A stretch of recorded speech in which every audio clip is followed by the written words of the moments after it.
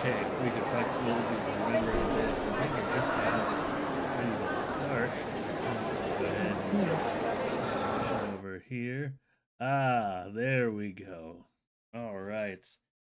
And well, hello and welcome to the Kino Corner. I'm a Kaiju Kid. I'm joined here with Lex and Blexin. Howdy do. Hey. Yes, we are here, and this is going to be the Halloween episode. It's a bit early, but I do bi-weekly, and well, we'll see. Well, this should still upload before Halloween. I'm going to try to keep to a new upload schedule. But for those watching now, you might notice I put a little bit of Halloween decorations out on the studio. It's going to be more visible here in a bit. But today, as chosen by Griffin last time, we're doing the VHS tier list. We're going to go through all the VHS movies and we basically just rate the segments and then ultimately figure out like collectively which one is like how do we order them like from least to most like and just kind of have a good time talk about it and of course yeah, y'all ready for to get through all the news and trailers before we get started though. Absolutely. Yes. Heck yeah. So yes, without further ado, I guess might as well get started. The first thing we're gonna go jump right into news. I thought this was gonna be it is indeed a spoopy episode, Griffin. I thought this was gonna be a more upbeat episode. It was almost entirely an upbeat episode. But one thing did happen very recently. I do feel I want to address. It's not someone directly involved with film, like as far as the filmmaking process, but there we did recently have a death in the film world that I think is worth mentioning. Are either of y'all familiar with the name Drew Struzan? Loosely, No. but I'm not versed. So you may not know the name, but I'm positive you know the work. You know all the old Star Wars posters or stuff for like ET and on the Oh like. yeah. Oh yeah, this all that weird style where it's just like a mishmash of color and characters and like this weird explosion thing. Oh, he's the artist for He's those. the Yep, artist. he's the artist for all things like Indiana Oh. Jones, Star Wars, like, and you could think of like not just Star Wars, but there was a lot of movies in the '80s and '90s that Drew Struzan like had a hand, like they were like Drew Struzan posters, Drew Struzan like I box mean, I'm sets. pretty sure he like done all of like Spielberg stuff as Mm-hmm. well, Mm-hmm. like Yeah. ET and all that. Yeah. Like he is a very renowned artist in film circles. Like he's one of those artists that we all like collectively we just agree that no, this guy is a great film artist, and the the art of just making a good like DVD cover or a good movie poster is one I fear is being lost. Mhm. Because Yeah. when you look at a lot of movie posters now, or just a lot of DVD covers, it's just like the title and a picture of the main character and nothing else. It's just Mostly digital art, because I mean, you yeah. still hand Yeah. drawing these posters, and Oh for yeah. these posters to be timeless, like yeah, you don't get that a lot. I think he even did the That's poster for definitely the his thing. craft. He did a poster for the thing. Fun fact: I actually have a version of one of his versions. That's the thing I got from the antique store. It's not like an original or anything, but it's a replication of that. He did a lot of movies. It, like I said, Yeah. you may not know the name Drew Struzan, but his hand, his work has is left a legacy to be absolute certain. I would be chagrined if I didn't bring it up because this one it hit a little bit. A little spark of creativity was lost to the world, and considering, as I've mentioned before in previous episodes, since the rest of this is going to be definitely more lighthearted and more spoopy, uh, I would like to take a moment of silence to remember Drew Struzan and the wonderful art he has brought forth for all the movies we have loved growing up.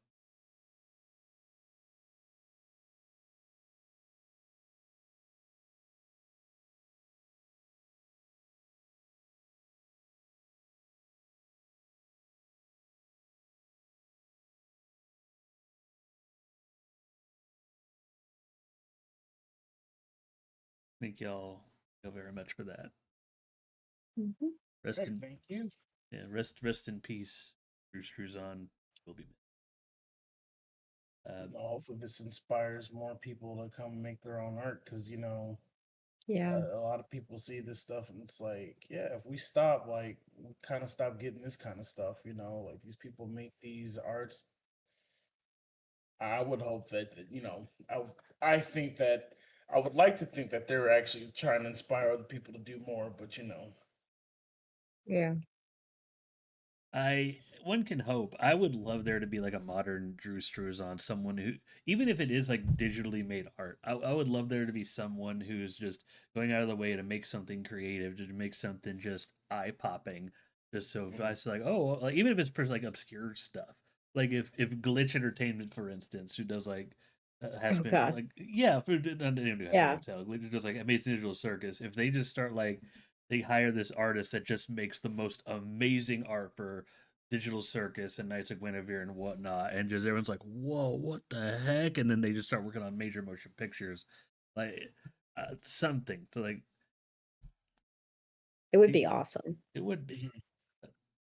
Mhm. Um. So yeah, this it's something we can hope for, and man, God, I don't know what Yeah, else to say about it, but I guess I mean that Mhm. because aside from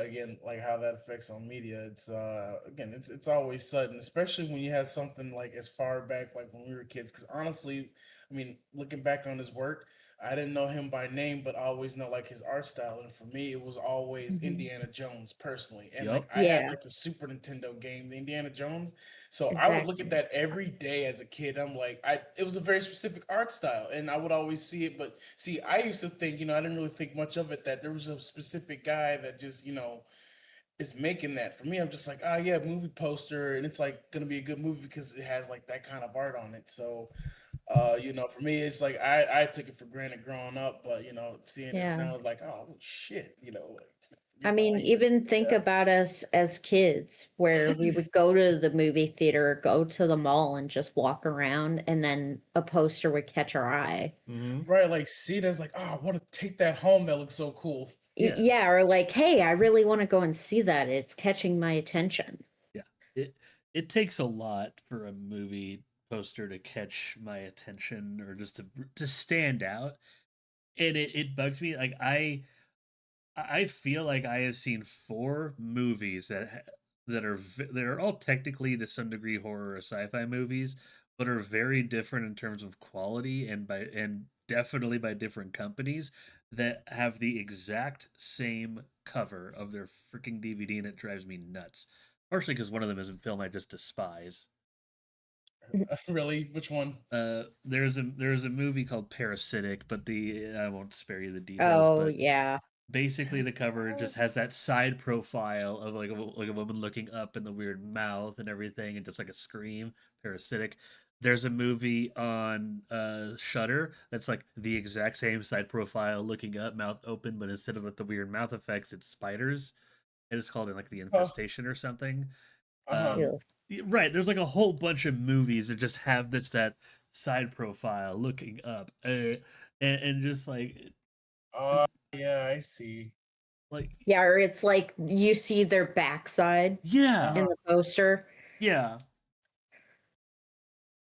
Like I swear, there's like four or five different movies that just have that just the thing. It's like I miss the era of like the 80s and 90s where we had the just this originality, even if it was like something pseudo generic. Like it still had some thought put into it. That's fair. To Yeah. it just being, again, just AI or just Or computer God, generated. yeah, and that's a whole other can of worms. But before we go down this rabbit hole again, Yeah. from the rest of the episode, it will be lighter tone, especially when we start talking about VHS. But the first piece of news, yeah, tonal shift if you're watching. But the first piece of news that I decided to start with this one because like there's not a lot to say about it. Is the Minecraft movie's getting a sequel? I know, big fucking tonal shift, but there, I mean, not surprising, honestly, especially if you get Why? like the right cast on there. Like, it's yeah, listen, that's you say why not? That's money. That's free right. money, Like, especially with that last like the premiere for the first movie. Yeah, ain't no way they're not. yeah, it's good. It's Yeah. getting a sequel. Like, and the only guarantee at this point, even though nothing is for certain revealed about it, the only thing I could say is like, so Jack Black's gonna be in it, right? Mhm. Like that's Right, the star. That's what a lot of the kids are looking for. yeah. They're Yeah. they're looking for something else to meme quote instead of chicken Jackie. Oh God. Flint and Oh steel. man, chicken jockey. One of these Enderpearl. days, I'm gonna sit down and actually go through it. I need to as well. I haven't watched it. One I of have these days. It's so the meme. Honestly, yeah, it was just the meme culture behind him. Like, I gotta just like not think about any of that and just watch it with childlike glee. Just oh boy, no meme corruption. I don't have anybody sitting there trying to ruin it for me or nothing. Just Minecraft. Maybe we'll see. Maybe I like it as much as I like the Mario movie. I surprisingly liked a lot. yeah. We'll see. It's just it came of no surprise. People said like, "Whoa, it's getting a sequel." I said, "Well, yeah, I don't know how It you're made sitting there money. surprised. Like, yeah." trust me, like the way those kids were freaking out at the movie theaters, I'll not. Oh, I know. I was still doing in-home therapy when this movie came out, and I can tell you all of my kiddos were totally obsessed with it. Oh, I bet. Well, the next piece of news. This is one that like I have conflicting thoughts on. Jim Carrey in talks to play George Jetson. I mm, So I know This this dude is was gonna okay, just sound one, Eggman, I man. I am notorious for having something against like live action animated movies, right. Mhm. but I really don't know how I feel about this casting. So okay, so from what I could tell, it's not official yet. He's in talks, and that means that he is likely to be cast, but it's not final. Now, I'm not opposed to a Jetsons live action movie because if you're gonna make any animation live action, this is one I feel you could have fun with because it's just like a modern sitcom. Well, and they did it with Flintstones with Yeah, John Goodman and back in the '90s with the first one. Then he got recasted with the other ones. But I yeah. mean, Yeah, it it doesn't actually mean wasn't they that should have bad. done it though. Hey, No. we revisit. Listen, if it's good time, just the first one. I don't know about the ones after. Oh, I don't Viva even Rock remember. I was Vegas. little. Dude, yeah, I just remember like Little's like, wait a minute, this isn't John Goodman. What happened about John Goodman? And I was like, crashing. I was like, I'm not watching it. But that was So, when I was a little kid because I liked seeing him in like movies and stuff. So I was like, he Fred Flintstone in real life. So like, uh, now yeah. this is gonna sound like a really weird complaint, but like, again, well, I'm not opposed to doing a live action Jetson. I, I think I might be too opposed to Jim Carrey. Is he too old to play George Jetson? It's George Jetson Mm. hit his midlife crisis. Right. We don't know how old these kids. Because remember, the Jetsons have always been like portrayed as like their ages from back then, but we don't know about the Jetsons afterwards. Like I don't know. Maybe their Yeah, sky castles and all that are starting to get to their guilty conscience, knowing that canonically Fred Flintstone's down below. I So I mean, Right. don't know. hey, he might That's be getting a facelift or something for the movie. You never know. Hey, right. like yeah, there might be a whole thing they could do People with. do weird things for film. Dude, like the I, fun thing about it is just trying to figure out who they could cast in what, and like a lot of the characters are so blank you could do whatever. But I pretty saw much, yeah. now for George though, because he's usually front and center. To me, it's only an age thing. I was trying to think of who could do it, like who's generic enough but does their own style. What about John Hamm? John Hamm. Come up again. See where were you in John Hamm? Mm, Oh, John Hamm. hmm. Orange hair. Well, Like I said, it's hard. listen, It's he hard to could cast be. him. He could be Mr. Sprocket. Okay, Spacey Yeah. Sprocket. Okay, there is a fan casting for Mr. Spacey, the little short dude. There is a fan casting for Mr. Spacey that I'm just like, I Like hope so. you do some shit, some CG or whatever to make him look short, give him like a ball, whatever. I'm just saying, like, and have him acting up because John Hamm, like, especially watching him when he does little comedic roles, I feel like he'd be a good job at like really acting out like some dickhead boss. Or no, because I could even see possibly Danny DeVito. I was just about to I- say that because that's the people fan casting for Spacely Sprocket. Just imagine I Danny love DeVito Danny DeVito. running out there, Jetson, taking out the trash. I can't do a Danny DeVito impression. You know, Nobody can. It's Danny DeVito. now, that's crazy. What about Alan Tudyk as George Jetson? I don't know why, like for a second. How do I spell that last name? Tudyk. Oh, that guy. Yeah, Yeah. He would have to dye his hair. he'd have Not to the craziest thing they would do for. He'd have to dye his hair, but it's light enough that it could work. I don't know. Like this is one of those kind like, and then, I'm not even saying Jim Carrey can't work. It's just like amongst the sea of other stuff happening. There's like, and we might get Jim Carrey to play George Jetson. Okay, Yeah. that's kind of my general thoughts on it. Just, huh? Just, Yeah. I'm telling you, man, like this is the rest of the episode is gonna be lighthearted, more lighthearted than the beginning. But I don't know. Like once they have an official casting, I'll have more Yeah. opinions on it. More thoughts. But if they're, A lot of. I'm sorry, go ahead. I was gonna say like, but if they're already saying that like, oh, he's in talks to do this, and like him being in talks is the official announcement, I think that that is their way of saying that unless something happens or like we find someone even more perfect, it's going to be Jim Carrey. I think that's their way of saying that. Mhm. I was also sitting thinking, like, yeah, like potential what the story and all that could be about, especially because now that it's I mean, it's always been a future-based movie, and now that we're technically in like when we were watching it, some form of the distant future. So yeah, you could probably make jokes about AI and all that stuff in it, which I'm kind of excited to see what exactly would be the grounds for the Jetsons. So, have you seen the show Harvey Birdman, Attorney at Law? Oh yeah, I love that show. Dude, I love the Jetsons episode of that. Like, we're from the Yes. far off year of 2002. He looks down at his calendar. It's 2008. He's like, yeah, it's like, wait.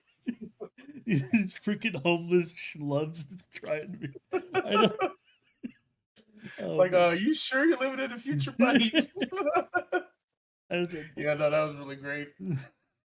there's a lot that could be done. There's a lot that could be done with the live action Jetsons. I don't know. I'm not against the idea. It's just If I don't see a flying car, I'm not seeing it. Oh, you have to. I have to, yeah. Yeah. That's just part of the aesthetic. Like, I'd be disappointed if they didn't reference the Flintstones on some level when it comes to their tech, because like it's all there. We've all been talking about it. Yeah, I want to see like a flying car, and you see some weird rock car on the, they're looking at the sky because they're always, in the sky. I would imagine like that's where the movie would take place. So yeah, of course they'll have like flying cars, I would assume. And then if they happen to look down, yeah, you just probably see some dinosaurs down there. I'm like, wait a minute. Yeah, flying Where- cars right. and giant buildings on these long structures that whenever I look back on, they're like, why the fuck didn't they like wobble with the fucking wind? What is holding them up? Science. Anti-gravity. It'd be good if they just didn't explain it. It was like, what is holding them up? Science. That's the only explanation you're getting. Right. Science. The economy, that is. The economy, Oh, the poor, it's just the poor down economy, below. right? We got so much ick for the poor that the buildings just stand themselves up. It could be up higher. It's just God. great technology. What was it? Yeah. So the last piece of news, I don't know if y'all are gonna know about this. It just kind of caught me off guard because it gives me hope for it. The Five Nights at Freddy's sequel that's coming out. They were So I still haven't seen the first one. so I need to remedy that. you should okay. Quick review for the first one. You should watch it. It if you are into like or were into Five Nights at Freddy's like when it first came out in its heyday, it is a movie for the fans and they knew exactly what made Five Nights at Freddy's big from the Get Out, and that movie was just let's honor those people. Like Right. Okay. I really want to see the second one. I did see the trailer for it. I do want to watch it just to appreciate the production value that kind oh of went in it. Because when I was watching it, yeah, me and my wife, we were looking at it. I'm like, this is Friday Nights at Freddy. Like, why does that actually look good? And they had right. old boy from Hunger Games, Peter, and I was like, huh. I don't hate this cast. I'm gonna actually watch this because I don't care for the series itself. It just Yeah. whatever. That's just my own personal by opinion or whatever on it. It's just whatever. But the production value, you just can't help but appreciate that because I always like seeing something that'll wow me, and I like seeing how they I don't know if like it's like puppet, like a robot puppet that they're using, or if that's just CG or whatever. But it looks good. So I Yeah. think it is an actual like robot like an actual animatronic because in the first one it very much was like four dudes in these really detailed suits. But Yeah. like but in this one it's more of the same that but there's going to be more animatronics this one.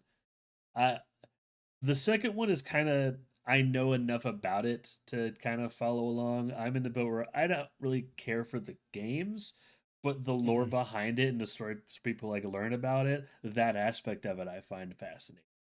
Mhm. But Yeah. basically like there's these toy animatronics that are like they look like regular Freddy and them, but they like are look more smooth and metallic and plasticky and have rosy cheeks and they're like circus fun time, blah, blah, blah.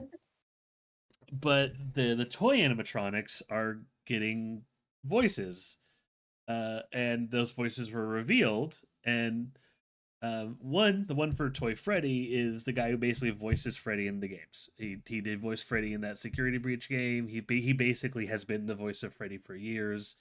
No surprise there. Um, Makes sense. Chica the bird is voiced by Megan Fox. What? Oh yeah, I heard about that. and and Hilarious. and the funniest part about that is that news is overshadowed by the fact that Toy Bonnie is voiced by Matthew Patrick Game Theory himself.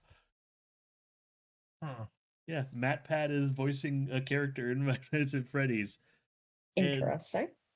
and well, some people are just like, man, like what that tells me of just him being there in this prominent role.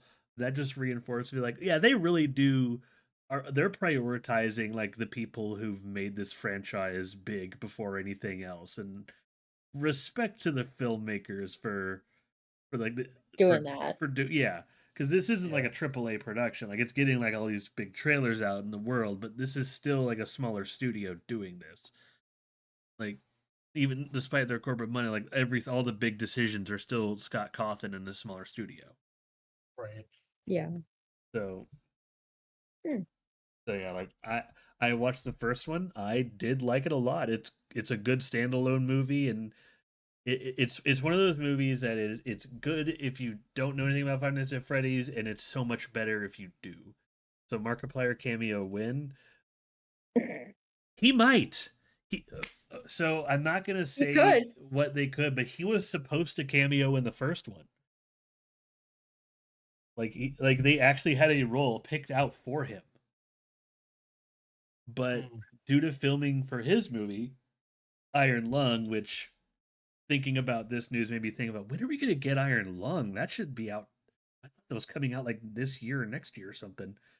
But because of filming for that, he couldn't do it. So I won't say what happens, but the entire scene in the beginning, just know that if you ever watch it, it was supposed to be Markiplier. Hmm. And he might have a cameo in this one. He, he might be voicing freaking Foxy or something. I don't know.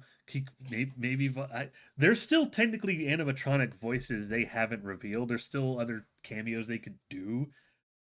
Who knows? Like with like Matt Pat voicing like a YouTube star voicing something in a live action like movie like this has just opened Pandora's box. So now like anything goes. Yeah, pretty much. Yeah. Well, But that's a good deal. Yeah. yeah, we'll see like what happens with this. I'm still probably gonna see Five Nights at Freddy's 2, just because this is kind of where I stopped really following the franchise in detail. I don't know if I would see a third one unless this one is like really good too. I would watch a third one just to finish off a trilogy, but that's it. But I would be going in blind to anything after two. But yeah, but Yeah. that's really it for news. Most of that was like pretty.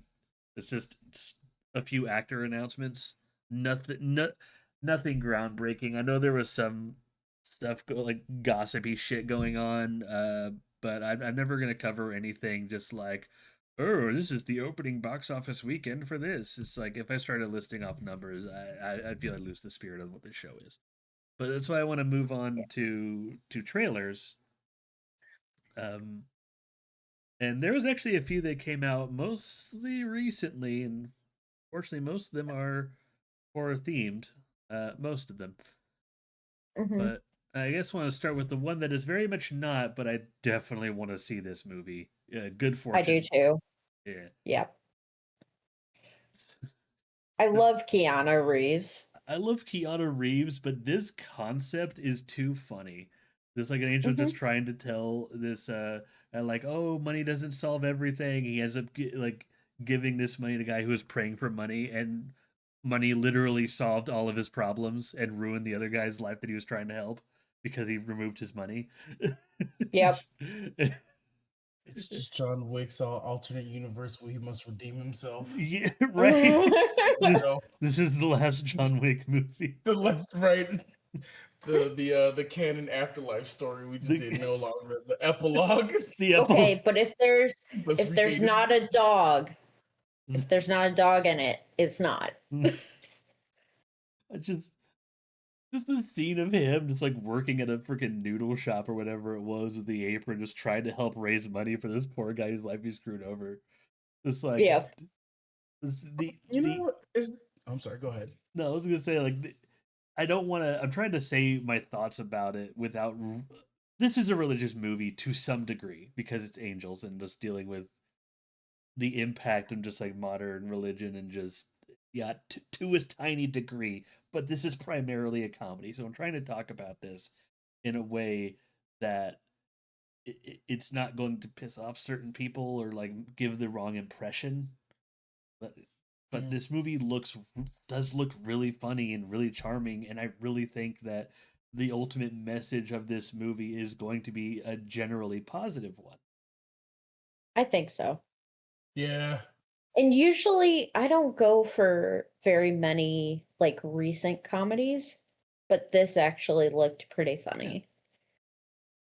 Well, I like you know seeing Aziz Ansari on here because I like watching some of his comedies as well. Been seeing Kiki Palmer pop up in a lot of stuff ever since seeing her in Nope, and I've been watching her stuff and things in like forever. So seeing these, I'm like yay, new more people because again we just need more faces, just in general. Uh, for a lot of these comedies because I feel like we get the same like four actors, like for like when Yeah. we had what's his face for a while, what's I don't even remember his name anymore. Talk about Kevin the Hart. Just talking about Oh, comedies and Kevin. stuff. I know how like yeah. The Rock was in everything, and I'm like, what is comedy nowadays?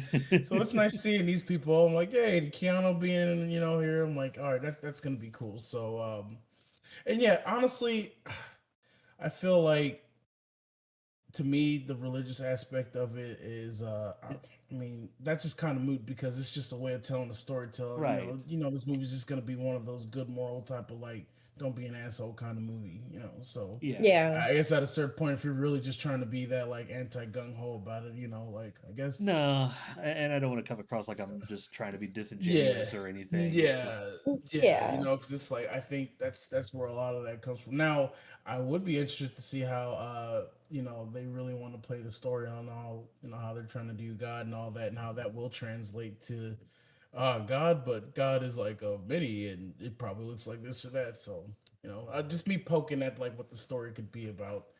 Uh, Aside from you know what the trailer's showing, for me I it needs have to a be a mixture of Evan Almighty and like 40-year-old virgin combined. Yeah, like I have a feeling that the ultimate resolution will be that maybe certain people who are trying to help have lost touch with how they can help, and uh, and then they come back to their regular roles and help the people that they've yeah, been and kind they of like Yeah, realize thinking that what don't need their help. yeah, and then they realize that yes, well, their teaching does have a point to it. Like you need to be a good person, you need to learn to live life without money, but there's some certain pragmatism that is unfortunately true. I Mhm. think this weird cynical aspect to Mhm. it that I think the movie will address that you don't need it to be happy, but you need it to survive. And Yeah. allowing you to survive will then allow you to do these things to be happy. Like there's, it's like a dark truth in how it is right now, but like I think the movie might be like tackling that weird gray area we exist in. Yeah. I agree. Yeah. No, I'm looking forward to it. I think this might have something either truly hilarious or just something truly special. Good fortune. I don't know. Hmm. Yep.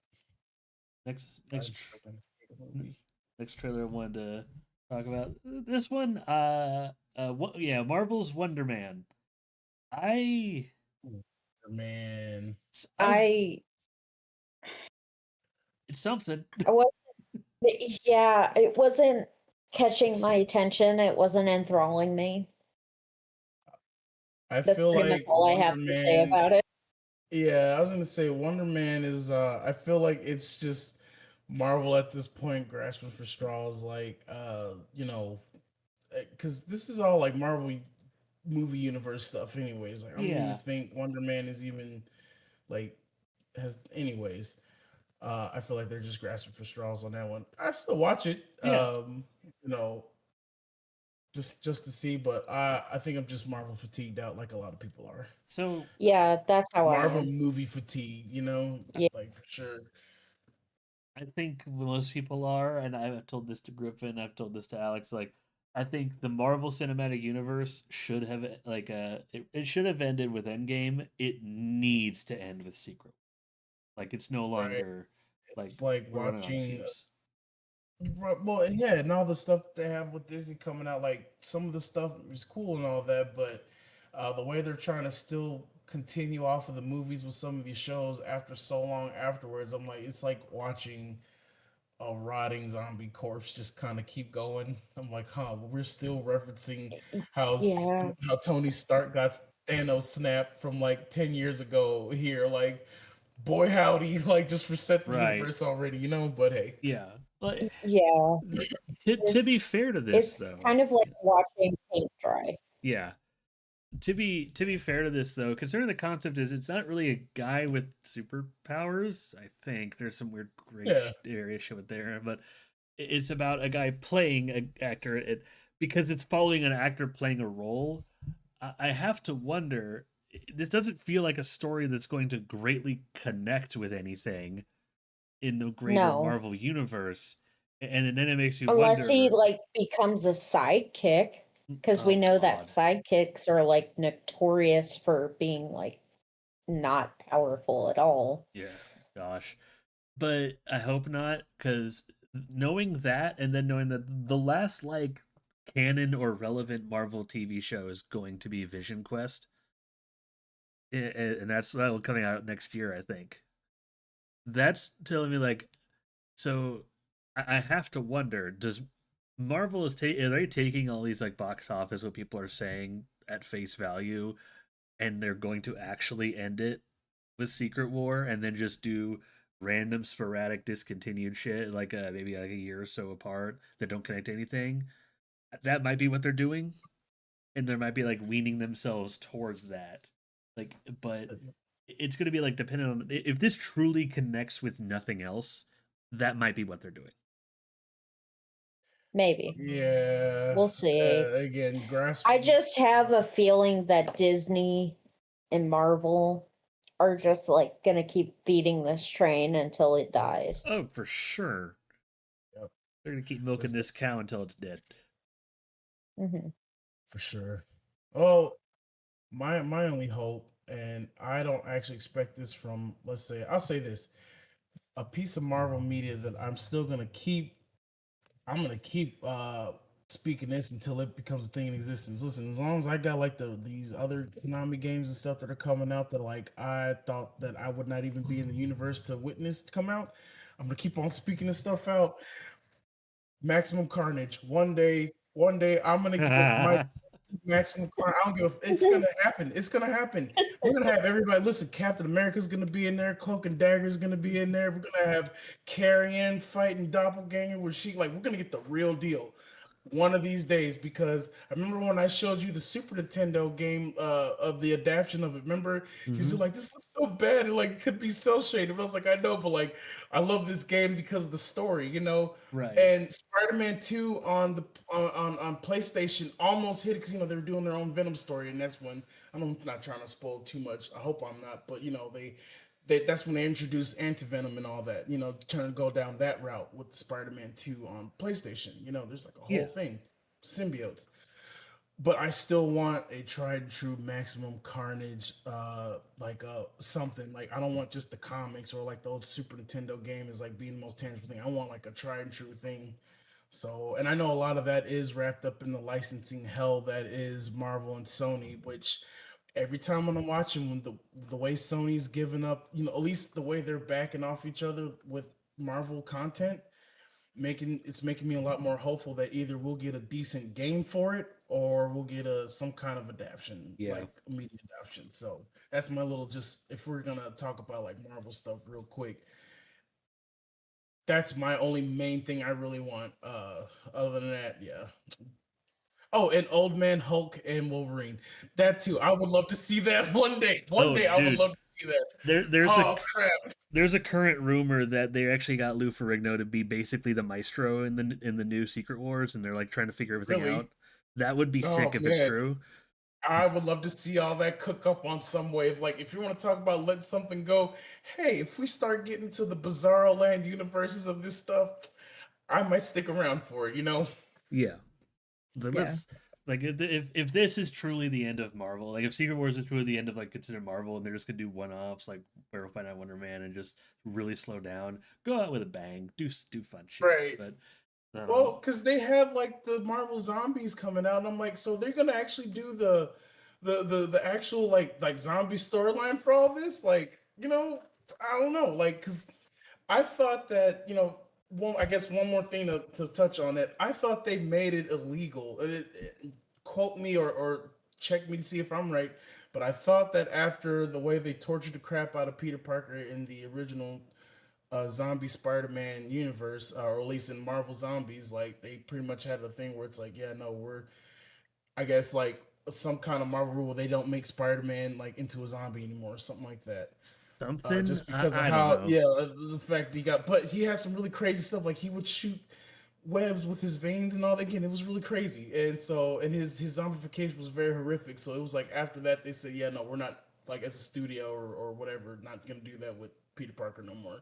Right. So, which that's its own thing, but yeah, with it getting really weird like that, I was thinking, well, if they're doing all that, then maybe they are going to start doing like the really crazier stuff from the Marvels, because you know, I mean, people have been asking for it. Okay.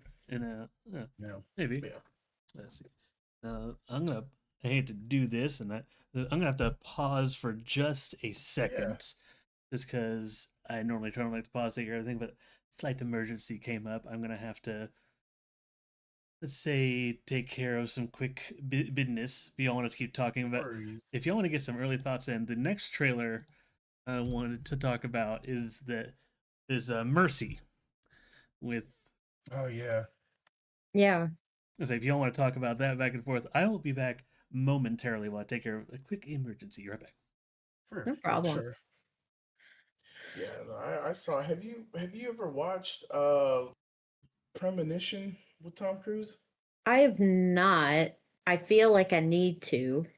It's that's pretty much what reminds me of Mercy, or those kind of movies. It's like one of those. 'Cause, Yeah. yeah, it's like we're gonna pre-predict the future, but based off your motives, like we'll just pre-predict if you like are guilty or not. I'm just wondering how they're gonna make this a little more unique to, I guess, its own story with Chris Pratt or something. Because I remember Tom Cruise with his movie. It's gonna be a Tom Cruise movie, so half of it is him just running Yeah. around doing whatever. Yeah, doing weird stuff. But Right, just running. I I watched this trailer and I was like, actually, this is a really cool concept. Right. Like, think about all of the changes that we've had in the world recently about AI in general and like how we're trying to implement it into our everyday lives. Like, we have not hit the point yet where our judicial system is run by AI. And that's like low key terrifying. Like, when I was watching this trailer, I just had that sense of dread the entire time because I'm like, it's a part thriller mystery, but then it's also like a horror movie Hell yeah, because we may be heading this way with AI. yeah, yeah, we definitely could. Like when you Because watch the beginning of the trailer and it's talking about, oh yeah, our crime rates are going up and all this stuff, and I'm like, oh my the god, narratives, because you have like again, if you just sit there and have like an AI bot, it's funny. That's actually kind of like the premise of like the Metal Gear Solid series. Like not the entire thing, but that's a good chunk of it. It's like, so what yeah. happens if like AI was actually like running narratives and controlling the way y'all been thinking this entire time? You think you're running a war, fighting something that you feel like is right, but turns out it was just BS. Well, So yeah, and think about it. He in the trailer that I don't think that this is a spoiler, but the AI, he's talking to the AI and he's like, "I created you." And it's like it, this is where we're headed. Like, yeah, how can we outsmart our robot own wars. technology that we've created? That's what we're heading to. Yep.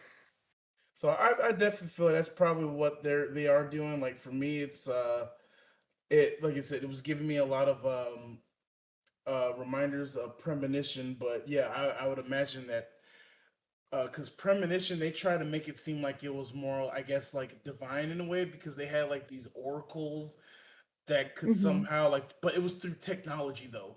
They had oracles through Okay. technology that was able to like predict and see possible futures and stuff. And so if they all Yeah. deem, what it is, and it's like, yeah, this guy's gonna do it. So this one being a lot more digital, yeah, I just want to know, like, I'm pretty excited to see how Chris Pratt and actually, who else was that? And Rebecca, um, Rebecca, dang it, what's her name? Sarah, I think Ferguson. Ferguson. Rebecca Ferguson. Indeed, Rebecca Ferguson. I am back, by the way. Apologies. Hey, welcome back. Hi. But yeah, it just freaks me out also in the trailer though, because he's like strapped to that chair, and I'm like, I can't imagine trying to figure all this crap out and still be like attached to a chair like that. Yeah. With the robot going guilty. Yeah, like, oh yeah, your percentage is gonna keep going up. You're screwed. This chair. You just gave me a reason to make you guilty. Oh, really? Well, I'm 100% gonna fuck you up, AI. Yep. Guilty. So maybe this is me when I was watching this trailer. First off, I do want to see this movie. Like this looks interesting enough, and I'm a sucker for a good mystery. Yeah. But when I was watching this, I was like, wait a minute, how similar is this to Minority Report? Oh wait, is that what? Oh, you know what? Okay, that is the Tom That is Cruise right. I movie. said That's premonition, it. right? Well, That's why I didn't recognize it. yeah, right. I was like, oh, dude, I am tripping. Yeah, premonition. That's the Sandra Bullock movie. Yeah. Yes, the Minority Report. Whoops, I'm totally wrong on that. Yeah, that is right. Well, hey, It is right. yeah. Because it was funny, like when you had left, I was like, God, it reminds me of that Tom Cruise movie. And I said, was it Premonition? No, apparently that was a Sandra Bullock movie. But yeah, no, yeah, the Minority Report with the little oracles that's like foresee the future through technology and all that. Yeah, it was like I was like, I the wonder how similar is that with them. yeah, like the gloves you could basically just like zoom, enhance, or just mess with the 3D Enhance. projections around it. Enhance. Until the Oracle AI say that you're gonna kill somebody, and I figured that's what Chris Pratt's situation is in this movie. Is like, well, Yeah, they think you're gonna be guilty of something you haven't been done yet. Prove thyself. Like, man, that sucks. Yeah, that really does suck. And you only have 90 minutes to freaking do it. You got to go through all this crap. like just the whole like, wait a minute, she was having an affair. Congratulations, you've given me a motive. A Wait, I'm motive. just Yeah. finding out about this. What the fuck? I'm already at 98%. I was just waking up. Apparently, it was like, well, we see you woke up on the wrong side of the bed, so that's already at 50%. And I'm like, that's some bullshit. Especially if they decide to be that. Like, I'm gonna laugh so hard if they actually pull that up. Like, seems you didn't have your coffee today, and whenever you don't have your coffee in history, you You're seem to have angry. right, exactly. You know, stuff like dude, that would mess with me so bad. You also haven't eaten today, so you're also hangry. That's another 30% added to you murdering somebody. Like, you can't win. You stopped to get Dunkin' instead of brewing your own Folgers like you do every morning. Hashtag not sponsored. Like just shit like that. Algorithms got me cooked. Like, TikTok But AI yeah, takes I over the I world. do want to see it. I want to see it, but I do recognize this movie is in a position where at any point it can just shift to just hilariously stupid. But I hope it doesn't. Yeah, I hope that Right, it yeah. continues to be more serious. Yeah. I hope it talks more about where our current generations are headed by using as much AI as we have been already. And it Mhm. hasn't even, I was telling Blex, but it hasn't really gotten into our judicial system yet, but it's just a matter of time. Mm. Yeah. And plus, even though I know we had like a little bit of a joke on it, but I mean, it being a very real thing, like the microaggression, but how not to not overanalyze a microaggression to the point where an AI would be like I said, Yeah. you didn't have your Yeah. coffee today. Like that's Uh, really wild that we as humans do that too. Like, Yeah. like there's a lot to the human psyche and emotion than just the face value, of what you're A just hundred seeing there. percent. So yeah, I would like to see that because you're not a human, you're just an AI. Mm-hmm. There we go. iRobot, right? That's another one. Okay. Oh Have yeah, that in there. So they're gonna have definitely. that in there too. The machines. See here. Actually, I was thinking about it. Thinking about it. Okay, never mind. Okay, this was ah. Yeah. Okay. Sorry, I was like looking up something about a show that I thought I missed, and then like I covered it. It's fine. Because I was briefly just like, wait, is there a trailer I forgot about? Just randomly, but no, I didn't. But Well, that's good. no, like the last, I think this is the last trailer to talk about. This one kind of caught me off guard, and I'm also going to compare it to another movie, Primate. Okay. It is not the monkey. Thank God. It's actually a killer chimp. Yep. The monkey. You know what it reminds me of, Sam? That we haven't watched yet? It reminds me of Cujo. Oh, But okay. No, I could we see lost the that. car. My thought came up with the Killer Sloth movie. Oh, the Slaughterhouse. Come on, Slaughterhouse. Jesus. So, like, maybe I'm misreading something. The whole reason I compare it to Cujo is because of the trailer, and you have basically like you have Hmm. this pet monkey in the family, or this pet chimpanzee, I should say. I'm sorry, but just it shows like at some point something happened. Um, Yeah. maybe it was And then attacked it by a changes it. right, like maybe it was attacked by a wild animal, tried to rabies, but something happened and no one did anything about it. and just after dealing with this thing, this ape just became very distrusting of everyone around it, very guarded and very violent. Yeah. And that feels like, just in line with Cujo, something that could just happen that we just take for granted, especially with Hmm. exotic pets like chimps. Yeah. Um, Yeah. oh yeah, I want to It say actually did kind of catch my attention. And Sam, you know, I'm notorious for not really watching a lot of these like killer animal movies, Oh yeah, but like this one genuinely caught my attention because then you can also see the family dynamics in between, and that's there's more interesting. that, but also one thing I've noticed in the trailer for this, whenever the chimp is getting a kill, it wasn't like chasing people down. It's just No. like most of the time, it's just like it's in a room and someone is being dumb and just kind of going into its space, like that dude at the end, just kind of laying in the bed. When he enters, you can kind of see the chimp's just kind of in its own place in the dark corner, and this guy is intruding. Hmm. And like, I also think of it like in the trailer, every time that the chimp is like trying to kill somebody, it's like the chimp is portraying himself as being normal, like how he used to be. yeah, And then people are just like caught off guard when he kills them. yeah. And one I thing, go ahead. oh no, no, actually no, go ahead. I'll let y'all because I have quite a bit, from my own experience stuff that I've watched it from what I got here. So I'll let y'all go here too. I was just gonna conclude that just by saying, like, this caused me to read up like what some people do have chimps as pets, and apparently there is a lot of truth to what is portrayed in this trailer, because the consensus people seem to have is when getting through a chimp attack, there's one of two outcomes: either you die or you wish you died. There is no in between. Yeah. Yeah, when I've watched this, like, yeah, absolutely, you guys are 100% right. Like, at least I agree with y'all what y'all saying with the chimps because yeah, exotic and animal handling like it's a very specific thing too, right? Have any of y'all watched Nope?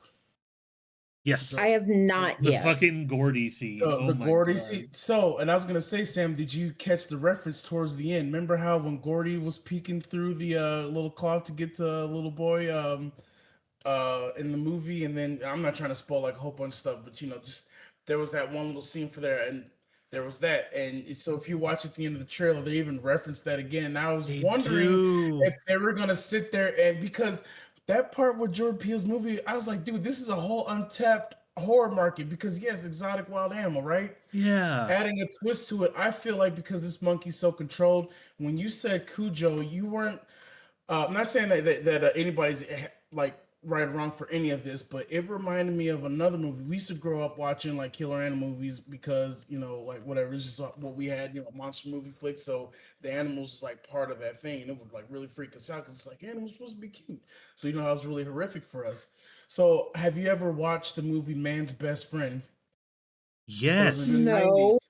So Man's Best Friend is about a Rottweiler that's actually a animal experiment that had like a whole bunch of predatory like predator genes spliced into him, so where he was a super predator dog that had like the ability to hunt. It was going to be a bioweapon, and he was rescued out of a shelter by this girl, and then she finds out because the dog like really loved her. She was like the first one that showed the dog some love. So this more nature human or not human, but it's a more loving animal side like the dog, the Rottweiler, of course wanted to form a relationship, but things began to like really cross up because throughout the events of the movie, things were harassing the dog. It had wild animal genes and like it had like snake genes where like at some point like it had like ate a cat and it could run as fast as a cheetah, a whole bunch of crazy stuff. And so it was showing that and like the abuse of like a handler abusing animals in that way. So it was like a whole thing on it. And so,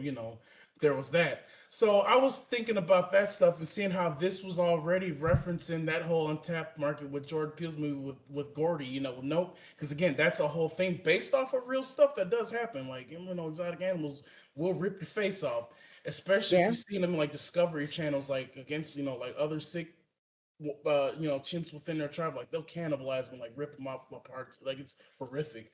So yeah, for sure, chimps are not to be messed with. But I feel like this is like some monkey experiment. There's got to be some kind of twist. Like there's something wrong with this monkey, dude. He ain't just like crazy monkey, like crazy. Because why are you just sitting here? Which that's what makes it scarier, right? Because this monkey knows what he's doing on a certain level.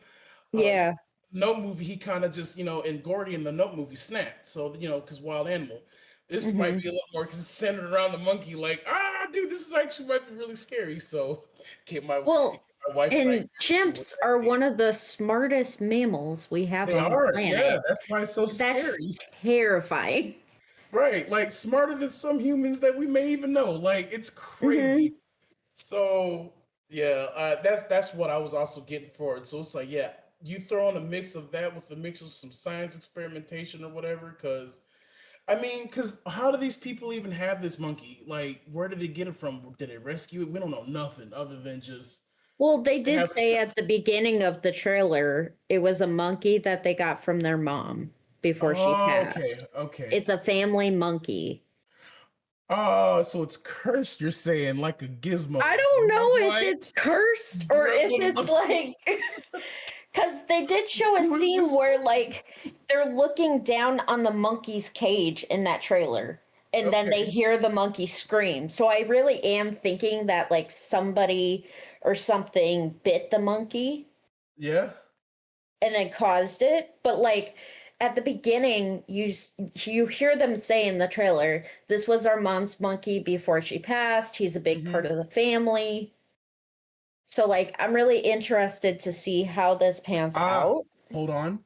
So, just to kind of go on add into what you said here, if you want to rewatch the trailer, go to 30 seconds. You notice their mom is wearing a lab coat teaching that monkey. So that monkey is, in fact, on some level, an experiment.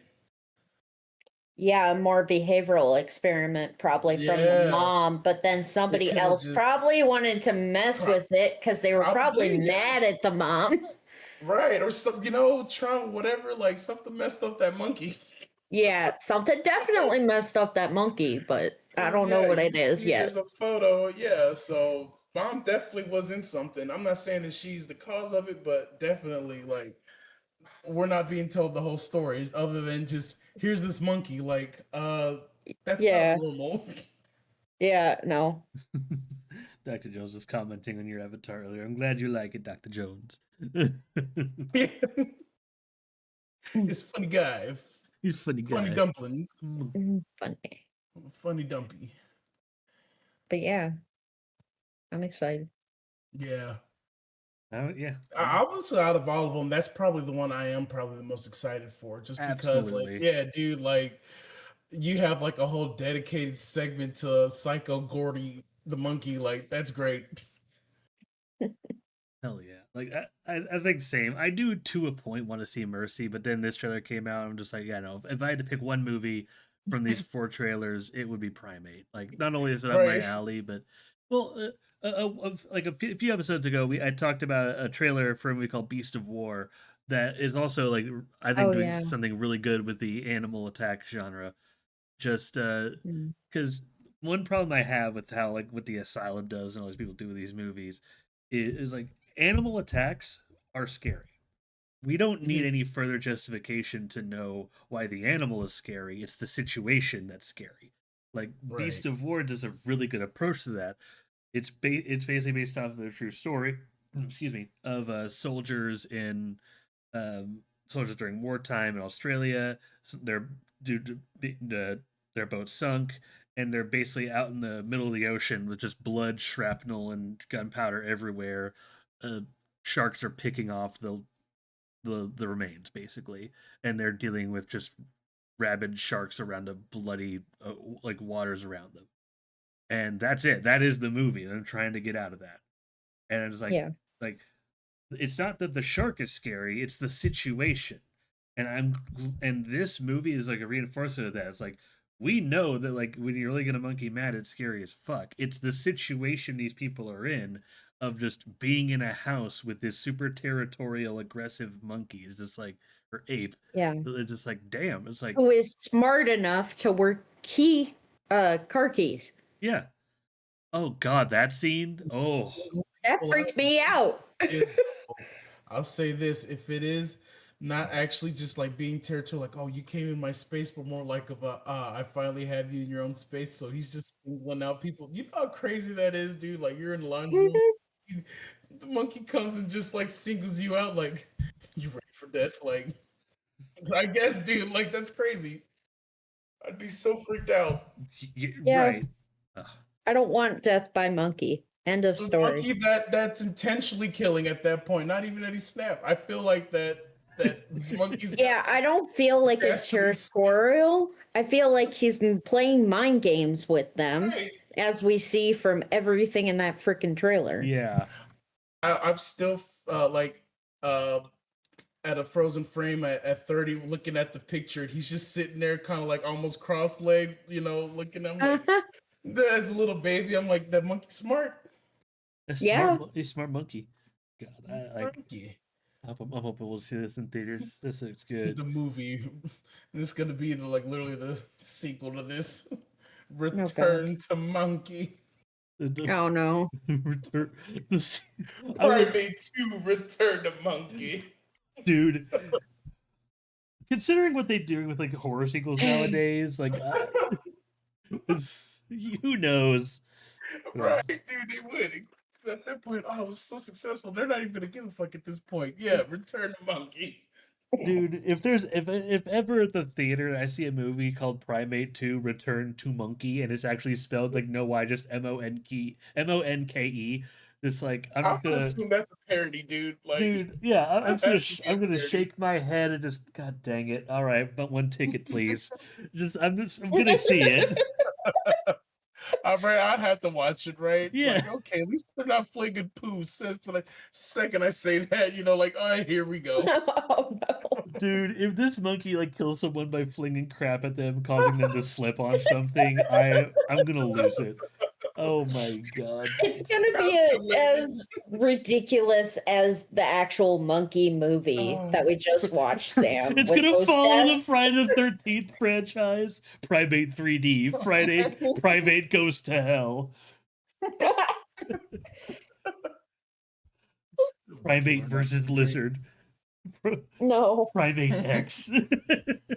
Oh god. God. Before we go too far down that rabbit hole, the next segment we do before we get to the main prize is called New and Recent Films. This segment is if you've seen anything in theaters recently or anything that's like new to you or like that you saw for the first time that maybe you want to talk about briefly. I actually don't have anything that I. Yes, you do. What do you mean? Excuse you. What? We watched it last night. What movie did we watch for the first time for you last night? I don't know what you're talking about. Sam, how dare you? Talk about it. Must I? Yeah. What you Stop got? stalling. Okay, this is gonna sound really, really bad. My brain needs a jump start. Oh my god. The Haunted Mansion. Haunted Mansion. With Thank Eddie you. Murphy. Okay, there we go. Oh yeah. Okay, here's the thing. My brain is doing that thing where it's just like I know I watched something, I couldn't think of what it was, so I was just like I was ready to pass. So and I was like, but Is as it the soon as original or the new one? Yes, the Eddie version. original. Original, nice. Yeah, You'd never watched it. my brain was doing that. Okay, now everything is there again. Okay, I just needed that little jump start. My brain was a dead battery. Pardon me. I had when I took the break. It's let's just say I had to let's say nature called, and it emptied out a lot. I think it emptied out a few memories there. That's my explanation. But okay, I did like Haunted Mansion. My only gripes with it were actually I only have one gripe with it. Why did he save the statues? Because the statues are amazing. Why Look, would you not want singing statues? because they only sing, they're annoying little bastards. He was just trying to ask them questions, and they're singing Captown Races. It's like, God damn it! Like, I get the Yes. orb, but like, but no, like this, I I'm hesitant to say it's like it's similar in tone, style, and just how I feel like as some like The Mummy or like Jungle Cruise or something like that.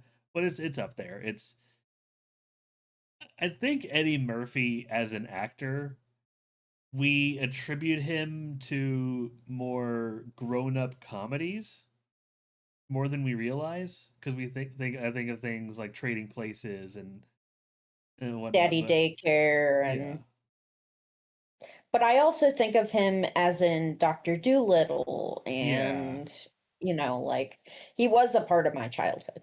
yeah, So cuz I remember when I watched Haunted Mansion for the first time, I think I was like maybe 6, yeah. maybe even 5, but it terrified me as a kid.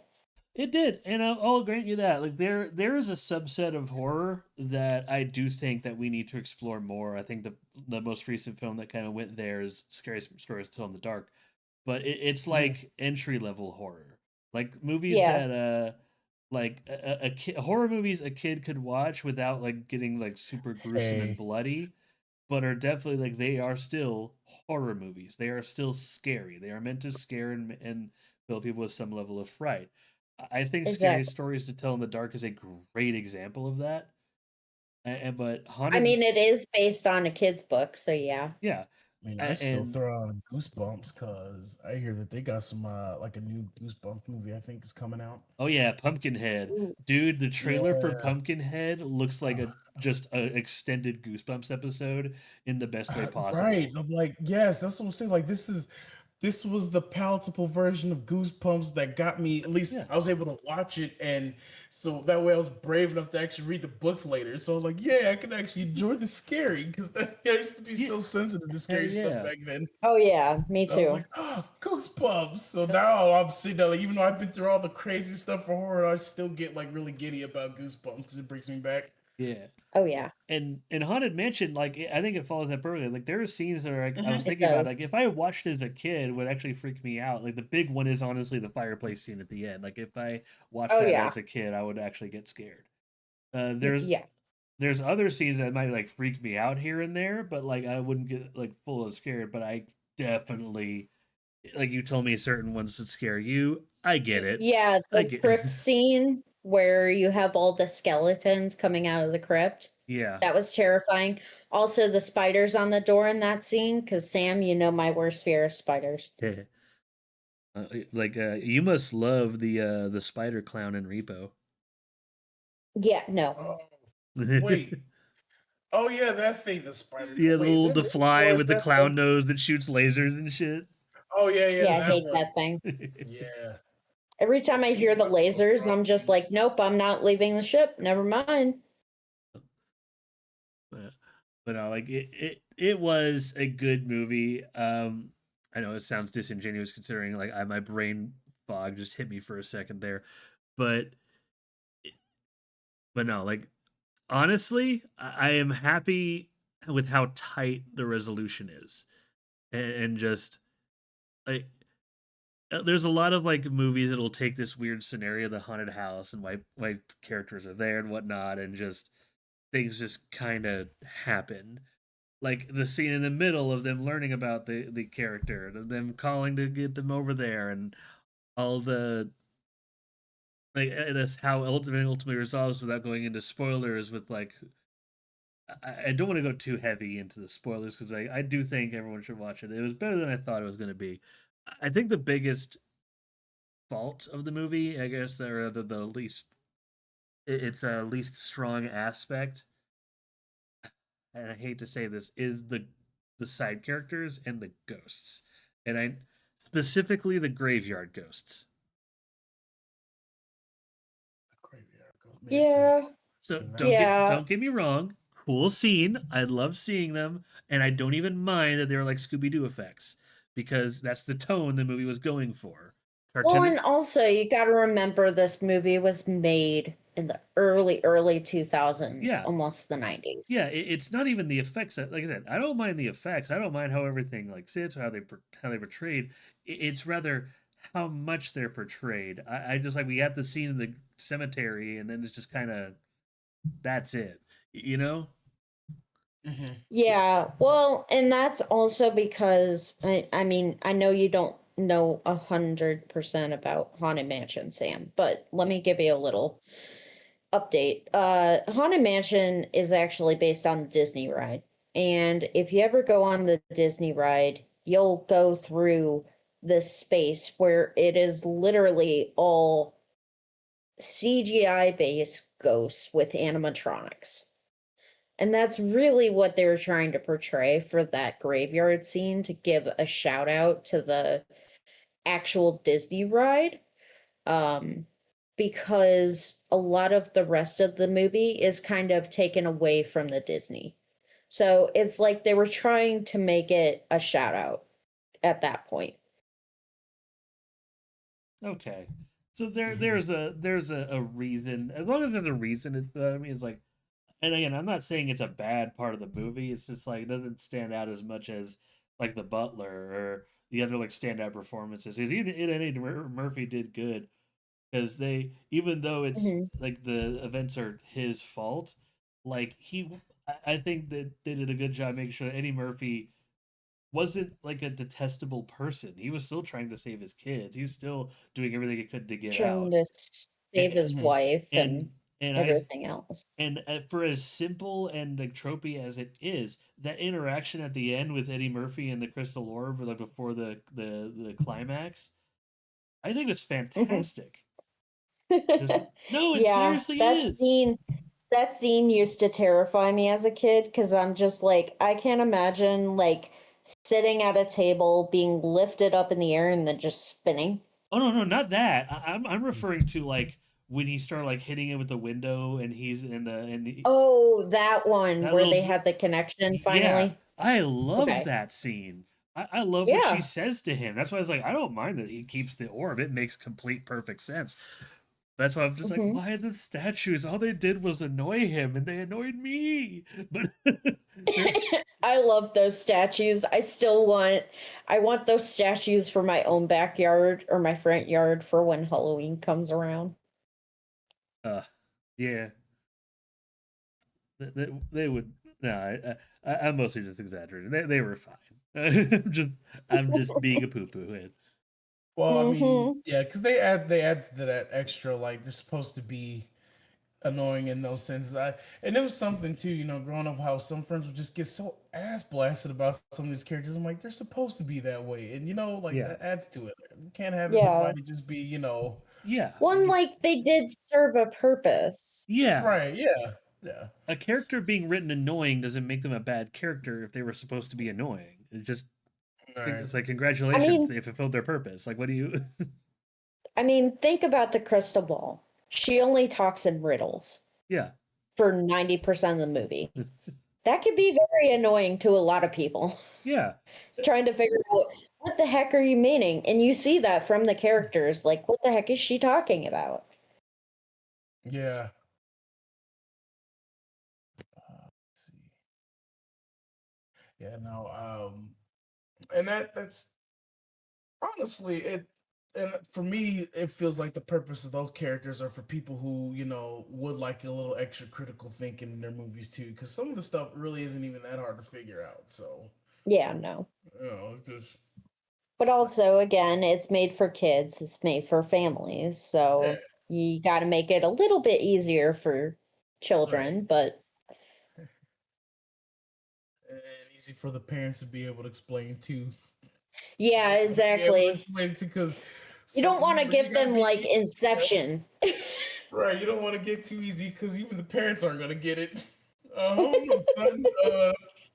Stay in school, I guess. Stay in school. Um, but yeah, Haunted Mansion. Wonderful. Yes, I'm yeah. glad you watched it finally, Sam. Yeah. I actually have two movies that I've recently watched that I kind of really want to talk about as well. They actually are fairly new. They came out this year. Go for it, dude. So So Okay. the first one is with Elizabeth Olsen and Alicia Vikander, if I'm saying her last name right. The Assessment. Have y'all seen the trailer for that?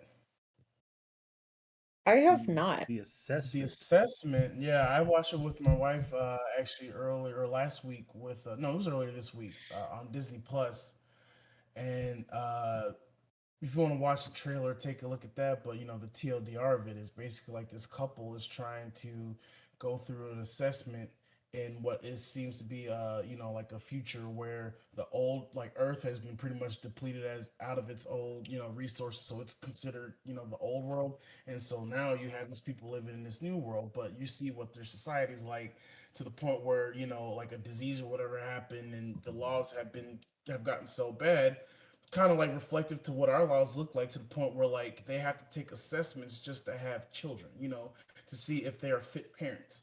Which this movie brings up a lot of themes about a whole bunch of stuff that probably some people are not ready to really tackle, because yeah, it brings up a whole lot of stuff like parents and stuff, how they interact with each other, what would it be like if they have a certain kind of child. And so um, Elizabeth Olsen, she plays, the wife in the situation. I forgot the name of the actor who's playing the husband, but Alicia Vikander, she's playing as the person from the new government that's coming to assess them to see if they're fit for parents. And so there's a lot of twists, a lot of stuff that goes on in it. But I'm telling you, like, it's a cerebral movie, which I really love cerebral movies because I like you know, symbolism type storytelling, and where a lot of the shots are like a lot of the storytelling's done through the shots. Like if you're paying attention to see all this stuff, like it's all there and reading between the lines. So that's definitely a big think piece if you really want to get into it. I don't want to say a whole bunch to spoil a whole bunch of stuff for if anybody really wants to get into that, but Yeah, man, it sounds really great. interesting. Yeah, really great. Especially, because again, it talks about a whole bunch of stuff. It starts tackling like your relationships, children, what do you even really want? And then it starts tackling a whole bunch of other stuff like, so y'all let this government get so bad to where you're even in this point, and like some of y'all living different lives. Like, are you living a kind of life where you're living fulfilling, like, like you actually are doing something that makes you happy, or are you just kind of running along the mill, just being, like a cog, that kind of stuff. So really cool. I would highly recommend if y'all have any way of watching it or whatever. Very good watch. Um, and I would love to hear what people think about it afterwards too. Like, what are your takes? Because that's definitely a good point, especially if you're into, again, those movies that really bring out some critical thinking in you. Yeah. What streaming did you say it was on? So we saw it on like it was we had like a free trial of Disney Plus, so that's where we got it on. But I think Okay. you can get it I from have anywhere. Disney. Yeah, yeah, yeah. So you could definitely watch it on that with the Hulu, and Cool. so it's part of that bundle. Um, so yeah, there was that one, and the second one, between that this was like my wife and I, we were personally just waiting for this because we really liked the cast, which was him, and that was with the movie with Marlon Wayans, which essentially, another one of those cerebral movies where it starts off, like it seems like it's all about jockey stuff, but they're really just talking about the quote conspiracy of the NFL cult, the football NFL cult, and how they pretty much take advantage of people who are athletically gifted and convince them this is the only way to live life is through this and through the league. And it's like, the what my takeaways from it, it's like you can be gifted in any way, like not just like physically, but it's just going to show like for people who really want to like not even about being gifted. It's like you if you have a talent in something, you're really good at something, you don't have to go proving your worth or whatever, you know, being in the league of something. Like, let's say, like if I want to be like in like League of Legends and I just want to be super good at that, I want to be in esports. Like, if the idea is just like what you like and go enjoy the love of it rather than trying to go into something and selling your life to it because you think that your love for your hobby equals like your life and your happiness, and then it stops being something you actually like, what you actually love. And well, it also goes to show like all of the the kind of damage and mental turmoil we put ourselves through trying to put ourselves into these really weird boxes, which it turns out it's a cult, and none of it's real anyways. And again, watch the movie. It had a lot of paranormal stuff in there too, which I like the fairy tale like storytelling they put in it because it was funny. And I grew up watching the Wayne's movies, so watching Marlon Wayans was really fun to me as well. But I like that they were talking about the NFL cult, and it was funny. It Awesome. was funny to me. So those are Um, my takes for them, or at least the stuff that I remember. and Yeah. for me, I've watched quite a few new films that I've never seen. I'm just gonna lightly touch on some of them. I'll start out with Killer Clowns from Outer Space. Thank you, Sam. Cool. Um, yeah, I was not a fan of the clowns and their laughs, but overall, it was a very uh, silly movie. Like con candy everywhere. Just very interesting. I also like the colors. Um, so I kind of like that. I like the small town movies where it's like horror movies set in a small setting instead of just the entire world is going to crap. Uh, but yeah, so I watched that and then I got to watch Parasite, or no, not Parasite, Piranha for the Lady. first time. Yes, I did get to watch Bitey for the first time. Um, it was a very interesting film. Uh, Definitely good for its era. Um, Very 70s. I would say, I think it's really interesting how they can like make a movie that starts out really like small towny and then it grows into like something bigger than that. Um, but I overall enjoyed it. It was pretty good.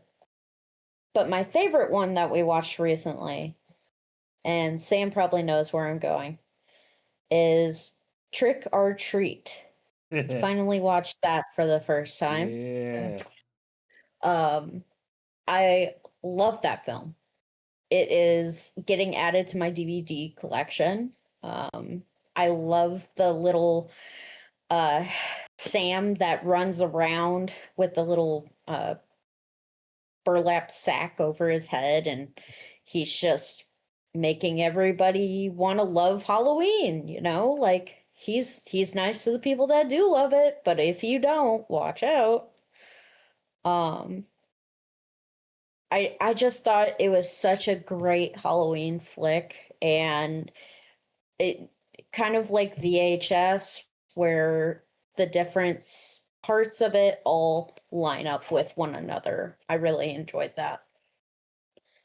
Nice. So, but that's all I got. Hell yeah. Hell yeah. And are those available to stream like for I mean I could definitely find them online too Most of because them, I'm yes. still oh, nice. Most of them, yes. Like I've been streaming a lot of stuff off of Shutter and Hulu. I think Trick or Treat specifically, I think we did off of Blu-ray. Yeah, you own that one. Yeah. Well, I need a new copy, but yes. Uh, Yes. Yeah. mm, like most of the stuff is definitely available for stream on Shutter and of course Tubi. And like as before, I'll always stand Tubi on this show. Uh, Oh it, yeah, no, and Tubi's great. I so much stuff I was able to watch thanks to the like Tubi. there's Yeah. technically ads, but I've never had an intrusive ad on Tubi. Like Right, it's always just like one ad break, like kind of in the middle. It's just like two or three things, and that's it, and that's fine. Like right, Yeah. that's just an intermission. That's just like all right, bathroom break. But right. Exactly. but, but yeah, and honestly, on certain movies, like older ones in the '90s that are already like made for TV anyway, it just you already just feel like you're watching it on TV again. Like the feeling's already there, so it's just perfect. But Which is great Hmm. because yes, some of them already have like the pre-cut to commercial scenes whenever they hmm black out, or like they'll go into different scenes. Like look at oh that, yeah, it's and already been pre-made. yeah, and whoever's doing it at Tubi, they're smart enough. Like that's exactly where they place him. So fantastic. But Yeah. yeah, I think without further ado, we can get into our full normal segment though, which is the VHS tier list. Hell yeah. Woohoo! Hell yeah! All right, let's get this party underway. For those who don't know, we're gonna do a VHS segment tier list, going through all of the movies from VHS released in 2012 to the most recent VHS Halloween, uh, released very recently this year. Let me go ahead and change the view here to our spooky big picture mode. There we go. There we go. All right. I pulled this tier list that instead of just the normal S rank, B rank, it's all that good stuff. I like the way they did it, but I've added these numbers. Like well, they're going to be for our purposes as we rank them. For intensive purposes, like certified masterpieces, like S rank, while that was awesome, is A, actually quite good as B, yada yada yada. What I'm going to do with these numbers is each time I finish we finish a movie, I'm going to take like the average of how we rank that, and then I'm going to kind of keep track of it in the background here, and we're going to figure out like how we rank the movies as a whole when we take everything together. Like what we've decided is like the worst VHS movie, which one is the best. Before we even do that, though, full disclosure, I would recommend all of them, even to an extent. Viral, it's bad, but they're like It is very bad, it's but Yeah. but yeah, like you it have to have a bad in there to accept the rest of the good that comes after. exactly. So I guess the best place to start, let's is with the first VHS. So we have the through line. It's just a like tape 56. That's basically the through line of people finding the tape and just like and going through all that in in the first VHS. I mentioned this at the time. I don't mind the through line. I hate the editing.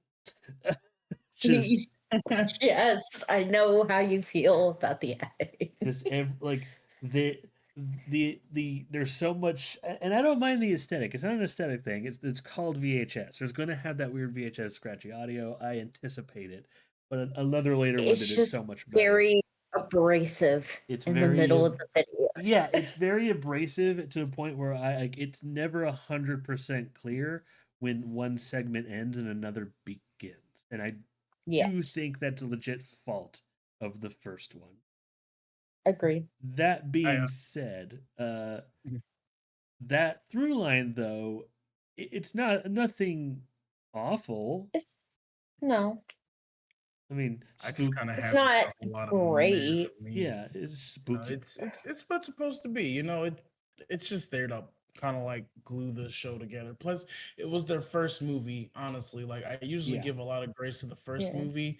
I try absolutely. not to put things too hard because either it's like really good or sometimes some first movies need another movie to really like get some of the formulas right. So Yeah. yeah, Yeah. Like I'm personally teetering between actually quite good and would still recommend it because like there was nothing super like offensive about this trailer. It was still a good Mhm. core thing. It was edited in a weird way, and I personally think the through line is the we and yeah, I'm thinking saying what I'm about to say. I would personally put it in, would still recommend it. I think the through line is the probably the weakest part of the Yeah. entire first VHS. Besides the overall theme that they follow Yeah. in the first film, Oh yeah. I'm still not very much a fan of that, but The you theme know, of horny, but yeah, just lots of horny. yeah, the first one's very horny. Like, but like that. I would personally put it. I would still recommend like right in the middle. That's the through line for the Yeah, first one. What do y'all think? I mean I that's was fair. gonna say too. Two? Oh, all right, easy peasy lemon squeezy. Two. All right. I got keep track. Now the first story, amateur night. I'm not gonna go into spoilers if I've seen it. I don't want to go too. We could talk about the endings to a point. I'm not gonna like go into super detail about No. exactly what happens because I want everyone to watch these because Yes. when there's a like you mentioned that we were like talking about this before this, but a lot of these are a slow burn that like you're gonna have to watch from the Mhm. beginning to the end and for like that twist for that payoff to really like hit you. I think Mhm. Amateur Night is like the first real good case of that, and just Yeah. it's a Yeah. horror thing that we don't really see about like a I really love this one. Just because of the overall theme for it. Um, I did knock it down a point though because of the overall horniness, but yeah. that's okay. Like well honestly I was saying like it's not perfect. Like honestly what carries it to me is like first off the acting of the main girl. Like she Yeah, like they needed her to be just awkward and uncomfortable and weird and they and fucking nailed it. creepy. Yeah, fucking nailed it. But Yes, like I would personally like if it was just me making it, I would personally put it under wow that was awesome. Like it's not like I do there are segments that are better in the franchise, but this is still up there. I would personally put it at wow that was awesome. that's actually where I put it on my own tier list. So I Heck agree. yeah. What do you think, Commissioner Blexin? For me, just because of how, production for everything else, I personally have it as a one, no, a two for now. A two for now. Would still yeah. No, actually I have it at a two straight up because it's a great starter. Like, hey, here's kind of what you're in for. It's supposed to be like not blow your nuts off, but I don't feel like it was, for me, what it needed to be. Recommend. It's not that it was bad, unless if we're all missed. I would say, depending on how I like to break the system, I don't think two is a bad one at all. I feel like that's pretty like What if we here. meet in the middle and give it a Yeah. three and actually quite good? Because that is generally I put it well as awesome because I do think that's one of the better ones of the first one. Well, I'll say this. That was actually my original until I really started working through the list. So then I ended up making it go down as I started working through the Mm-hmm. craziness of the other ones. It was still pretty tame compared to the other ones, but hey, for the Yeah. start of it, like this is VHS because to Yeah. me, it's still the embodiment of what we're expecting. Cool, straight, like it goes from like being a normal, like I could just be a normal dude on the street, and all of a sudden I'm in the craziest, like different universe type situation, which is this because how many people just find themselves like you may not be the type of person that goes out and be on this level horny. However, in regular interaction, right? Like it's a whole It's true. not everybody would, but for those again that you have like regular counters or anything, like it's just not something you expect, and it's like, Yeah. oh, Okay. huh. Turns Yeah. out You're winning me over, buddy. vampires are real. Okay, and suck. Oh shit, So yeah, there's that. You Yeah. So you're that's what I'm saying. Compared to how the other ones are, it's pretty tame. you're winning me over. So okay, I am fine with it not being a four. So like so yeah, that's that compromise. Put it at three. It actually quite good with like That potentially works. moving it like Yeah. later on. Okay, Eh, three. All right, now second honeymoon. This one is so I like this one. However, Yeah. you However, you you really have to pay attention to certain like everything in the background for that yeah. twist and what happens to make any sense because it I'm sorry, just which one was this one again? it's about like the couple traveling and then they're like being stalked and then they get so The second honeymoon? Or yeah. okay, that one. Yeah. Yeah. So to Mhm. understand what happened, like once not when you know what happens, everything makes sense. But to really get it through the way they told it, Mhm. it You have to be paying attention you because yeah Right, otherwise yeah. you're you not gonna have to catch be it. paying attention. Like nothing's clear, and then it just kind of ends. It clicks. Yeah. Right. Yeah, no, totally. Like, and I get that too. It was for me it felt like what do you call it? Story that because again, the first movie I see, like I said, I saw the potential and stuff in it, but compared to the rest of the other stuff that you start watching throughout the other Mhm. movies as well that start dropping it, again, pretty tame. It's like, again, hey, normal couple, but what if we managed to shack up with a psycho? Yeah. You know, Yeah. yeah. I think for me, because like I know Griffin made this comment while we were watching these movies, Sam. I don't know if you remember, but I was very good at calling the twists Yes. and like kind of You figuring you things freaking nailed out. this one.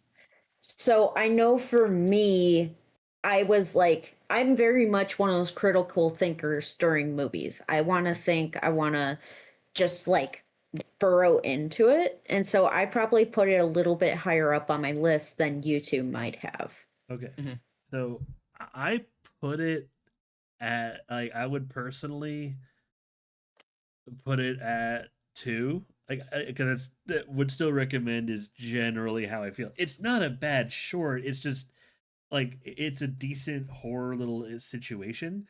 I just wish it was presented better. Like certain background things were more apparent, and the ending like lingered and just had instead of just kind of stopped. Like Yeah. this is one that it's easy to see where it could be better. So I personally put it at 2. Where did y'all where would y'all So I actually also put it at a 2, Sam. really Yes. I actually had that one at a 1. at a 1? So that because I'm kind of like in between. Okay. Again, like for me, it was just like the filler. To me, it felt like filler Yeah, for that movie for it. So that's why I kind of like, we're here. It did its job or whatever. But for me, it did. it was filler for me. Mhm. I'm looking ahead a little bit because I'm like, so it's between 2 and 1.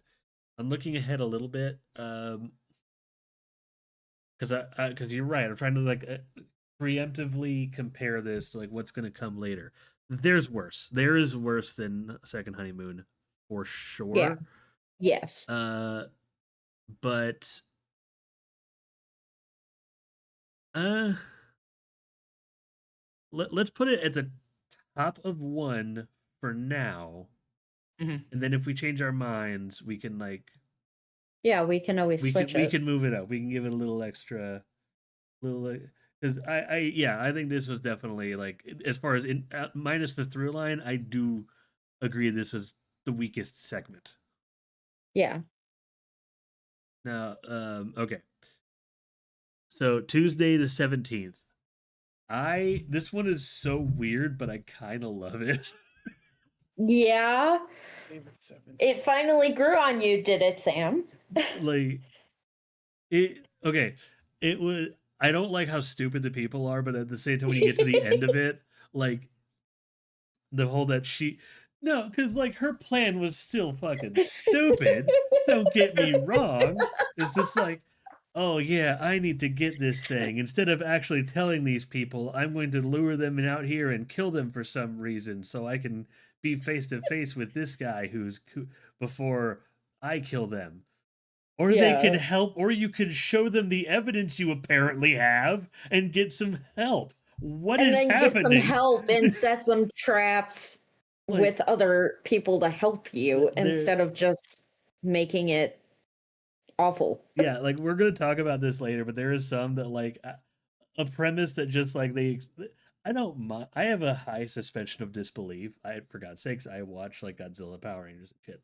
But I don't mind hand wavy explanations. But when you actively explain something that goes against your own plot, it just kind of just ah. So that bugs me. But accepting that that exists and that this is just like knowing it for its like, effects and what it's trying to do and just this weird type of killer. I put it at 3 personally. I don't hate this one. It just I I hate how also put it at a 3. really. Oh man, we're on the Yes. same page. What about I you, Mr. Blexin? Again, I had that one on 2 just because again, what still recommend because of that I thought she was like intentionally being crazy too. Like, oh, are you being one of those like, yeah, if I got somebody stupid, I've seen stuff like that. So I actually got some giggles out of that one because Yeah. I'm like, Yeah. We were hmm, all laughing our are butts you off. guys intentionally being stupid? I thought that's what it was because it goes to show like you even have the most obvious killers, but some of y'all are just like really dumb. So Yeah. Yeah. But yeah. also you got to appreciate the creation that they made with that one, like just the visual effects for that one, because I thought it was pretty cool. Yeah. Oh, the like the That's what kind of distortion. sold me on it a little bit more. That's what's raising it for me is like the concept and that just the distortion around the killer, just how unique that is. Like that's gonna be one thing I've been personally I've been finding I've been personally measuring these is how unique of a short is it. So I'll put Yeah. this at the bottom of 3 for now because I know for these we're kind of teetering. So yeah, that'll rest at the bottom of Yeah. 3. 3. Especially because there's so many of these here. 7, 8. Okay. All right. Okay, Sam, can Yes. I start with this next one? You absolutely can. I can't read the title from here, but this is the one with the Skype chat. Go take it away. Yes. I hated this one.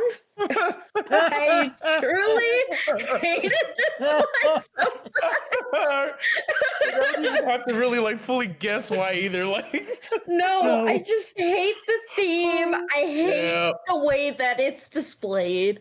It's yep. terrifying in the worst of ways. Like just to get it out of the way, I want to burn it. That's So just Oh yeah, me. that's literally what I had. Like -1, 2. I'm like, well, because again, like the whole viral thing, and it for me, it just gave me a really bad taste from that other, well, that Facebook or added movie, whatever it was, where like the yeah. time it was, Yes. yeah. And I'm like, Yes. ah, dude, like I see they were trying to start something with it, but it's totally missing for me because in the end of the day, because trolling and stuff is such a thing that when you start getting judged, like, why are you being trolled on the internet? Just close your eyes. Like again, but I know all the spooky stuff was happening. I They don't were trying to be, care. yeah. It's just It did not redeem it for I me. gotta, I gotta hurry up and get some internet service so I can stay on. I'm like, oh Oh God, god, I dude, hate this it. is killing me so It bad. got I worse though. remember when Sam and I were watching it at the end, we were like, okay, this guy doesn't even have any redeeming qualities No, like No, at like all. he's just running and just screaming, trying to get some internet. So it's like this isn't even, yeah. like Frustrating, if anything. Frustrating. like the guy in the short. Very. I was thinking to myself like like when he was talking with the alien spirits, whatever they Question were, mark? the things, and he was in a situation. I held out a little bit of hope. Okay, maybe he has to do this. Maybe they're actually holding him hostage. All of that went I out the don't care. fucking window when there was a second girl he was doing this to. So it was just, oh, he's just a piece of shit. Okay. Yes, he is a piece of shit. Yeah. Just oh my god. The only positive I can say about it, like it's creative. And like I'm trying to But I judge these hate not it. just on their tone and everything, but like how they're made. Like I'm trying to include that to some degree. Like I personally had Hmm. it at why even make this? Because like yeah, it's Yeah. technically good, but like it's just like who's going to draw enjoyment from this? It doesn't even properly convey its message. Like No, no. And I was gonna put in why even make this, but then I was like, no, I just need it to not exist. it's only there for me because for all of its faults, there are things that there is like a some that I do consider worse, but this one at least was filmed well and the scares were good and it was a Yeah. story. It was just a shitty story. So Yeah. I'm fine with putting it at Burn It with Fire personally. If you ask where y'all put it, I am fine with that. Like this is a That is where I put it. this is a collective decision. So minus all right. All right. Now here's the thing. So 10/31/98, the last segment with the haunted house. I have it at wow, that was awesome. Yeah, I remember you loved that one I when we were did watching like it. all the scenes are just like the doorknobs going away, the walls warping, the Hmm. hands coming out of the walls. They're simple effects, but this is like Mhm. that was a moment where like the editing of VHS, like the snappy, grainy editing, really was able to hide some of like the bad details of effects and really shine. And I think that only helped this segment and make it that much worse in the end. I was like, I do think this is one of the better. It's not the best, definitely not the best. It's later I do think that though this is one of the better segments in all of VHS. I personally have it at wow, that was awesome. Same. Like I honestly, that is what I'm looking for in VHS. Yeah. Like yeah. is that where you had it too, Lex? I did have it at a 4, Sam. All Yeah, right. it's a really good one. Perfect. And just It's for a really good one. disclosure, we all came up with our tier list separately. Yep. This is Yep. just the way that it is panning out This right is the now. compromise. Like we all have our own individual. This is our compromise where we kind of make a collective. There could be some later Decisions. where maybe like one person says something's a 4 or a 5, and someone's like, "No, this is a 1." Oh, I know there's going to be ones that I'm going to Oh, yeah. disagree on. So Yeah, there I know it's is. coming. I know that I know they're gonna be in Beyond and Halloween. I know they are, Lex. You're gonna hate me for saying certain things about some. But No, no, just Sam, but no. no, at least on the first one we're on a consensus. And we have a round number. And I'm not gonna say what that number is because this isn't like an official rating for anything. This is just I'm using this as a placeholder number to see like, and I'm gonna order it from like best to worst to see how we feel about each, like with this collective when we take all the segments and really narrow it down how we feel about each one in order. Yeah. So, VHS 1, I have its number. Okay, so now move on to VHS 2. You have the through line tape 48. I like this through line. I have this as actually quite good because I just see it as a marked improvement from the through line from the first one. That's Especially with Halloween. fair. That's fair. I I just have actually it had it as a a 1. frame. Oh, real? You have it as a 1. Yeah. Yes. Okay, where do you have it, Mr. Blexin? I have that as a 2 only because just in general, and I know I'm just being biased on the general, like the frameworks are just meant for the story, like to keep certain engagements. So in between, yeah, that Yeah. one's definitely more engaging because some of these are just like hurry up and get past this so I can get to the actual like the next one. So this Okay. one didn't make me feel that way at all. So Yeah. it sounds like a Yeah. 2 is like right where Y- because like Yeah. right in the middle where we could put this one pretty squarely. Like Yeah. I'll Yeah. just put it there. Like Definitely. I just like how concise it was because again compared to the first one it had the poor editing, but this one it's just yeah she was watching the tapes and it just kept getting more dark and dark and dark, and I like that Mm. consistency to it. So I appreciate that. The individual segments though, ooh, time to glaze the heck out of this. All right. Phase 1. So the ghost one with the eye. All right. Oh, this one with the camera. All This right. Yeah. I'll put this one right. yeah. Me personally, I like that one because for me paranormal, I like paranormal stuff because when you start adding like spooky paranormal shit to technology, when he was starting to see shit out of his eye, I'm like, oh, that would fuck me out. That would really mess me up so Yeah. bad. Especially like scenes where like the girl was like laying in the bed, like you could see like that. Yeah. That stuff freaks me Yeah. out. So you can scare me. I'm like, holy shit, that was scary. That's why I have that one at a solid 4 because yeah, it Ooh. again you could Okay. bring out if Really? you could bring out some really good like horror points, especially again when you start getting those chaotic where like it started feeling like what was that movie 13 Ghosts where dudes like whole house started Yeah. getting filled with shit.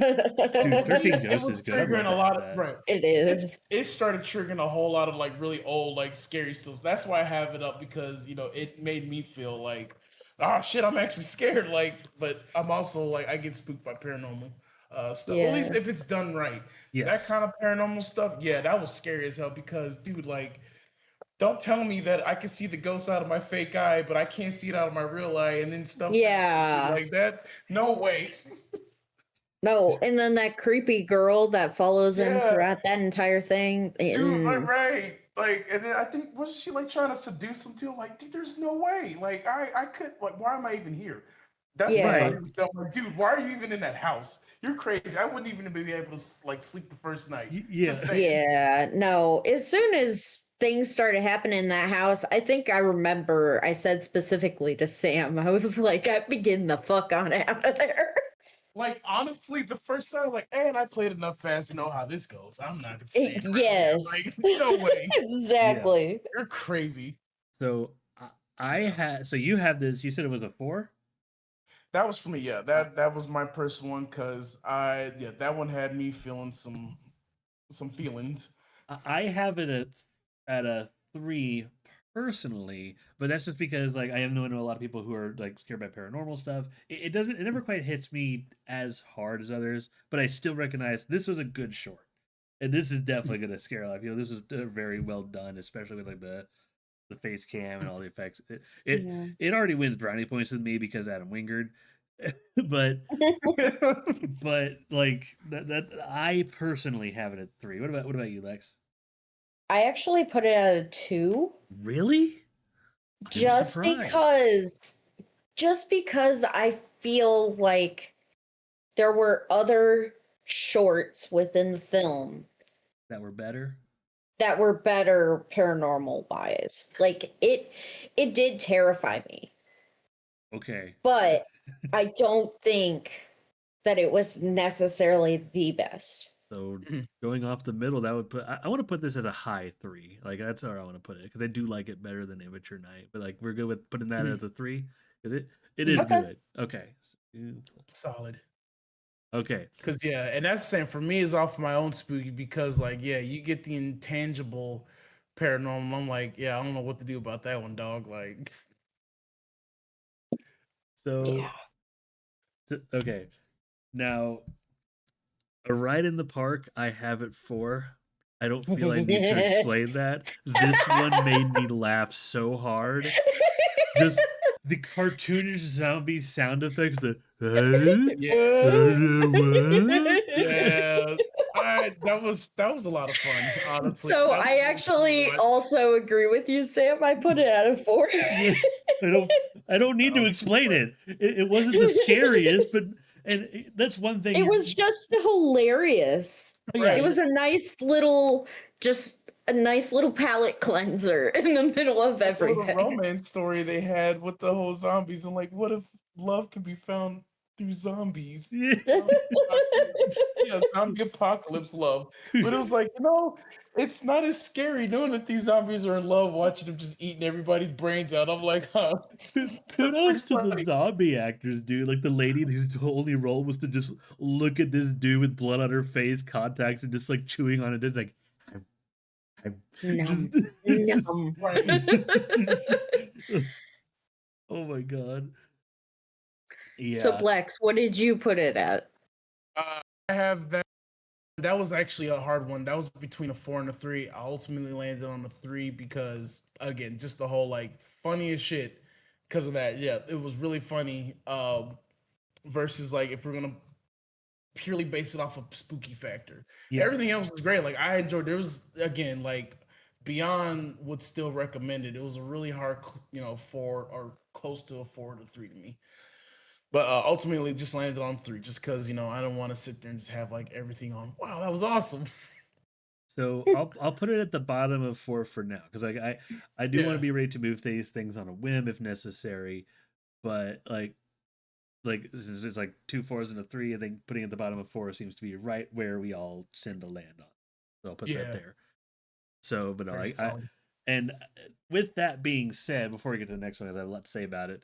With that being said, this is the segment. The part of the reason I ranked it high is it showed me that like, and this is for sure true, especially when we get to VHS 99. I'm glazing the crap out of this one. I'm gonna glaze the crap out of 99. But I love 99. but like this showed me that yes, VHS movies, some like each segment is actually different. Some are going to be scary, some are going to be campy, some are going to be like really terrifying and uncomfortable, but some are going to be fun. Like it's a mixed bag, and that's the best part about anthologies. I feel is like there's multiple stories, so let's like explore. Let's make it feel like multiple stories. These are good anthologies.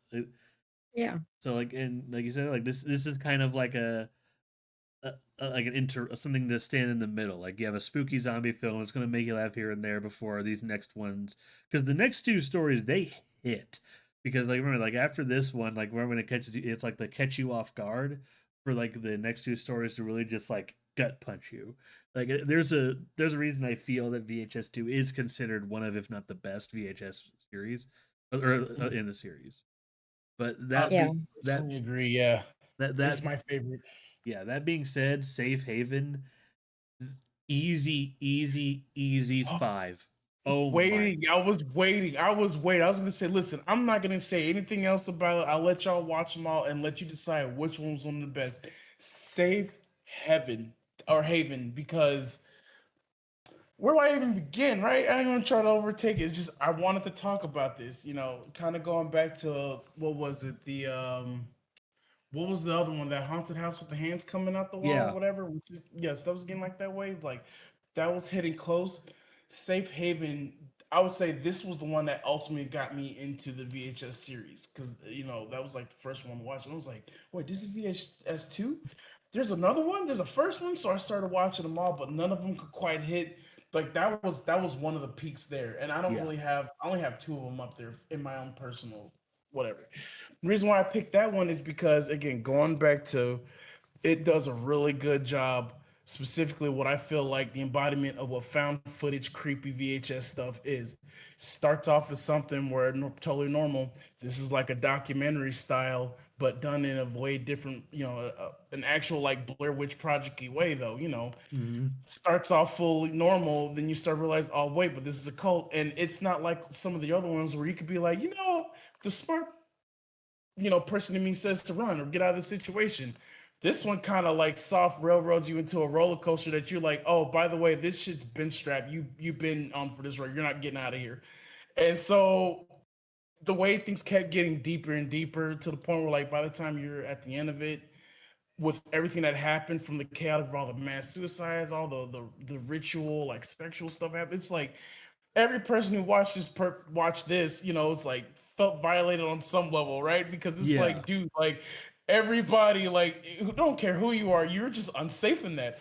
What do you do in those situations? I don't know, dude. I might grab a gun and blow my brains out because that was getting too crazy for me. Yeah, Like, dude. dude, like there was so many different situations. It got paranormal. It started getting off like to the point where it's like there's hostage situations. All like the again just wow. And then to top it off at the very end, the little demon spawn thing that dude ended up making because it fully grew out and it was like, Daddy. And then like it just ended up Yeah. like I was like, oh my God, what was that?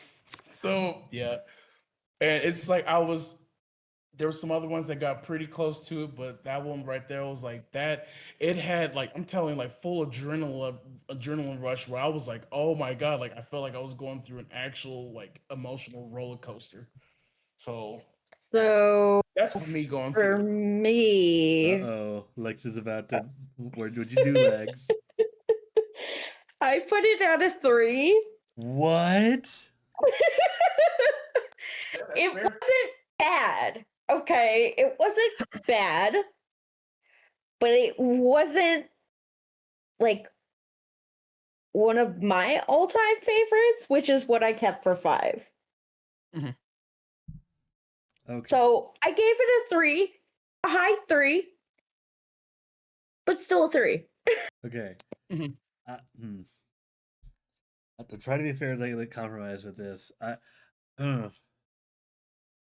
Would you be okay with us keeping a 5? Because both of us are saying it's a 5. Lex, I'm sorry. It's just Yes, I. yes, I can agree with that. I just wanted to put Yeah, I was in like, Okay. it's like I'll real for keep it debate. at the It's bottom of totally like 5 to keep up the yeah, that's compromise. totally Yeah. like again because I'm not offended by any of these. It's, Yeah. No, this is I'm not offended. this That's just yeah. why I let you guys have your Oh yeah. moment because Yeah. I Oh was yeah, no, like, I'm the well, I'm same. You are about to either. shoot this. Yeah, yeah, no, I'm not offended at all either. I was just saying, yeah, just It was it's what it is. interesting. It really, and I know that's what these movies are meant to do, but it really just didn't sit well with me. Yeah. Uh-huh. And so that's why I scored it a little bit lower. Well, that's okay. Like, Yeah. And and that's totally valid, right? yeah. Because like that's how these like totally work. The irony is that's why I like it because it did so well with me. I'm like that bothered the shit. Like I felt weird after that. I'm like, oh, what the fuck? Yeah. crazy, dude. Like I feel a little traumatized. Bravo. As somebody Yeah. who likes it's somebody who likes, trauma, or honest trauma, what was it the fucking horror movies, and they were showing all that little like traumatic shit. I'm like, oh fuck. That's really crazy. So Yeah. that's the only reason why that's the whole irony behind it, because that shit, like, oh, that really disturbed me. But it's funny because when we get to one later, y'all gonna be like, so you put that one at 5, but you put this one on -1. And again, explain why. Because same reason, right? It disturbed me, but I Yeah. understand. That's why I totally respect you putting it at 3, because I know why. I at least I can understand why. We'll see. We'll talk about that later, though. Yeah. So yeah, that Yeah, one's we'll that. get there.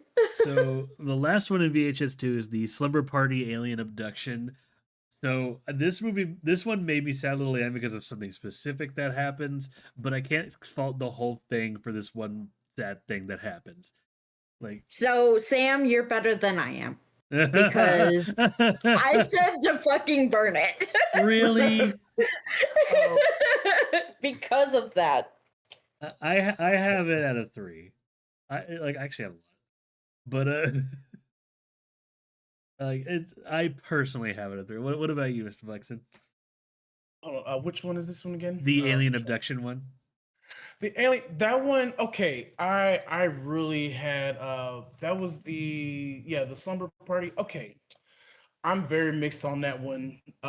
Between really good and then kind of like lacking, only because a lot of its storytelling was done through, like, a lot of the audio. And God, what it would have it reminds me of that movie. It was on Shutter, and it's one of those movies, like one of those abstract storytelling movies. God, I can't remember. It's like, anyways, it's a lot of the shots are taken, kind of out of focus, and you can just hear a whole bunch of stuff. Oh, So like it's like, Wreck? Are you talking about Wreck? no, it's on Shutter. It stars these little kids or whatever, but it's this entity that pretty much takes them to a limited or a liminal space version of their house. And Oh, what the fuck? yeah, it's really creepy. Oh, But I'm trying to oh, remember the wait a name of minute. it. Skinamarink. Yes, Skinamarink. Yes, it reminded me of the way Skinamarink did its storytelling, where it's not necessarily direct. A lot of it was just, backgrounds. So it was more auditory, Yeah. sensory disturbing. So I have that between, because I do get creeped out by that stuff too. Um, I'm still torn. It's between a 3 and a 2 for me, though. Well, since Lex ranked it low, what if we keep it at a 2? Like, would still recommend it. Yeah, yeah, honestly, yeah. Because again, found footage. This is what I'm hoping to watch. So I was quite entertained by it. I think ultimately I have on mine. Let me check mine. Yeah, I have mine on 3, but I kept switching between that and 2. So So I'm fine with having it sit at 2 because like yeah, being real, the thing that happens to the certain character is going to like it's gonna hit you whether like it or not. yeah, So that might yeah. You're dictate. eventually gonna get to it. So yeah, still good Yeah. though. I liked it. Okay. So I'm putting the numbers here. Uh, okay. So VHS viral. I'm also going to say right out the gate there is a few listings here that I'm not going to do at the end of VHS viral because apparently they. I watched the version off Shutter, which doesn't have gorgeous vortex, and all of these shorts I didn't watch either because, frankly, I Yeah, didn't know about I them. didn't see those either. So they're Yeah, just going to Mhm. remain here. So for the sake of VHS viral, it's going to be how it's presented for most people, which is the through line and the 3 stories. So that being said, I hate the through line of viral. I think it's the weakest through line in the entire freaking series. wasn't it like loosely based Yeah. off of some like serial killer? It wasn't anything special that I could remember. That's the thing. Like, even when I watched it, I'm just like, when they did the thing of like a reveal of what they're doing and what's going on. When I got to the last part, I was like, I I literally said this Yeah. when like, wait, that's what's happening because it didn't make That's sense. yeah. It's like Yeah. like the movie explained itself, but nothing made sense. It's a through. It's not even like a story. Stuff just kind of happens. So I Yeah. It didn't feel very well put together. it, Yeah. I personally have it at a burn it with fire. Personally, Like sure, like I put we're it going at a high rate. 0. put a zero with Uh, it. yeah, why even make this honestly? And Uh, that's what I had like half of. I want to say half, but a little chunk of the I- viral stuff there I'm because I okay with wanted to it like it, but being at 0. yeah. So okay, Dante the Great. Oh man. I Oh, actually really enjoyed this I one. I did I too. know that we have mixed feelings about the way that it was shot because Yeah, it wasn't very within the style of VHS, yeah. but overall, I did really like the short. And that's part of the problem. Is if I was just on Shutter watching the various horror shorts and I just saw Dante the Great and clicked on it and this is what I saw, I'd probably like it. But part of the Yeah. problem is it's part of VHS, and when every other, and I mean every other thing, is found footage, this mockumentary thing with freaking a magician fight is it kind of sticks out like a sore thumb, and it just makes me question like I tried to like honor the fact that by itself I like it, but as part of the anthology, eh, I have it at 1. I Like, gave it a 3. give it a 3. Yeah. But I would be okay to move it down though, just because it doesn't really fit the theme Eh, of the Well, HS. I would say besides fitting the theme, like if again, because it could be a lot more that you want to add that I could be missing on it too. Because I have my reasons for my rating on it, but like by all means, like because and I'll say this: the reason what put me off on it too was the mockumentary style, and the only reason why I'm not totally opposed to mockumentary styles, if for me personally, if the story of it was a little more interesting, yeah. it kind of felt like with him, it just seemed like a goofy YouTube drawn out, goofy YouTube short, Yes. Yeah. and that's why it kind of irked me because I'm like, this just feels like if I want this, I'll just go watch YouTube, And I get the whole thing that we're trying to do with viral because that's the whole point. It's supposed to be the internet, but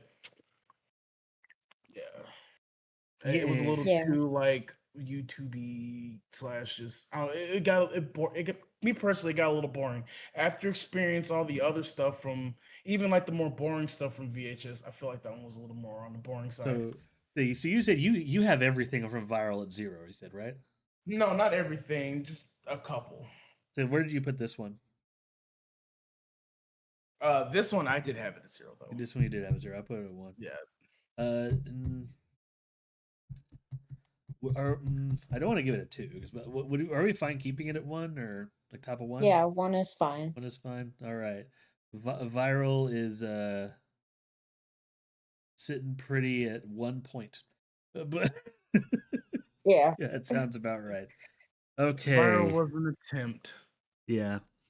Parallel monsters. You want Oh to take this one, Okay. yeah. Lex? Tee All right. So I actually have a Tee. conversation about this one. Because Wow. remember how I said I didn't know how I felt about one of them? Yeah. Yeah. This one is it. Oh, I probably know why. It was I have well, it yeah. in between a 0 and a burn it because of the ending and what ends up happening. I really enjoyed it up until that. So It just took a complete 360 in a total different direction that I was not even thinking in the back of my mind. But that doesn't mean that it was a good way to think. no. So I'm in between. Originally, I had it on Burn It, but I'm willing, if we have to give it a 0. What do you think, Blexin? Yeah, definitely can go easy compromise. I personally know, for me personally, I know why I had it at actually quite good because I had it at a was 1 2 I You had had it at a 3, 3. right? Want to know why? Oh Because my you god. have the guy sitting there, and this is a real story, right? Stop digging in shit that you don't need to, Yeah. messing with stuff you don't need to, and everyone kept telling you to stop. This is the ultimate story of stop. And Yeah. for me, I'm like, Yeah. I'll say this, right? It was no surprise to me that it was that wild because first of all, everyone kept telling you to stop. So what happens? You want to keep going. Then you sit there, you narcissist, find your own self. You want to sit there, jerk yourself off. Not really, like literally. It's just it was just that hubris was so bad. And then Kind of you find literally out, towards the end. yeah, literally towards the end, dude, when they start hunting you, like, well, what do you expect? And then it turns out everything's ruled by Satan. Like, what did you expect, bro? Like, you should have just stayed where things were cool. And here we are. So whenever I see people like that with those endings in that way, I kind of just get it like, well, you got what you deserve, teehee. And so good ending, I guess. So I was like, that's So actually pretty good. Spooky. Don't do that next time. Maybe stop looking in the mirror because dude was like, oh, I'm so beautiful. What am I like in another universe? I'm like, ew, dude, stop. so Lex, don't hate me for this, but I actually have it No. at 2. No. So here's the thing. He's right though. When I look at it on the whole, and I know when I first watched it, I had a lot of negative things to say about it because it's mostly the end of it, and just what the creatures are and what is different about them. I'm just like, what? Even now, I'm just like, okay, but why? Why is it that way? Why does it have to be that way? And it's Because just you happen to win the jackpot of going again, multiverse theory. It's infinite, right? it's So at this infinite. point, it's not even like why at this point. It's why did you decide to do that? Yeah. That's what the story is. Because yeah, it could technically be worse. Yes. Honestly, like it's really just limited your imagination and what you perceive it as. But yeah, that again, that's the Uh, only reason why I have it that way. And even then, when we look at it like just from a backdrop, just like looking back on it, look when after watching some of the later VHS movies, because we watched these in sequential order. Looking back, I realized like the thing in that was weird, but it's not like so unexpected and so out there that it's egregious and offensive, especially with some of the stuff that comes later. It's just Like weird. It's just I still think it's egregious. so in the spirit of you of how much you clearly hate it, would it be fair to compromise that one at a 1? Just another ones across the board. I mean, So, I can keep, like I said, I have my own stuff. You can keep that at a 0 because again, that one yeah. was totally like plus the whole Yeah, satanic but thing. Like, Sam oh also yeah, voted it as a 2. So Yeah, I'm like willing to I keep put it it high, so at a 1. let's keep it at a 1. It's a whole lot of meh. Uh, Like some people will like it, some people are gonna be torn away. right. Like that feels like when we get the collective response where it should be. God. yeah. Viral's looking good right now. Out of a potential 15 points, they're at 2. But You know, fine. all right, Fine. now for Bone Storm. I want Okay, this one. Is it a 3 for me? But it's only, I cannot put it higher than that because it cock this teased me. one. And Griffin. Poor Griffin. Yeah. Where did I have this one? Hold on. I can't find it on my thing. Like, well, I put it at a 3 because and I was like talking about this as I was watching it, is you had these kids in this situation. These kids were doing everything in their power to get out of that situation, to get out of this little sewer area, and to fight away, and they were doing good. And then combine that with like just decent skeleton effects. Like when you really look to it, like, yeah, this is actually pretty well made, all things considered. I Okay, Sam, you're Yeah. gonna be upset. Uh-oh, where'd you put it?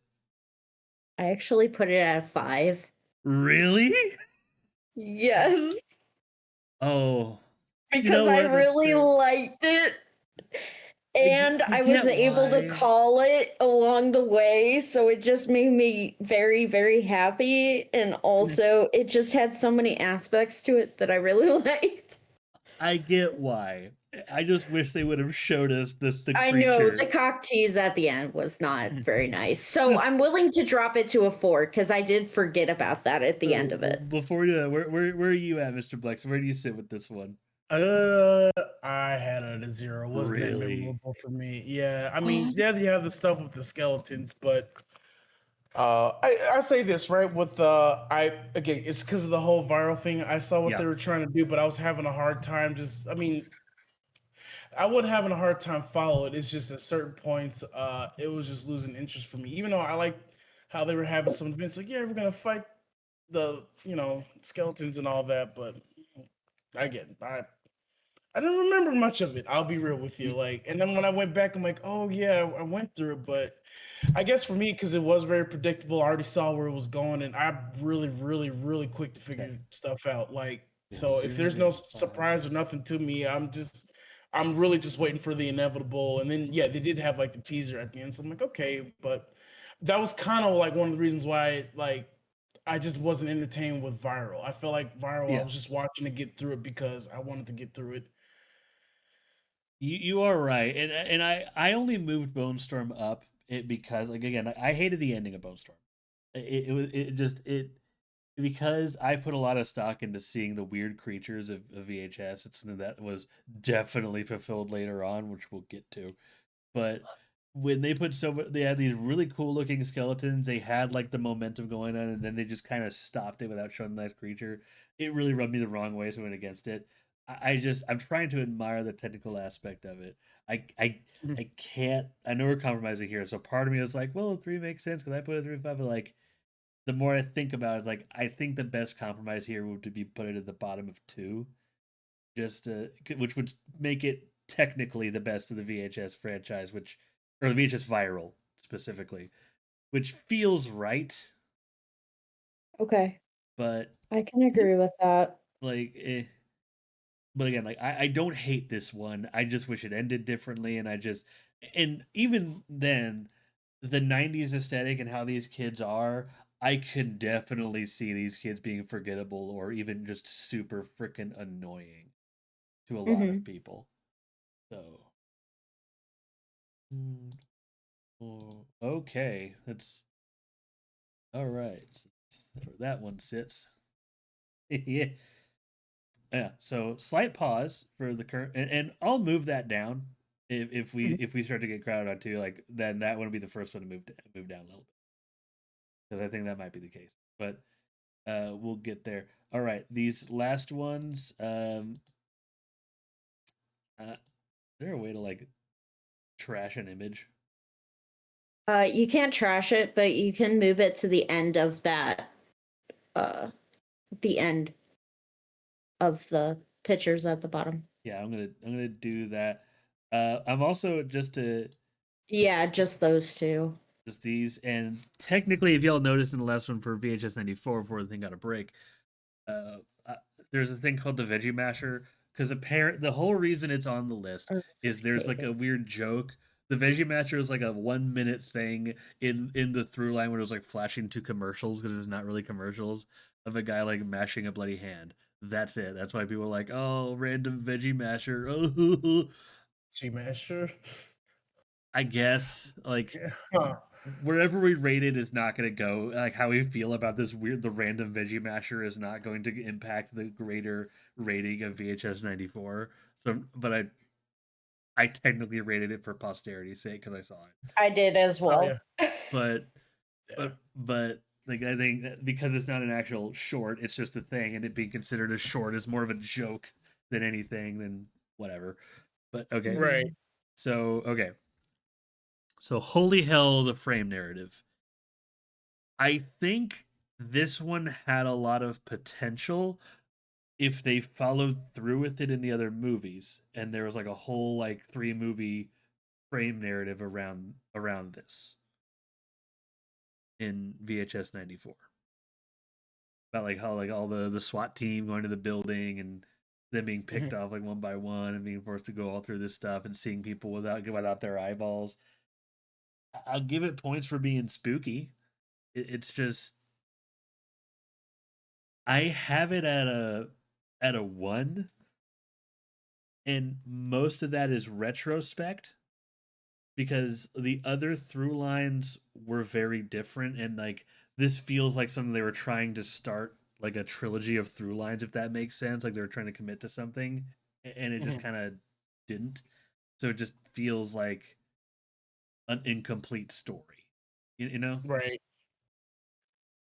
So, but it's not bad. I just have it. It's meh. That's where I personally have the framing narrative for '94. Yeah, I mean, it's pretty easy.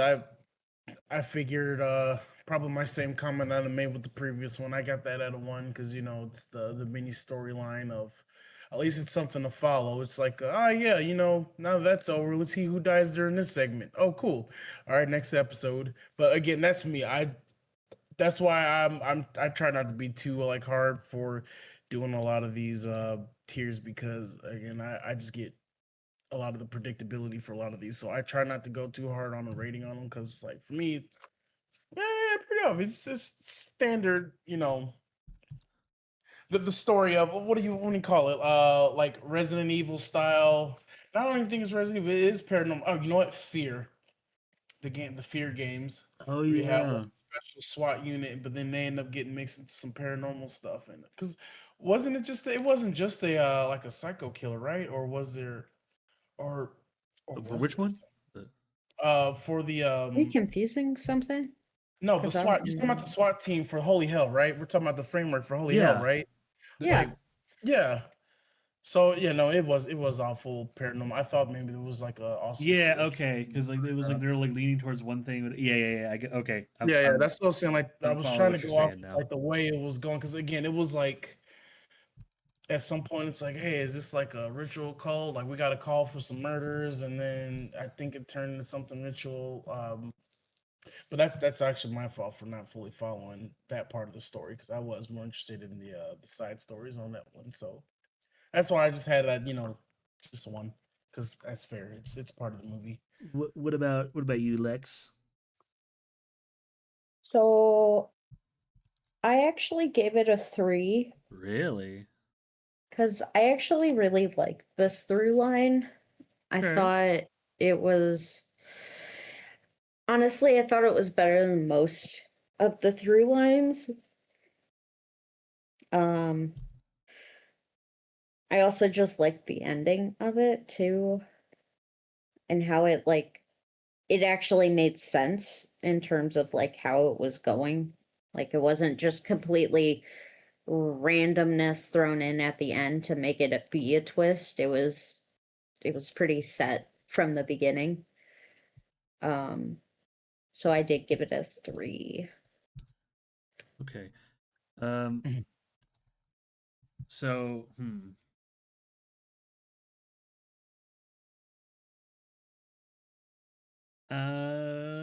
you did like it. So the as far as compromise goes, that would mean we would put it at low 2. But that I'm looking I at it mean now. What if we moved Bone Storm down to the top of 1 and moved Holy Hell to 2? You all okay with that? that's fine. All right.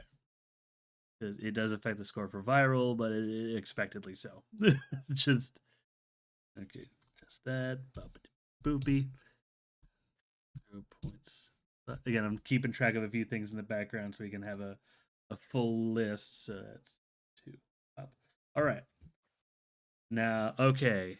There we go. This is looking like a general collective consensus here. And y'all, if anyone has any like their own feelings on any of these, definitely chime in. Okay.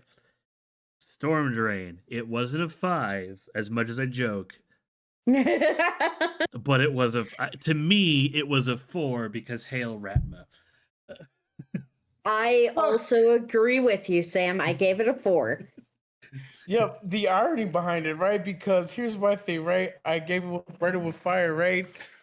Really?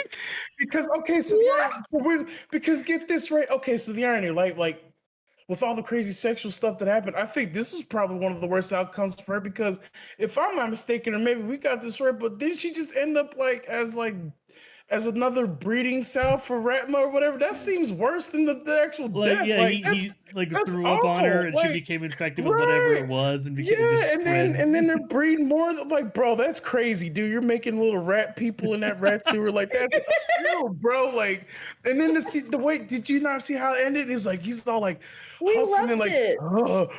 and she goes, and it ended. I'm like, did that end in like an assault, like a sexual assault? What was that? So it Rats? was Like, yeah. So that's why I was like, it yo, was that's crazy. Yeah.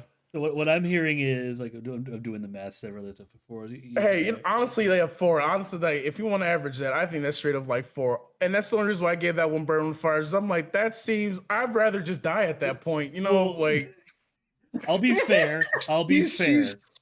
Yeah, she's we'll a be fair. breeding slave for that Ratma dude. That's crazy. I'm sorry, that's insane. That's gross. I'll be But also fair. think about the end, like how they're sitting in front of the camera and she's like doing her whole little spiel on the news and Yeah. hail Ratna. Well, Right. yeah. Plus, Just it gave full one of the like, coolest kills of the entire movie with the dude's face melting off. oh yeah. Just Ah. yeah. It's like, But what? Yeah. so I'll be fair, and I'll say like since we did Teehee two fours, though. like, I'll say a three. Like let's say just to keep it fair.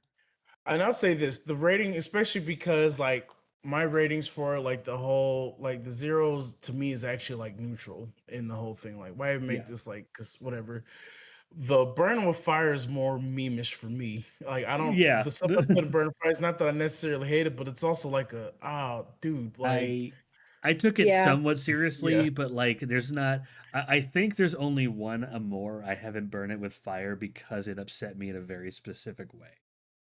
I think like, I but have three that you are have have You're three. not just been I know discussed about exactly. burn. I know exactly what they are, Lex. And you're gonna like where I put two of them. Oh, damn But it. but no, we'll get there. We'll get there. All right. So Yeah. well, the next is the veggie masher. Like I said, we could put it wherever. It was just a little short. I put it at zero. Like I this didn't last. really right, yeah. care. It was just kind of Exactly. Why This is this is there. here? kind It's of here, you know? Yeah. It's an uh, internet short. yeah, yeah, zero. Just cool. The veggie masher, like the slap chop guy with a hand in his slap chop. That's what I That's thought. all. Like yeah. It's easy like slap chop. okay, There cool. wasn't any substance to it or anything. Like what is this? Like, why even make this? Seems like actually a perfect thing because it's out of nowhere with everything else in the through line. Just all this Literally. stuff, and then just slap chop your hand. What? Just Yeah. You're saying okay. intrusive thoughts and they win? Like Okay. Here we go. Another one Okay. at 94. The Empty Wake. Empty week. Okay. I actually want to start with this one Go ahead. because I freaking love this one. Because I love the paranormal aspect to it. I love it's almost like and I was telling Sam this while we were watching it.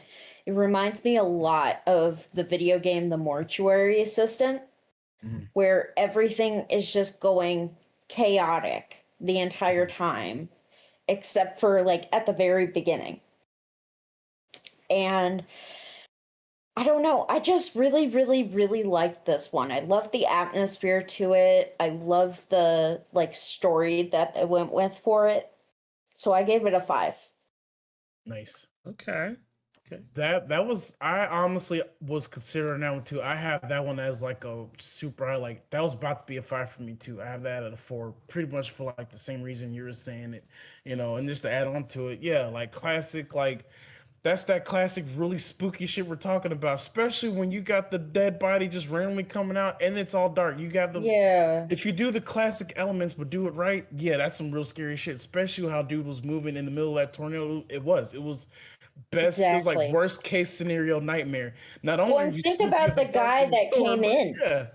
Oh yeah, Think yeah, about him the too. weird dude that came Yeah, in the middle of all he was just a this. bad omen and all that, just all around. Like, Yeah. yeah, So no, okay. that's solid though. That was pretty good. I So liked it. again, like my rating of this is just because like paranormal stuff doesn't quite hit me as much as it does others. I have it as a high 3.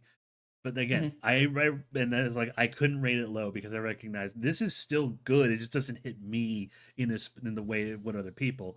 So that, like Mhm. so fortunately that means it's easy enough to like hit, that means we could put that as a nice cushy 4.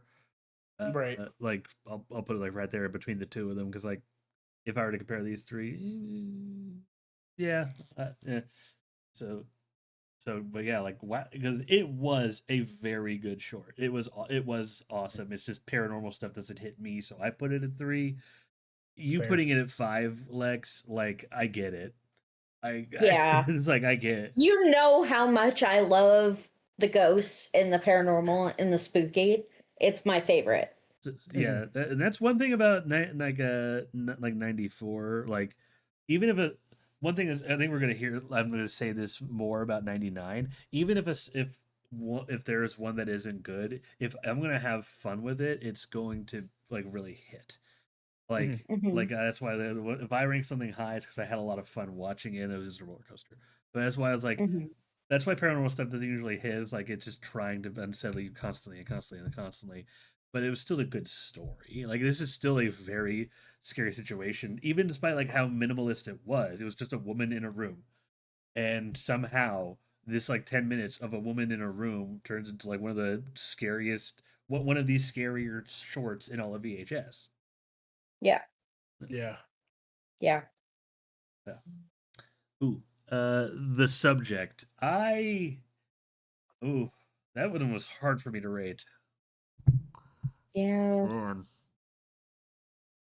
I I didn't I I, didn't dislike it, here's but I also didn't love it. it's all about like how it went on for too long. It like a lot happened and then it just kept going. I put it at a 2.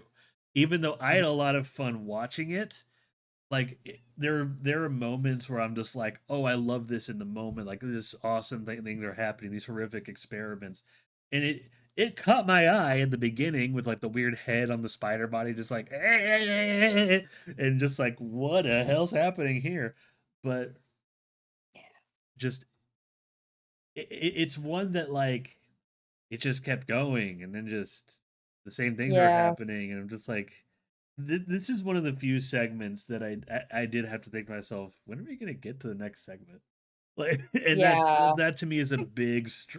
No, I did, and that feels weird because I did have a lot of fun during parts of it, Hmm. and I just that's why like I put it at 2. Like I'd still recommend it. That's exactly Hmm. how I feel about it. I would still recommend this short. It's not awful. It's just like for what I'm after, it didn't quite go after that. So I put it at 2. I gave it a Fair. 1 just because, like you, Sam, I really lost my attention for this movie when we hit the short. Because, like, you were saying, I remember you said during the movie, you were like, oh, yeah, it feels like a video game. And I'm like, yeah, it's just not a very good video game. Uh-huh. What do you think, Mr. Blexin? That's a straight up hard 4 for me, almost a Really? 5. Yes, because it is the only one that is still unique to all the other ones. It brought in That's tech and true. psychological horror. It for anybody who's ever been in hospitals and through psychological whatever, you'll understand what that girl's talking about, especially when you've been experimenting on kidnapping, all kinds of body horror. It's a very like if you're feeling very first person kind of person, for me, it's like I can only imagine the shit because these are horrors that you can't fix that. You're in, you don't even know what you're in. It's an experiment. And so for me, it's yeah, it's a tech body horror. It's Okay. it embodies all that Yeah. because of all the production that went in. It's still out of all the other ones that wasn't just straight up just like like oh it's just gross penises or whatever. Like there was like a whole thing going on with Oh. stuff that they actually do with like I said, it's not like okay, like for example, which we'll get on the next one, right? Or at least I'll bring up that whole like the penis thing later on this next one, which I'm pretty sure I we know already know why. because it's how we already know why, right? Yeah. Right. So, compared to that, that's why I have that because you can also tell for me, and I like watching the effort and production value that go into that. And that was a lot that went into that story, especially to tell the story of like, you got like a sick fuck dude experimenting on the people, but what if you are the experiment? And then what do you do with that shit afterwards once you got kidnapped and then the world tells you you're a monster? Yeah. So for me, it hit me on a whole lot of different notes of a whole bunch of different stuff. So that's why I like it, because that it was a lot of effort in comparison to some of the other stuff that I've seen from, especially at this point, from watching the old 2012 movies all the way up to 2021. That's still a better production one compared to some of these other ones that are just like, eh. That is true. Like I want to, and I do want to rate it based at least partially off production. And I can't deny, like I said, it did catch my eye from the beginning. I would be fine as a compromise to put this at the bottom of three. What do you think, Lex?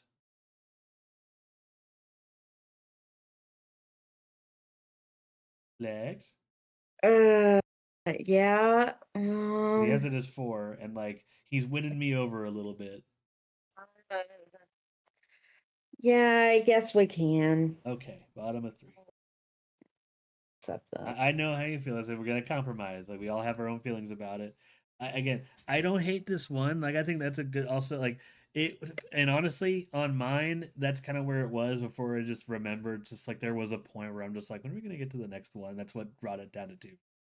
So having it at Yeah. three feels more. Still feels appropriate. And that is, and totally, that is a long drawn out one for sure. Yeah. Again, one of the reasons why for my own rating is because for somehow with all the other ones, it managed to keep me in because yeah, like I said, preference, right? It depends on the story that you're experiencing. So for them, it's like I was able to relate with the subject. Funny enough, out of most of these random people who were just in the situations that we're in, because the subject you couldn't really help with that one at all. Like these other people was just like, Yeah. it was an unfortunate story that still had a tragedy in, even though they had an empowerment. You're like this monster, and like, what do you do with that? So, So this next one, I want to hear y'all's thoughts about it.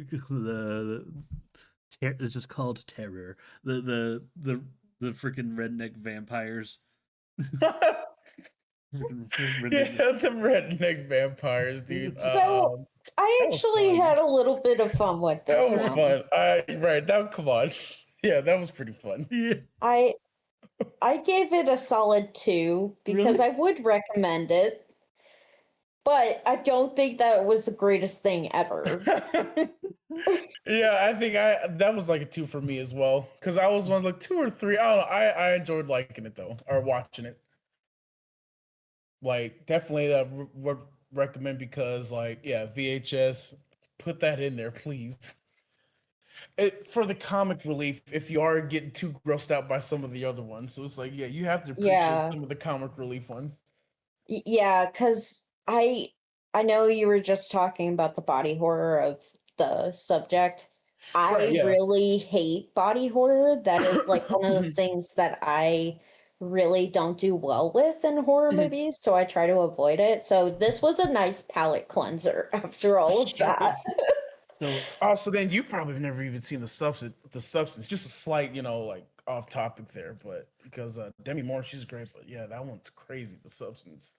dude, Yeah, the no. end of the substance was freaking Oh my wild. god, dude! Like I was like, it had me feeling like I did after some of the skits of VHS. I'm like, what the fuck? Yeah. And Demi Moore made all that. I'm like, listen, Demi, can't nobody ever say that was some. Demi Moore did that. When after you watch it, like, yo, she made that.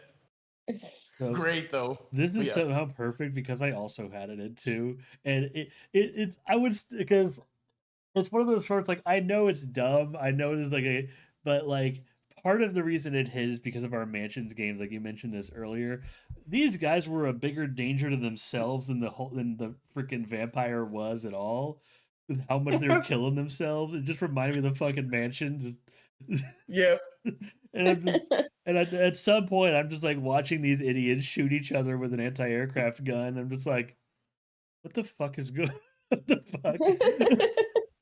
The real But horror is the there's a stupidity. certain joy in that. So we literally all have it too. This one's an easy, Yeah. yeah. All right, Yeah. perfect. So that gives me a final score for. Okay, I'm not going to give away the numbers, but the current ranking we have everything. Just taking a quick intermediate. We're halfway through the 8 movies. At the top we have VHS 2. Right behind it by not. It's a close one, but right behind it is 94. Right behind it is the first VHS, and then last is viral. Viral. Does that feel Understandable. Yeah, okay? Yeah. And because that, that's general. Like, yeah, that's straight up general consensus. Like, I feel like a lot of people in the fan base, same thing. mhm. Okay. Now, okay.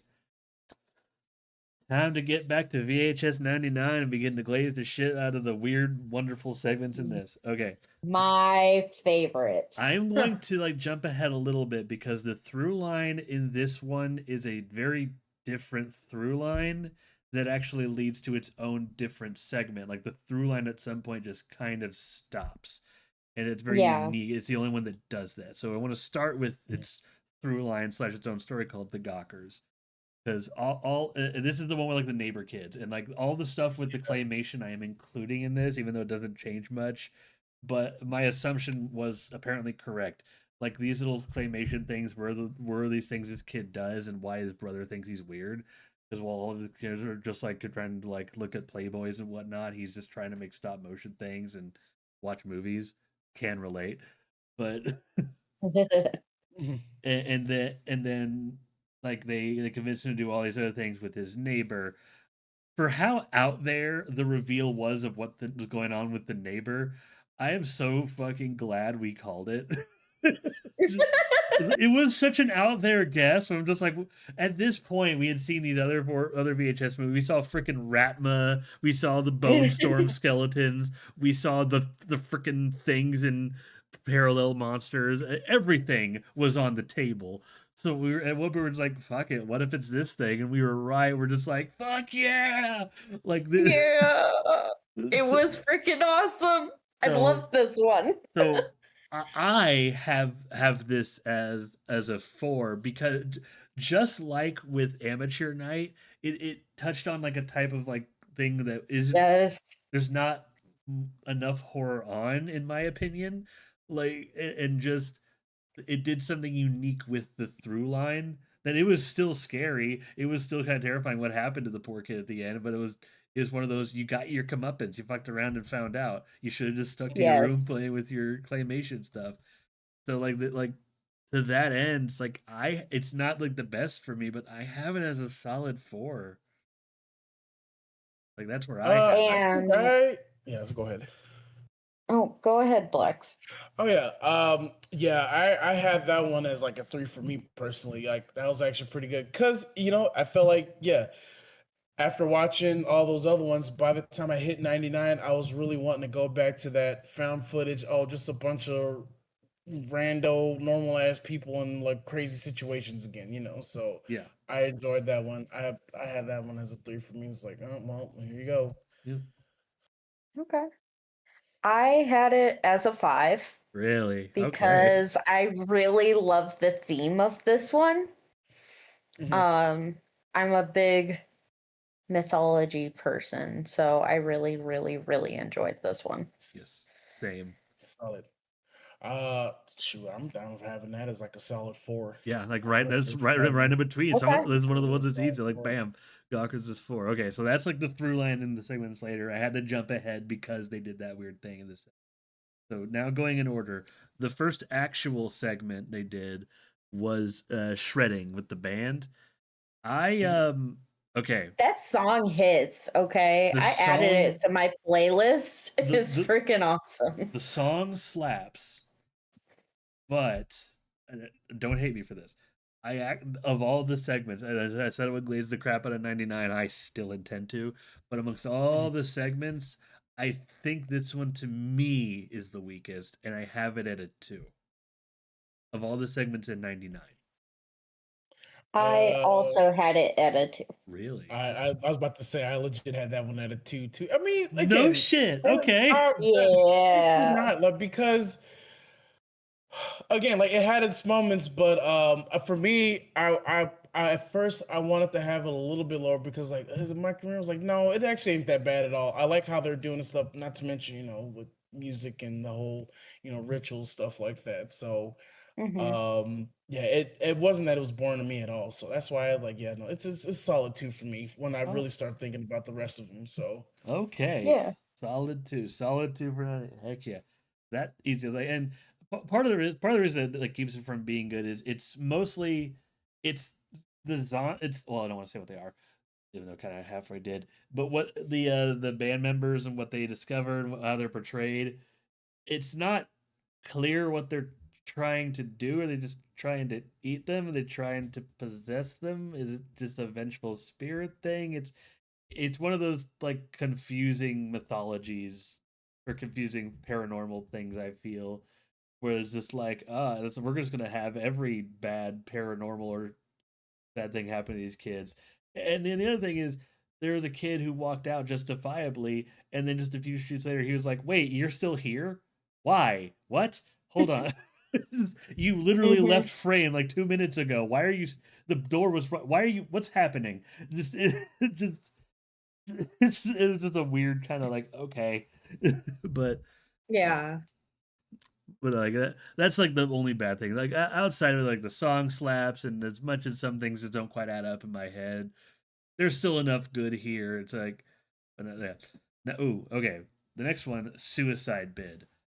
I I like really enjoyed Suicide this. Bid. I have this one as a solid 3, but I understand if people rank it higher. I put it as a solid 4 Okay. just because I Suicide Bid, yeah. really like the premise for it. Hmm. And I feel like the characters like really built into themselves, like leading up to what actually happens. Yeah.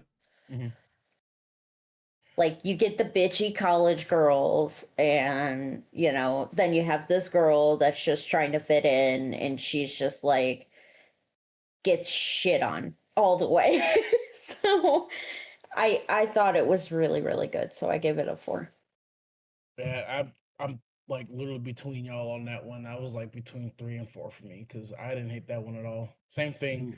Ooh. Solid premise, had a thing. So honestly, no, that I did. I'm saying I landed on 3 for that one. That was about to be a 4, so I had a hard time choosing between that one as well. But I already had a whole bunch on 4, so I'm Since just you dialing that one placed it back. on 3, how about we put it at the top of 3? And should this become a filler, if we need to maybe want to move things around for even, we'll move Yeah, that up. Okay. yeah, because Okay. that one, yeah, like Okay. easily up there though.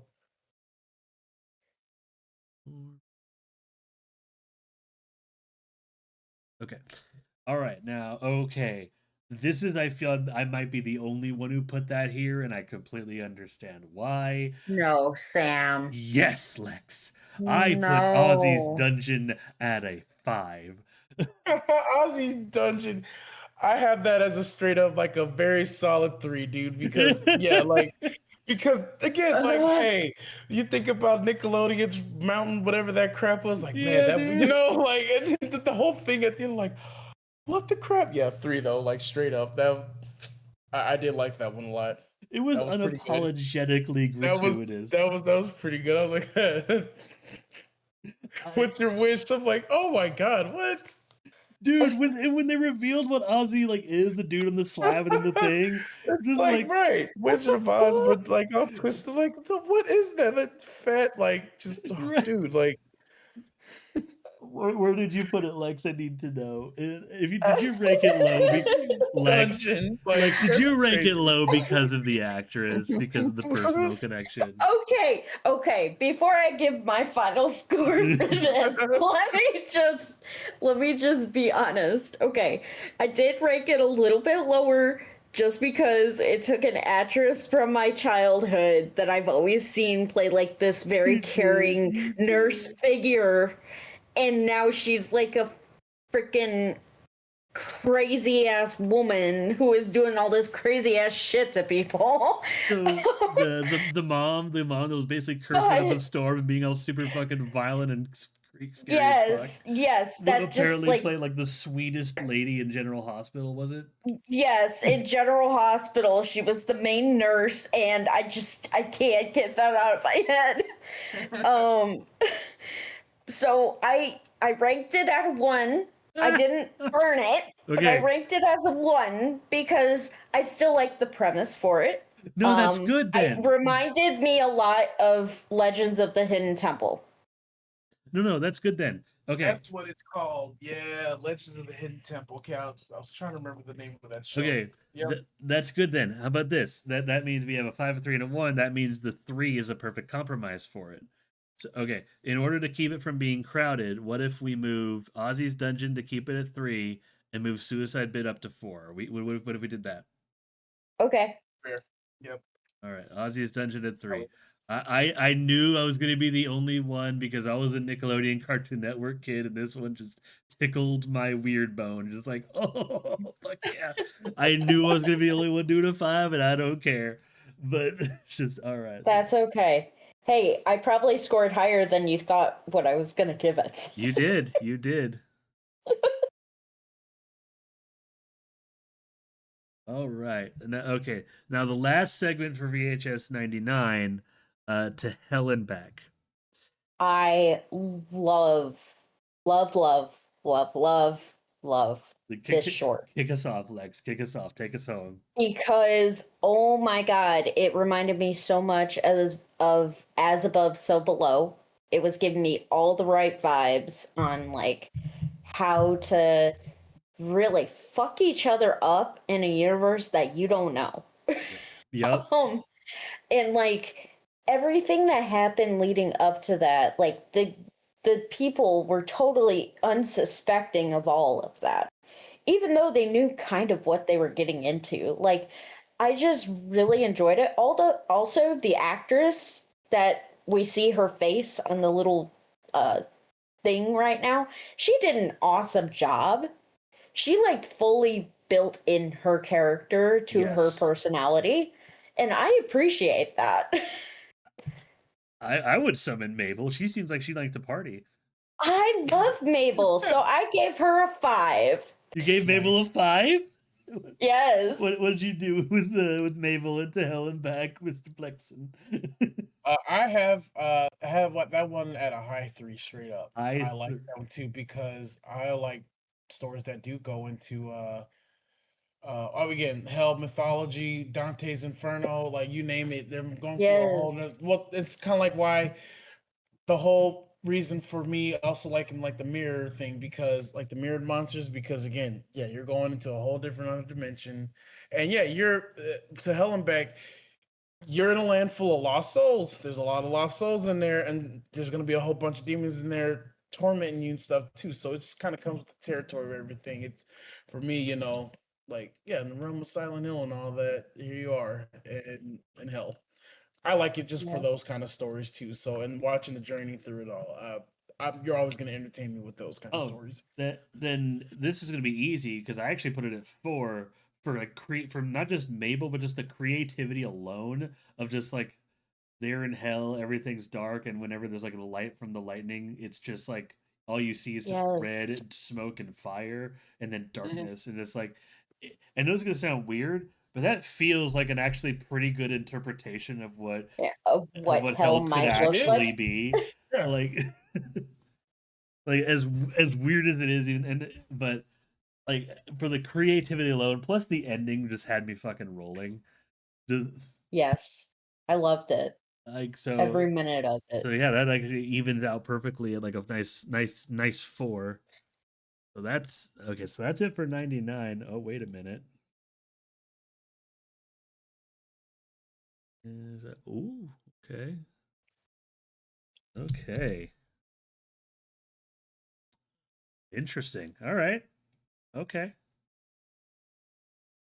Like I said, I haven't keeping track of my numbers here. This like listen, things might change, but like because we're like moving things up and down, and like we're like, looking at segments as we go. There's only one actual 5 we agree is a 5 right now, and that's Safe Haven. And damn. I hmm. I'm looking at all the ones we have at 4. If there's any that I would personally move up to 5, and Mabel. Mabel. well, I said I don't want to move it yet, but like it's between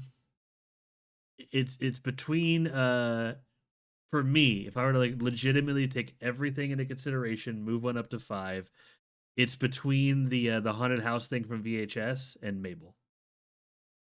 Hmm.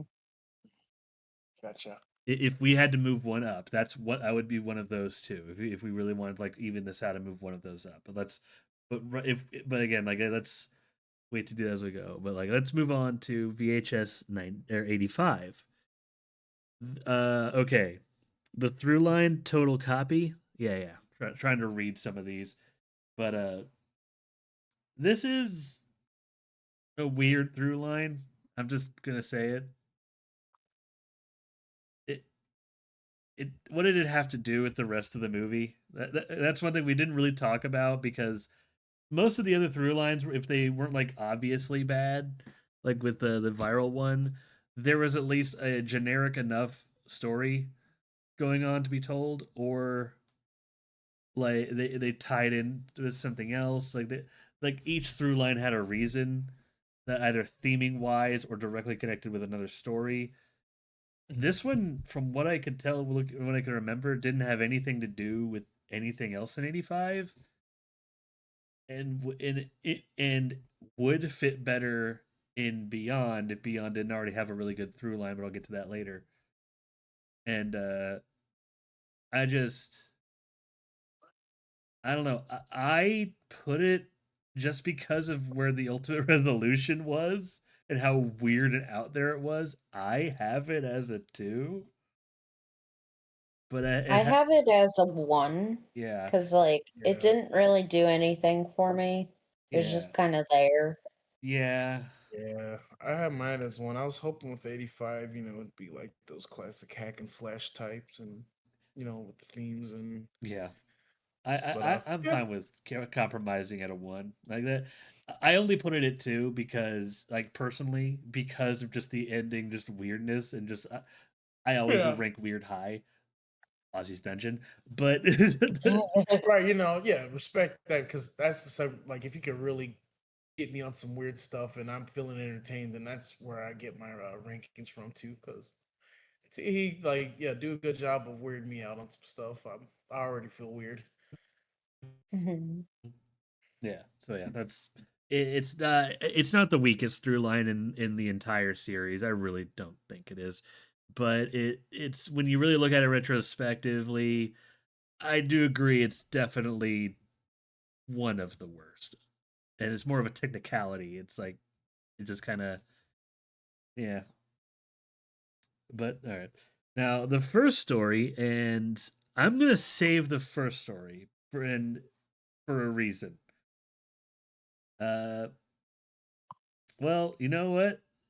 No, let's do exactly how the movie did because part of the reason things work the way they did is presentation.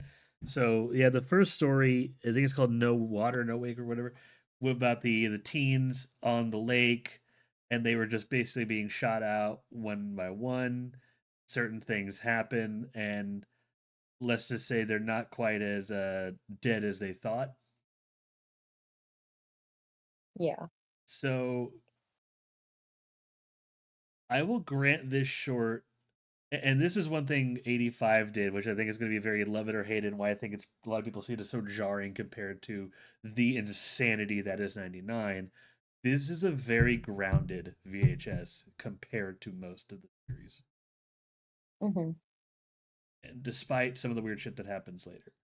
So, but this one, whenever like the weird stuff happens, I will give this short credit that it these people these teams they're talking about this very earnestly. They're talking about like what this could mean and how they're gonna go on, what they're gonna do, and they act on things that like in the moment makes sense, sure, but it's not like they don't address anything. And this hits us the kind of scary that really does affect me. That like that existential terror of like, oh God, what's gonna happen? Like that's the kind of like terror that hits me personally. But like part of it is also like I've heard people really praise the crap out of this one. One thing, shout out, even though I don't think they need it from me. I watched the kill counts of these because to learn some more background stuff. The way they kind of rated this one is they talked about how the dry humanity of this moment and how uncomfortably real it felt. I didn't quite get that. Like thinking back to it, about the uncomfortable realness of it. But that could also be just me. It's the stuff after that hit me. So I had it at a nice even could once I took everything into consideration, including later, we'll get to it. I put this at a solid 3.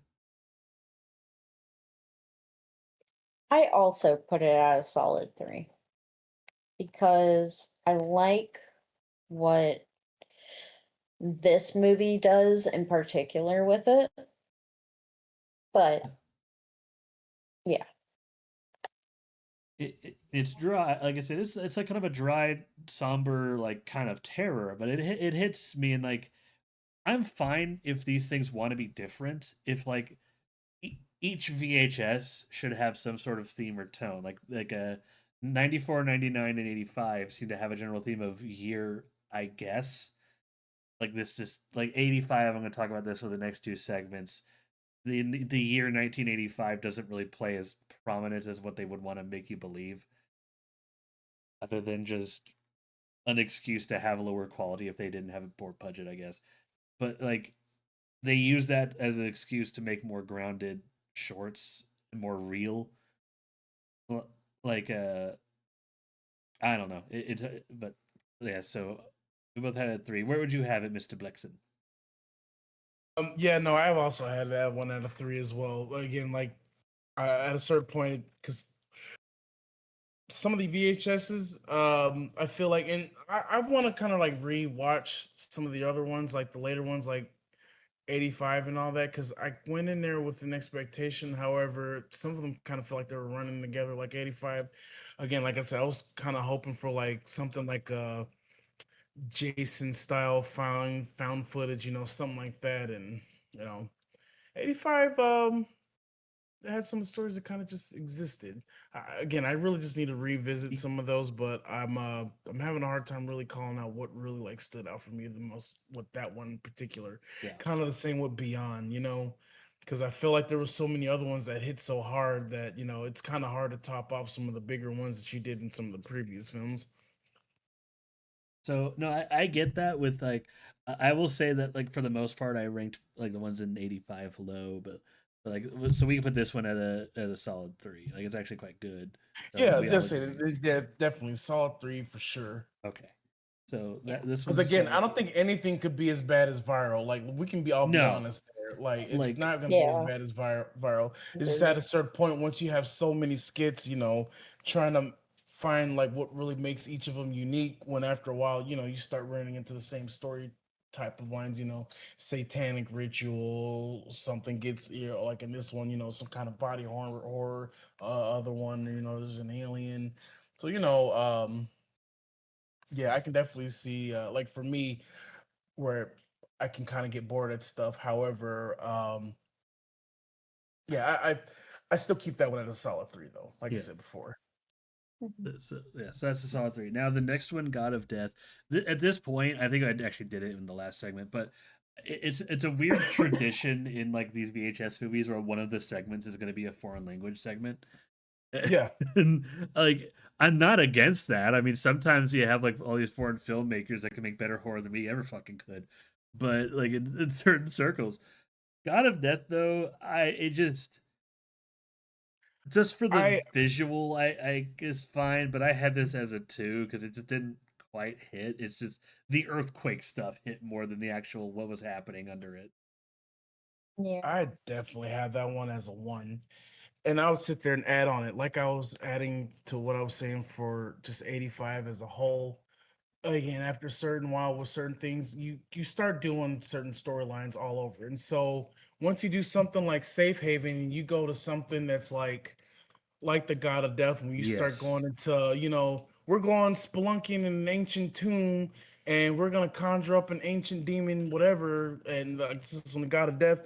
It does imply a whole bunch of other stuff. Plus, not to mention, being Hispanic, I know about a lot of the Hispanic culture in that. So they did have a whole lot of they were adding all that, but for what the actual Hispanic culture represents comes in it, a lot more could have been done in it. I felt like it was very lackluster and boring to have like a pillar man, you know, in the wall being threatening. Like I get like, why it's like, oh, it's paranormal, all the spooky stuff's happening, but still, you just got like mummified. Yeah. Like, and again, We I can do a don't little more with that.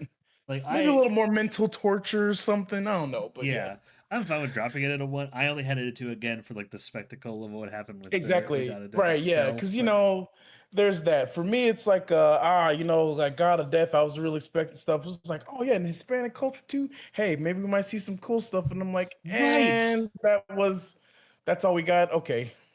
Where'd you So put yeah, it, it was just a Lex? little extra luxury. Yeah. I put it as a 0. Oh, well, that makes this easy then. Like you put it at 0, so Yeah, we could so it's gonna be a 1. yeah. But yeah, it didn't really do anything for me. Yeah, it It was existed. just kind of it was Yeah. there. Yeah. I don't know I mean, why and it was there, but it was just there. I would even argue putting it at a 0 for me just because of that fact, like adding to it, because it is that like they had it, but I was personally disappointed in the potential of representation, especially if you're gonna put because other cultures definitely have scary stuff, Yeah. like spooky, like Asian cultures, Hispanic, African cultures. It's just you got to know where to find it, and so like hell, you could even argue you can make a VHS movie that is dedicated off a theme of foreign horrors and all that. But hopefully, God of Death is like Hell, make the next I don't one know, VHS imports and just do a whole bunch of it. right? Tariffs not included, Oh god. Tariffs not even included, and yeah, just have like a whole, just have an anthology of foreign-based horrors and stuff, and yeah, try to revisit that. So I feel like more can be done with it, but this was an attempt. I'll hold it at 1, but if we want to like really like if we like Yeah, I'll if this is one that like if we start more I think about if we decide we really want to drop this down to a 0 because I do agree it is the weakest segment in the entirety that is 85 and unfortunately Honestly, I so. don't agree with that statement, Sam. Really? I feel like the next one that we're going to talk about is The techno god. yes. I had that also at a 2, but only because of the techno god itself and like what happened at the end and just the audience reaction to it was just so fucking bizarre. I'm just like, sure. But Yeah, so the I don't know. It just really wasn't doing anything for me. yeah. Yeah, so where'd you put that one? Just 0? I put it as 0. You put it at 0? Where'd you put techno god, Mr. Blexin? actually, I realize I missed that one. I'm trying to see which one. That one, yeah, That's the lady with the Techno VR God. goggles, the weird like one woman show, and she. Oh yeah, that was okay. I do remember that because it was like one of those like what tech techno paranormal. So I was Yeah, slightly intrigued on that one. That was a 2 for me was it 2? because it's right because it's like what is happening, and I know it's because perspective. I like that one as a 2 because again, you intrigued me with the whole techno thing and mix of the paranormal and all that stuff happened. Oh, and then just how everybody was sitting there like, is this part of the show? I'm like, yeah, that's valid. Everyone's having a crisis. No one's really taking it seriously. Actually, here, I'm looking at this here. Oh yeah, and as I'm sitting there watching in the back, they're like, oh yeah, is she okay? Like everyone's just sitting there watching this lady freak out, eyeballs popping. Anyways, like I said, the horror of how like we're sitting there, we're just watching crazy stuff happen, and instead of helping, somebody could have found out like this lady needs help. Here, Lex. How about this compromise? I'll put techno god at a 2 since you says a 2, but to even out the score a little bit, I'll move God of Death to a 0. Yeah, Okay. I that's think solid. that's going to even the score out a little bit. Okay. I'll say this in comparative, I still enjoyed that a lot more than I did God of Death, so that'll be Yeah. why I liked it more as a 2 comparatively. Okay. Now the last one I have higher than I thought, but again, this is like one of those like retrospectively looking at it. Ambrosia, that's the one with the family that turns out to be a pseudo sequel to the water one about who did the thing and the revenge story. And just because of how these stories connect, and again, it hit that existential specific terror that like really hits me. And I loved it. like I personally have it as a 4. Ambrosia. I put it as a 5 because I Really? love it. Yeah, Like I I do really enjoyed it. I do think 99 really went out with a bang. Or 85. Oh no, it didn't, because 85 has one more. Dream Kill was kind of, but we'll get there in a second. But like it all, like I do think this is the strongest segment in 85. And that's the argument behind me because I don't remember. So I'm gonna go ahead and not add a rating on that one because I don't remember that one. I need to watch that one fully through. So I might have actually fallen asleep no, because I was like that one night trying to watch it. There was one of them I was just super tired and I did finish. tell you what, Lex. How about this? Mm, Compromise, mm. because we have an unsure. So I don't want to put it at 5 if we have someone that's unsure, and I want to like keep it vague. Yeah, How about this? How about I I put this at 4. However, we move something up to 5. Mabel, Mabel. Like All right, because we that's a have bet. what if we amongst all of these what would we move up to 5? Like I'm between Mabel and 103198. I'm between those two personally.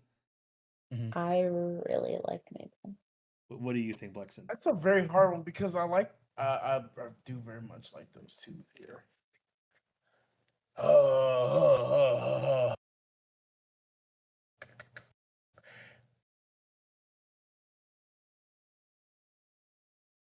Here, yeah. Why don't we put Mabel? Because that puts another thing. Because I mean, we already got Safe Haven, which I feel like is the superior, to the God, it's so hard to read that one from here.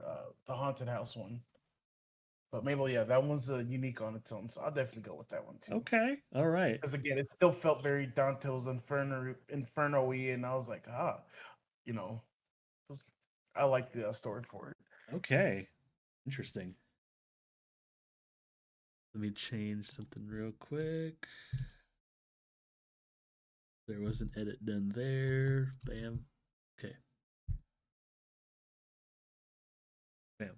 All right. So that's that. Now, last segment of if I've Dream Kill. It's the guy has premonitions about murders that have happened or will happen, and there's like a weird twist. I okay.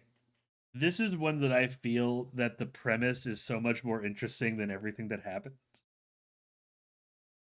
I agree. And Yeah. I personally have it at a 1. It just didn't do anything for me. I actually put it at a 2 just because I would recommend it just based on the plot line for it, but I do believe that the execution for it was a little lagging. Yeah. What about you, Mr. Blexin? Do you remember the Dream Kill or? Yeah, it's that goth dude.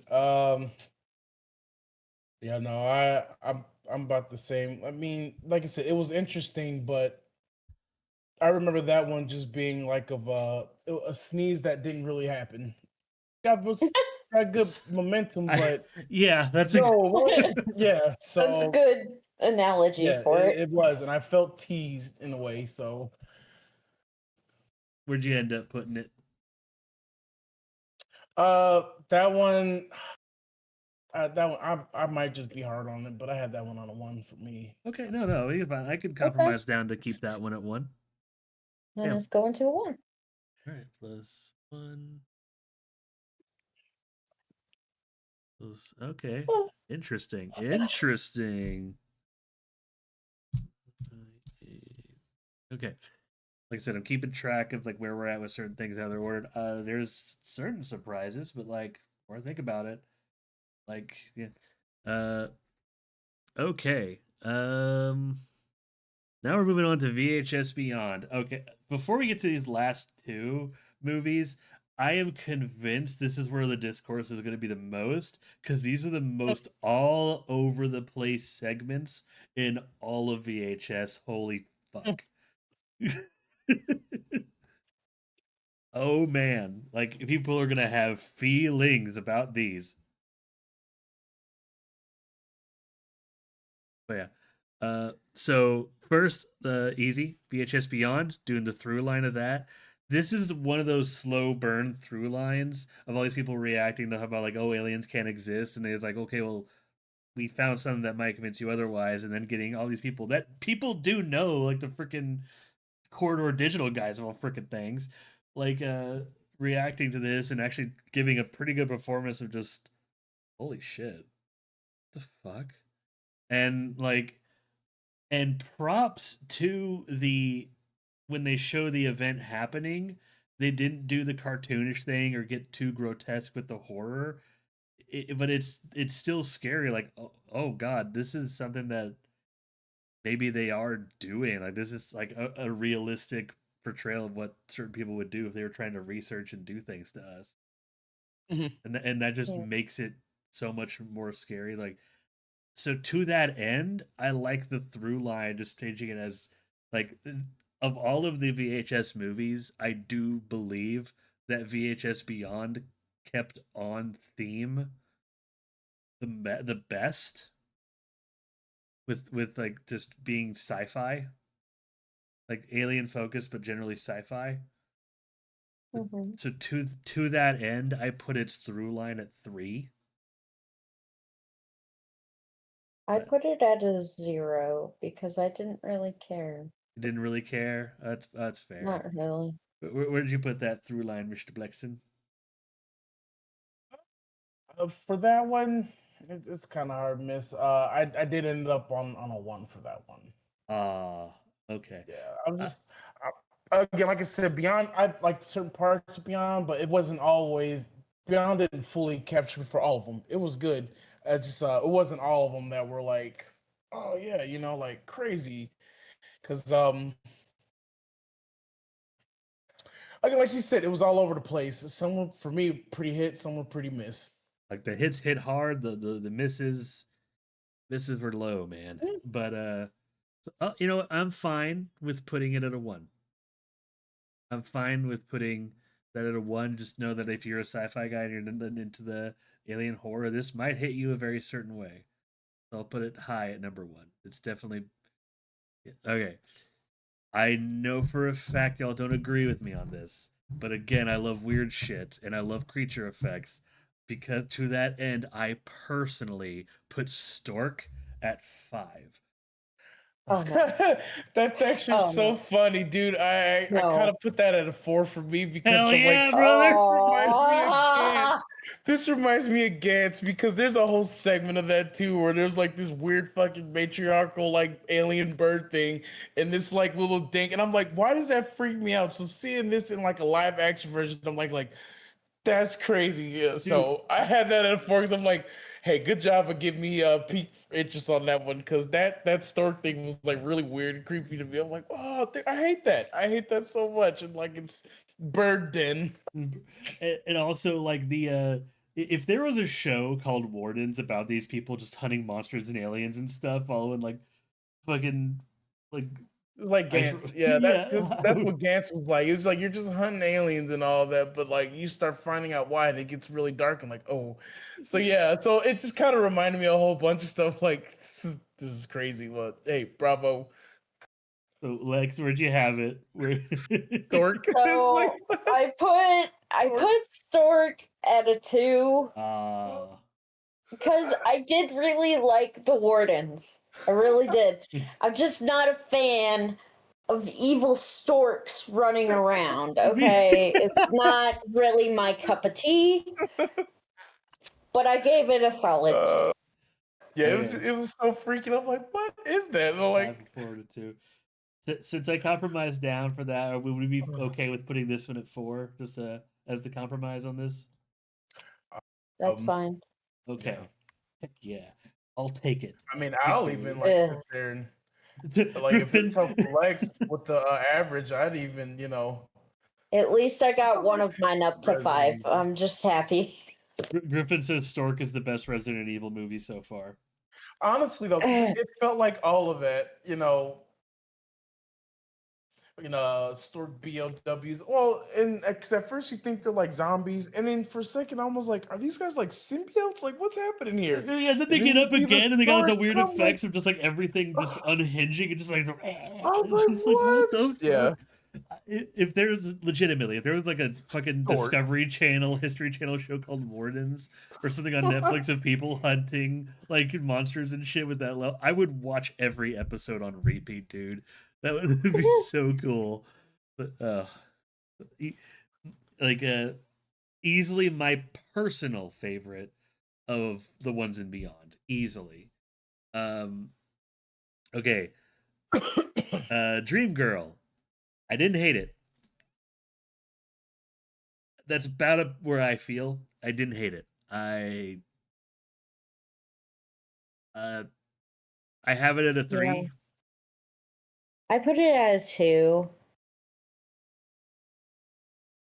You know what? I'm gonna pass on that one because I'm not recalling that one. It's the Bollywood one where the girl is like has like a secret and like she goes berserk and like Yeah, she You loses know her what? shit. Oh yeah, and you have like this whole Yeah. God. It's like again. So for this one, I want to appreciate all the production and all the stuff. I mean, because especially with like Indian culture, like they're gonna dance through all their stuff. However, with the and for me, because I end up getting lost on musicals and all that, like it's like I appreciate what it was for that. But just as a VHS segment, a 1 for me. a Cause 1. Okay. yeah, cause I man how do I put it I end up getting really lost on musical stuff because I get so distracted with the music and everything else that I'm like I end up forgetting like oh yeah what I'm on. So that's my only thing. So if anything, it's like I'm forgetting Berserk or not Berserk. I'm forgetting about VHS in that moment. But I like the performance of what it was. I'm like oh, okay. Again, I like it for what it was, but as a VHS skit, it just felt weird as a VHS skit Yeah. or a thing. So So that's my only reason why. Solid, okay. so or standalone Well, performance though. that makes it I like easy that. though, because a 1, 2, and a 3 puts it in a nice square 2. So that makes Yeah. it easy. Okay, cool. Okay, this is the my personal second favorite in Now the VHS behind Beyond, the the scenes. Live and Let Dive. It's just learning about the fact that it was all one take and just how experimental it was. I have to Mhm. respect it. Like I personally have it at a 4. I gave it a solid 3. I enjoyed it. I like the like the angst that they build up with it. Mm-hmm. I like that. Yeah. I do have a new fear unlocked, but I liked it. Hey, Lex, want to go skydiving? Hell no. Yeah, no, that one actually. I know for a fact I didn't actually see that one, so I'm gonna pass on that one until I can give a full comment on that one. Dude, 4 and 3. So Yep. this is one like the impressive part of it is all in one take, but let's see if we can get a tiebreaker and chat about this one while we kind of pitch our cases here. We have a 4 and a 3. We need a tiebreaker. Well, that's just something we can move around for compromising sakes. Let's see here. But basically, if you haven't seen it, Mr. Blexin, in Live and Let Die, these people are going skydiving, and while they're flying along, they're all like, "Wait, what the heck's that?" And they notice like a UFO and like planes going at it right outside the skydiving plane. Like they simulate Mhm. turbulence of things going right by them, and just shit's going on. At one point, you see like a hand on the window of the plane. It is a very specific fear, just being trapped at like 30,000 feet. But Okay. and then eventually they just have to skydive out, but and they because of their plane just starts to go down because freaking aliens are tearing it apart.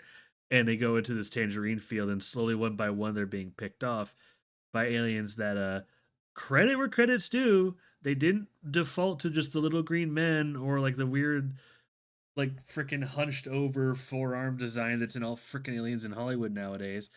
They have a very unique alien design of these weird little crawly crap dudes. They're just like but I That's don't exactly accurate. yeah. But like credit to unique design. Honestly, the uniqueness is why I put it at 4 personally. But as if we're just judging it off of quality, I think I'm talking myself down a little bit. I think 3 is a fair place to put it, like the top of 3, more than like Tomato Town, because I personally only have it at 4 as a nod to its uniqueness, not over its overall quality. So yeah, I'm fine with it being at 3. Okay. That's it, but because it is good, it's just not as good as freaking Stork. That's for damn sure. Oh my god. I'm sorry, Lex. It's okay. Now I know where you rank this one, Lex. Tell us about fur babies. Yeah. Okay. All right. I'm not even gonna fucking sugarcoat it. Burn it, burn it, burn it, burn it. Because honestly, I hated it so much. I hated the premise for it. I thought it was freaky and gross and just, I hated it. It reminded me, and I think I said this during the skit, but it reminded me of the human centipede, but worse. Yeah. There we go. Yeah. So burn it. Burn Yeah. it. You put it in burn Yeah, it too? no, me and Lex are definitely like aligned on that one. Why? Because same thing, right? Yo, human centipede, but with the dog. Listen, I know, No. like I said, what I said about the human, No. like I know what I was saying about, yeah, the whole body horror for like the subject and all that, but this was different. Like when dude, like when she had like their knuckles like that, but yeah, that messed with me too. Like that freaks me out so bad. And the way they had like her, like the way she like surgically like attached like the dog's jaw on them, like everything about like this is fucked. This is so fucked. And what about the dog she got that from? And then all the breed. Oh no way, bro. Yeah. And so No. that's all like, yeah, burn that with fire. That abomination. Yes. I was Yes. like, yo, lady, Burn. you're a crazy lady. What? Yeah. Griffin says even So that Lucifer would be appalled by this and send it to ex- double hell. yeah, Yes. absolutely. Yeah, absolutely. I was like, Absolutely. what? That's crazy. Like, yeah, that Sam, So what did you do? so you know how I said I knew there was going to be discourse? Yeah. It's not. It's Yes. not. It's not on this one. Burn this shit with fire. Okay, thank God. Okay, I will acknowledge the only reason I'm putting it there. If I were to just like really step back and get over this stuff and like really give an earnest rating to this, it would probably only be a 1. But at best. But because of that and just I have a very like Justin Long, he already hurt me with Tusk. I saw Tusk, and I didn't need to relive Oh that shit yeah, again, dude. yeah. Tusk is one of the only movies I have ever watched that made me feel dirty. Something And about those animal body horrors on top of it, oh man. yeah, Like, And like Lex. I said before, I don't do well with body horror. at It least just with made it worse when it was this. Oh at least with the experimentation, you get like a cool laser arm or something. What am I yeah. gonna do with dog What knuckles, you dude? gonna do? What am I gonna Fucking do with nothing. that? So yeah, Lex. If you ever, I don't know if you'll ever want to see Tusk, but I'm just gonna tell you right now, No. it's just No. more of this. It's a feature length film Nope. and a Nope. Hollywood budget. Nope. No way. Want to see No way in Justin hell. Long scream? How about that? Nope. Nope. I don't care. Just No. God, I hate How do that you ending feel scene. Just about Justin Long? Right? the Dude, the way it ends when he was crying, I'm like, what? No. Dude, Fucker. that ending, I'm like, what? I can't believe. What even is All right, moving on All from right. Burn It. Okay. Okay, yes. Stowaway. Okay, this is one I also ranked low, but for a different reason. I actually put this at 0 because even while actively looking stuff up, I had to remind myself everything that happened, and it just tells me like, yeah, this was just bad narratively. What the heck? If I have to Yeah. keep, yeah, so I have this at 0. I also had it as a 0 because honestly, I really did forget about it. Interesting premise, I just don't even did not remember like the that. execution. Yeah, no, yeah, I agree with that. Like a But unintentional stove. Stowaway, let's see. Let me take a look here. It's like basically she's eh, she has like this thing where she's like tried to be a better mom. Apparently, like that did not come through in the short. Again, I'm trying to get more through other sources to try to learn more. But like she's on the stowaway and she's like repairing herself with the stuff she has available to her, but it's this alien species that is just trying to collect like spiders and other animals. So she's basically slowly becoming this weird homunculus. That's Oh, that thing. Yeah, I do remember that. Yeah, that was pretty like because I do remember that. She was slowly turning into one of the yeah, like she when you touched talk the about the yeah. premise, it sounds like, man, this is supposed to be really cool. Why is it as boring as it is? What the fuck? Yeah, and that's the you know Mhm. what District 9 vibes is what it was giving me because it's like Yeah, you ever seen District 9 I because that was the love whole District thing 9, dude. where it was like yeah he was slowly turning an alien as well and you know she gets stowaway on it but I know he was trying to like you know the guy and the other guy was or the guy in the first movie the District 9 movie he was trying to like cure Word. his whatever but yeah this girl yeah she was slowly turning and it was like well I guess yeah body horror through unwillful changing, but that's all I saw was like, I mean, it could be worse, but I see like the horror of it, like you don't know what's happening to you, but yeah, she's just turning into an alien, and then she's probably just gonna end up at their home world, whoever alien's home world, and I'm like, who are you? So that's pretty much what I got from it. It didn't really leave much for me to imagine too hard, like how it would end, you know, afterwards. But I mean, she got turned into an alien, and I guess she's gonna have to learn alien language, I guess. But yeah, I do Uh, remember that one because wasn't it that she was like, yeah, she was trying to like collect stuff. She touched some like goop or whatever, and that's what it was slowly like transforming her. Like she had touched something in like one of the alien pods. That's what I'm trying to go off Yeah, of memory. that's the thing. Like, Yeah, apparently there was like a healing thing, but none of it really? was clear. Yeah, I know. That's like, Well, like, it was one of those. It was all visual, but like you know, like I could see that she was transforming. Like that was the only thing I was able to gather from it. She was transforming, and yeah, stowaway because she's being taken to whatever alien homeworld. So oh, this is I guess if interesting. that's your biggest fear, like you ain't going back to Earth. So yeah, I'd be scared too. Yeah, this is. I'm looking at the ratings. I'm not going to reveal until we get to the go over VHS Halloween. But this is the bottom three are not what I was expecting, and like especially specifically in the order they're in. But yeah, that's how I have it right now. Like, okay, but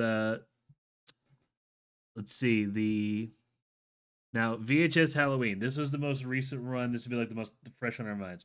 So the through line about freaking diet I just watched it phantasma. today. God. Fresh. Phantasma. Diet Phantasma. Diet. Right. The implications of It's that shit. Diet Phantasma. It's not the regular. Remember, we got some new stuff here with real ghosts. With real good. All right, Blex, you're gonna hate me. I gave All it right, a what's that? 4. Give it a. No, honestly, I'll be real with you, right? Because we had the conversation. I'm so glad you said this, right? Now I don't feel bad because when before we started the podcast and we started talking about it, I actually had moved it up to like a 3, just for like the stowaways. Stowaways, I have like all at like a 1 or whatever. That one's easy 3. Could have been a 4, just because I'm like, man, for it to just be a soda ad at the very end, like that's Yeah. honestly what tied it together. It's like so. I was like, what was the point of all that? You know, it's like whatever, because that. And then they had the ad at the very end. It's like the little girl going, "Diet Phantasma." Look at that voice. I'm like, no way. And that's I that. Yeah, it broke me on that shit. I'm like, all that for that little girl's like, yeah, it was funny. It was very funny. So I also wait 1, 2, 3. Plus, it's Halloween. That's a great way to do like a Halloween because Halloween is always gonna have like a mixture of that dark humor in there too on some level. Yes, So I also had it at a 3 actually. Because like it was just so weird. But of all things, you remember Halloween 3 season of the witch? Mhm. It was giving those exact vibes, just a Yeah, weird company. So like, so if, are we like, would you be fine if I put it at high 3 as a compromise? Yeah, that's I fine. mean we can even move it up because again that one I'm pretty sure I moved between like in 3 and 4 on that one. So 3 if and we want to 4. move some other stuff around, then yeah, we could definitely like do a final review. Let's see. Okay. Okay. Let's take a little pause. Is there anything in actually quite good we want to move up to a 4? Because we have Ozzy's Dungeon, Diet Phasmo, Live and Let Die, Uh-uh. Storm Yeah, I Drain. think Like we're good. I'm still cool with yeah. I still because that's still great. Honestly, 3 is not to me even remotely bad. Like that's still pretty good. Like yeah, these are actually quite good. Like yeah. Okay. Okay. So we're gonna hold Yeah. that at 3 for now. Like let's see if we can change our minds. Yeah. Okay. Coochie Coochie Coo. Okay, so can I just at least start by this? Sure. Yes. I like making the comparisons based off of stuff I've already watched. I know it's like tier list, right? But it gives me certain reminders of things, right? Y'all seen Barbarian? You know what I'm talking I about, know exactly what you're dude. talking about, dude. But baby, so yeah, that whole thing. At first, I was like, how do I feel like this, right? At first, I was just annoyed because the girls were like, I would have been like, yo, if that was my friend, I would have been super like pissed that like she dragged us in here because she kept saying yes. And first of all, when that hand came out of the door talking about some coochie coochie coo, that's like your first leave, leave. Why would you leave? Yes. That's like literal in my nightmares when like Yes. I'll have a nightmare where like you walk and then you just see a door open. It's just black and pitch black in there. Why would you go in there? Yes. Right. No. So that No. was Nobody yeah. would. That's the Right. Nobody problem. would. Right. Nobody would. And she's like, oh, my ribs. And then the way it ended, like, oh, like at first it's like, yeah, coochie coochie coo. At that first, I thought it was somebody crazy, and then it started pulling. Like, if I'm not mistaken, Yep. Nope. yeah, And yeah, then it it was got that. bad. Yeah, It yeah. got very It bad got so very bad. It quick. started getting really bad. And yeah, the milk trails on the floor and everything. I'm like, nice. No. This is great for Halloween for me because that freaked me No. out. No. Where'd you And put it, again, man? unhinged barbarian. The shackles are off. So tell us, where'd you end up putting it on the list? Oh, for me, Yeah. oh yeah, no, I had that at 4. That was great, A awesome. 4? I had it at Oh 4. Dude, it's wild. You know what's crazy? What got me after that? That girl was so dumb. She's like, "Oh, if my friend sent me in here to die." Well, I wouldn't even say that she sent me here to die, but like when the girl who got I don't remember her name, but she got her ribs broken and then she was taken, right? Hey, final chance to get out of there, right? Girl goes, no, Fred, let me go down in there. Runs down in there, and then you see the horror, Nope. which is Nope. like a Nope. whatever, right? Nope. So you see that, and then she's like, oh, and then she's like, the lady starts humming, and then a lullabying, and then she like drops the camera. I'm like, wow, like how dumb could you be? You went down in there, you had a full like free pass to get out of there. You find your friend with that thing, and And then you and then didn't. right, and then it had like all those boobs and stuff, and I'm like, oh, that's yeah. And then she sings and does the little lullaby thing and has her in there, and then it just ends with her like laughing. I'm like, Happy Halloween. That's how you do it, cause Sam, yeah, it was you entertaining. I talk. liked it. No. Here's Lex. Lex, I have a feeling I know where you put it. You put it at Burn It With Fire, didn't you? Yeah. Okay. So I had it. I didn't have it at Burn It With Fire. So I'm be straight up with that right now. But I didn't have it as high as a 4. But you mentioning Barbarian as making me like rethink about this and making like because No. no, Lex, it's not as bad as you think. I was But teetering. baby. I was. I'm trying to take everything into consideration, the scene that like made me go, oh yeah, no, like I don't need to take this seriously, is when she like opened up her fucking blouse and then just the fucking leaking and just oh god, Yep. it's just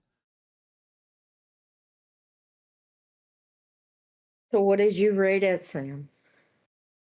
like initially because it still grossed me out and just the whole the fetuses weirdly enough and just the weird baby face thing they did and just yeah like the whole impetus of everything that happened was because these girls were just being like, look, I get why you ignored the kids. As soon as you see the hand come out of the freaking house, walk away. Why? What? Mm-hmm. Just like there was no sympathy for these girls. I'm sorry. Like, I thought the little I didn't have all any those sympathy for them, but I didn't need to see all that. yeah, I thought it was hilarious and like so creepy with the baby face people down there. I'm like, when that Yeah, one I dude who don't was like sitting there, that bald dolls. dude, he was sitting there, I was like, oh, his eyes like is what the way they Yeah, puffed up his cheeks and the no, eyes. I'm like, hey, it's a good no. good job of making it look creepy, but yeah, Yeah, it had no. me I and the way he was don't like freaking out. dolls. oh, It was bad. you're gonna hate this. Like, so I had it at a one. I had it at a one. But ever since hearing about the Barbarian Connection, I was teetering. No, Initially, I was teetering between one and two, and like I'm changing my personal to a two. And that so means it has to be added too. it has to Yeah, be at a I two. enjoyed that one. I I'll put it at the bottom of two, and if we really really want to, I'll move it down. If we really really want to and find something like things get a little crowded with the last ones. Yeah, yeah. But like I didn't I try to take everything into consideration and like if the short is gonna tell me like basically in its own unique way, you don't need to take this as serious as itself like this one did. There's a lot of levity, so like I'm giving it that, but like even then, it still was gross, so I can't rank it high. But I'm gonna get like it is it's more of like a fine.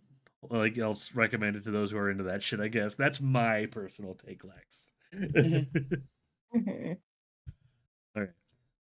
Okay. There's two shorts I would rank. I would like rank high. This is one of them. The Mhm. it's Sugura Sick Imbra. I don't freaking know that. But Mhm. the one in the church room, I have that as a four. I Bec- also have it as a 4. because just like with the empty wake, I just thought like, wow, you just take this on its own. This is a really, really good horror short. And like, there's this weird air of tragedy to it. It's well acted. And just like if I were to watch Halloween, if I were to like pick like two segments in VHS Halloween, it would be this one and my personal favorite one, which we'll get to. But Which one again? this is the foreign one about like there's like the phone in the middle of the room. Oh yeah, yeah, yeah, yeah, yeah. Yeah, no, I like that one. Uh, for that one, I I still has I'm still not fully decided on that one. I want to say, I guess compared it to like the rest of the movie here, 2 to 3 Two to between three. those two. Yes. Would we be able to how about we compromise at a high three since you have like What say you likes? Because I can definitely like, because I can definitely move and compromise with you on that one. yeah. Yeah, there we go. Okay. So, since we uh, I'm also and think of it this way, Lex. We both ranked it high. Putting this low evens it out to like putting this one above since this one feels like it's going just under the bar, counters out how it feels like Coochie Coochie Goo made you feel like it's going just over the bar. That way the score is a little more even down the long run. What do you think about that? Yeah, that's fine. Okay.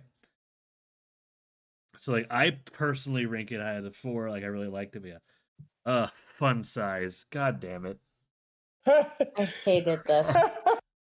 I have hate That one it. has everything that we had been. I knew we were going to eventually get to this one. yeah. That one has everything that we either liked and disliked about everything that, for the whole reason why we have some of these even on like a higher or low ranking, right?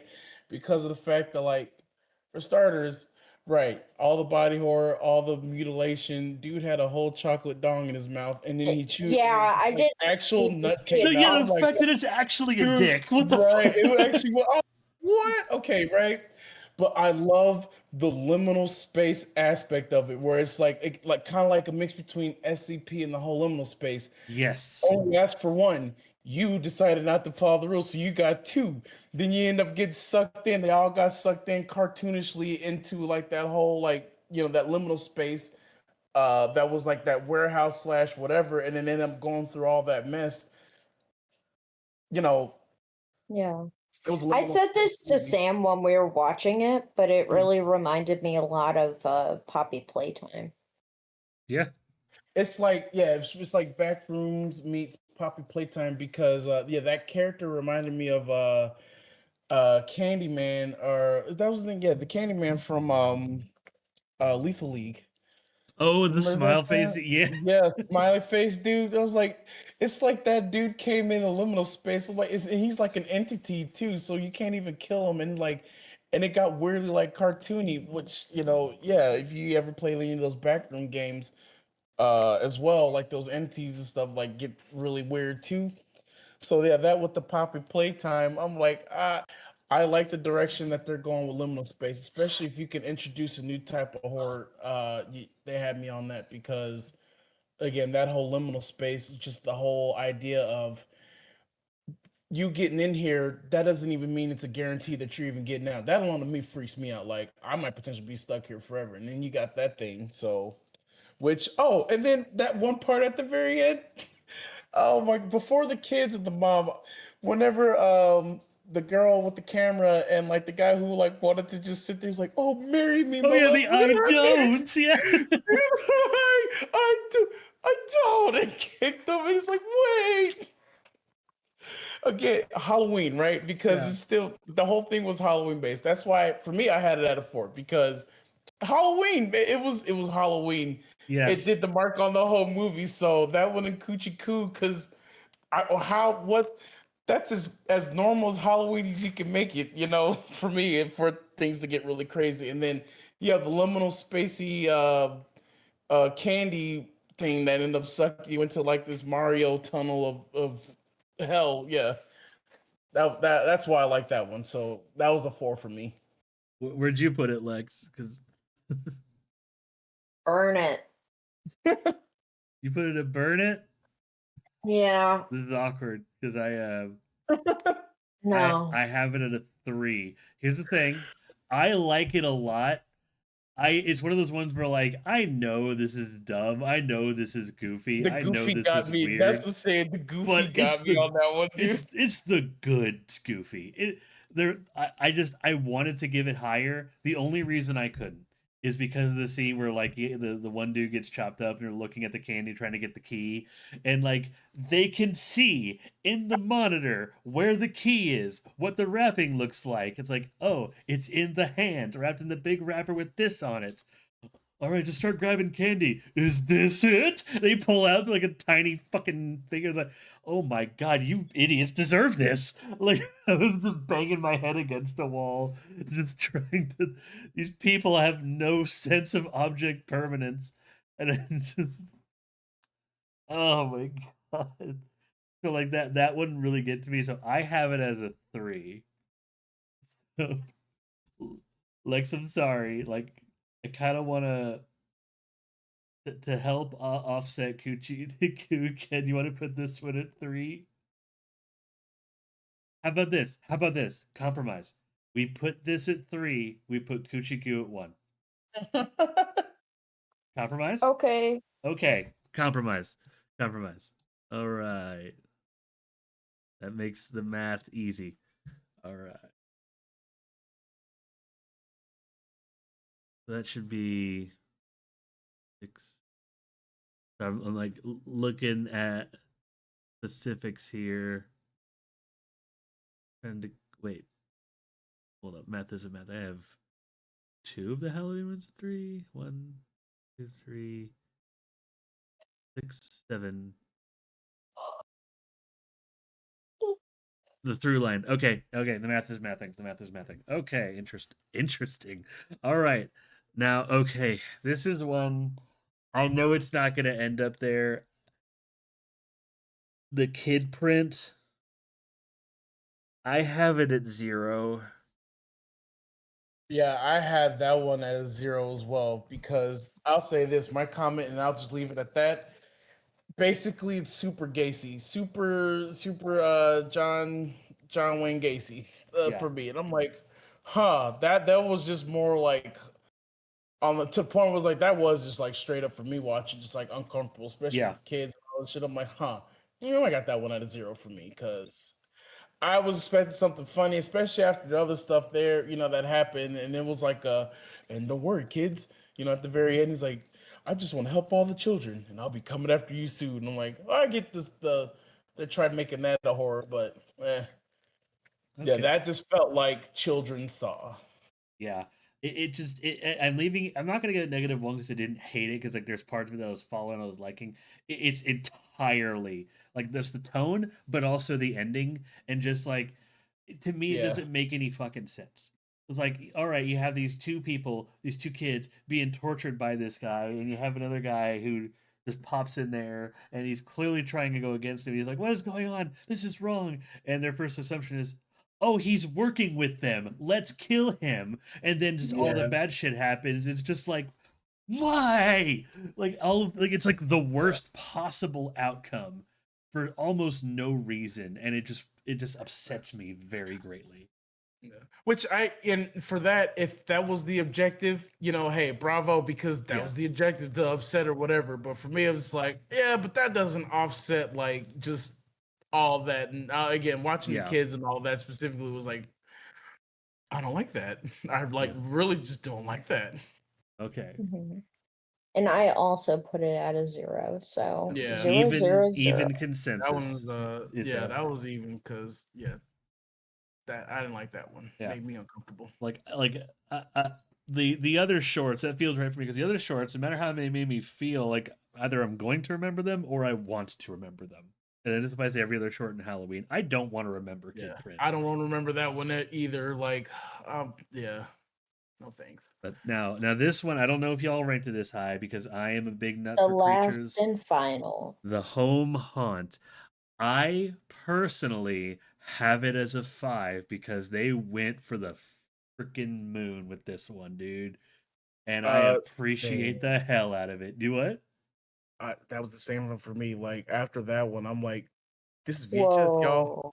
I got a 5 for me on that one too. We have a consensus. I No also had way. a No 5. fucking way. We have a 5. Oh, It was VHS like at its finest. Like I don't know, especially with the little kid who started off as a little kid, and he became like this bitch and yeah. goofy, like nothing matters, and I'm emo dad, you're stupid, and then nothing's magical, and it just like it was Halloween magic in the worst way. It just Hell start with that yeah. old man dude. I'm like, oh my god, no way.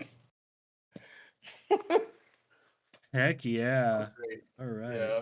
They Okay. they pretty much hit a lot of those marks on. I'm like, ooh, y'all added some ghosts, a little bit of zombies. You got the little Jason Voorhees with the axe to the head, it's a little scene there, and like some everything. Great, enjoyed it. This is interesting. Okay. A lot of fun. Drum roll. Okay, so we have everything I said. The ones that are here left are the ones that we're not doing. So we have so so I'm gonna line this up a little better. Take another look at the list and how we have it. The only three we have as a 5 are uh, Safe Haven from VHS 2, which yeah, I agree. Mabel to Hell and Back from VHS Yeah. 99, and The Home Haunt from VHS Halloween. If you like the only, and I mean the only other one I might put at 5 is 103198 because that to me was the one that set the tone for the future of the all of VHS for just Oh, like for oh sure. Yeah. like but I am fine with it being at 4 because that was still an experimental start to the whole thing. So Right, and it's like my only reason for having it there too, because I'm like, oh man, that's like that had me, in a very chaotic sense or feeling that I had when I watched, Safe Haven. So that was just the main one for that. So, yeah, and again, I don't want to put everything up on the five yeah. because there's too many of them. Oh yeah, like I know I personally had more on five like Ozzy's Dungeon because like I loved the weird. The easy way to like Yeah, to make me happy is easily creature effects, but even if it's not something I personally tribe to, if I recognize it's good, it's good. That's why like even though I'm not a paranormal guy, I could look at like the Empty Wake and I could look at the Six Supra, Sic Umbra, whatever it is, and just like, no, these are good shorts. These are good paranormal shorts. I can look at Suicide Bins, like, oh yeah, that's gonna scare the crap out of somebody. That's a good story. Like I could definitely recognize like what is there. Like Yeah. but like I said, I'm gonna linger on this for a while on the screen. I don't know if y'all. Well, let's see it. So yeah, for five, Safe Haven, Hellback, and Home Haunt. For WoW, that was awesome. 103198, The Empty Wake, a Ride in the Park from VHS 2, Mhm. the Gawkers from VHS 99, Suicide Bid from VHS 99, Ambrosia from VHS 85, and Stork from VHS Beyond. I'm definitely gonna have to rewatch 85s just so I can get some more. And even beyond, like at a Yeah. certain point, because after especially reviewing these, I'm like, yeah, I definitely do need to rewatch these. 'Cause some of these, yeah, I did watch them when they came out, and And it's for me honestly, been a while. So so so the consensus on fur babies may have heard a few things. I'm gonna do a quick number jargon on like white like I said, I'm gonna tell y'all what's everything going. Then I'm gonna do a quick number jargon to make sure I did one right because something doesn't feel correct, but it might be about my math here. But yeah, Suicide Bid, Ambrosia, Historic, and actually quite good. We have Let Supra Sicumbra, Ozzy's Dungeon, the Diet Phantasma, Live and Let Dive, Storm Drain, uh, Phase 1 Clinical Trial, Amateur Night, Tuesday the 17th from the first VHS, Test Subject from VHS 94, the Water from VHS 85, and Fun Size from VHS Halloween. For Would Still Recommend, have the through line from VHS 2. Well, actually the through line from a lot of the VHS movies from VHS, VHS 2, and VHS 94 all made it in Would Still Recommend. Um, the Slumber Party Alien Abduction from VHS 2, Terror from VHS 94, Shredding from VHS 99, Techno God from 85, and Dream Girl from VHS Beyond, all in would still recommend. A whole lot of meh. We have Coochie Coochie Coo. We have we have the through line from VHS Beyond. We have Bone Storm, Dream Kill, and we have the through line from VHS Beyond. Or no, this one for VHS 85, which I agree with a whole lot of meh. We have Dante the Great from VHS Viral, Second Honeymoon from VHS, and Parallel Monsters from VHS Viral. Like all of the segments from VHS Viral got a one. What do you think about that, Lex? Good. All right. For why even make this, we have the through line for Viral. We have the Veggie Masher, which it's at 0, but it's not going to affect the overall average for VHS 94. It would feel weird if it did. It's like two. It's like a minute. But we have God of Death from VHS 85, Stowaway from VHS Beyond, Kid Print from VHS Halloween, and for the only two we have in Burn It With Fire, we have the Skype call one is knit title I can't read from the first VHS and Fur Babies. Is there any we want to move? I mean, yeah, no, we're good. Okay, Nope. let me Let's do do a it. quick tally to make sure what I'm thinking of is how we do it. Crap. Yeah, that's really gonna bring down the average. Holy shit! So I'm looking at let's see, let's do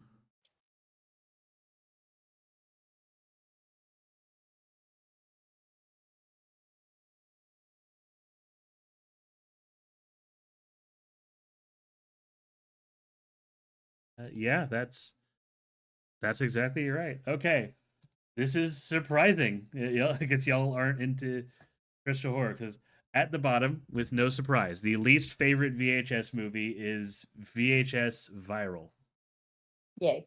Like its average rating we gave it with all of its shorts and everything would sit at a 0.75, which means it would be like, why even make this between why even make this in a whole lot of meh?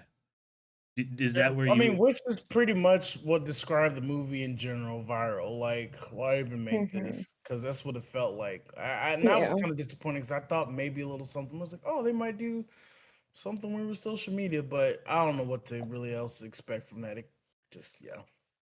The second worst, which is catching me off guard, why I had to do a recount. But again, like it's the Fur Babies is bringing down the average, but VHS Beyond is second to last. Yeah, and then for me, it's because I got to rewatch that one in general. I feel like I don't know what was going on with me at that time. I'm just gonna have to do like a Yeah. full one on that one. Yeah. That one's at 1.5, so it would sit firmly between a whole lot of meh, but would still recommend. Hmm. Like just barely, and I mean just barely above that, we have VHS 85 with a 1.83. Also a whole lot of meh, but would still recommend. So yeah, VHS 85. It had some good segments, but it also had like God of Death and Yeah. a lot of ones. And, like Some fillers yeah, for Hmm. sure. it's it. What saved it is it didn't have Fur Babies that we would all put with Burn It With Fire. Fur Babies was just the balance. Fur Babies was the balance. And it It just was had again, it's not that I like hated in the way of like oh, it just sucked. Like me it was like, damn, bro, like that just made me feel bad. yeah. So yeah, Hmm. Like I felt so uncomfortable watching it. all right. So yeah, that's our bottom three. So the bronze of the worst goes to 85. The two that are in the middle. So next on the line we have the original VHS. It's two averaging out at a two even. Would still recommend it. That feels low for it, but in the grand scheme of things, it being not the best, having like three better than it, I think it feels right. Or that's actually has like four better than it. It still feels right, you know. Mhm. Yeah. Just barely ahead of it, saved by its final segment before it was like doomed to be worse than it. VHS Halloween. Solid. I really liked Halloween, honestly. Yeah, All the ones that I did watch, like rightfully so, yeah, because it's Halloween is supposed to be spooky on a crazy level. So that's how I like yep. taking it though, Like because Halloween. it, But it's that's my preference. its average score is a 2.5, so I'd still recommend it. It's actually quite good. That feels perfectly right for VHS Halloween for me, and that's honestly where I thought Beyond would land because me personally, like I put Halloween and Beyond in about the same, but I also know the sci-fi stuff hits me a little different. So, okay. Now the top three, I am a little surprised on the order of the top three, but Hmm.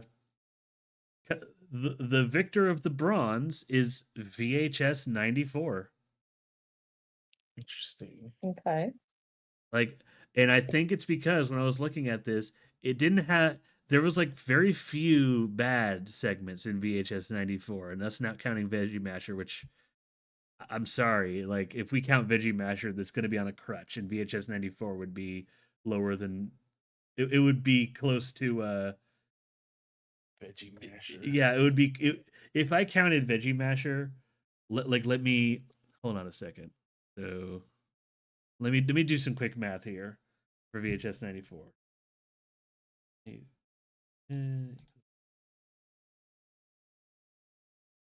If I counted Veggie Masher, it would lose its third place spot.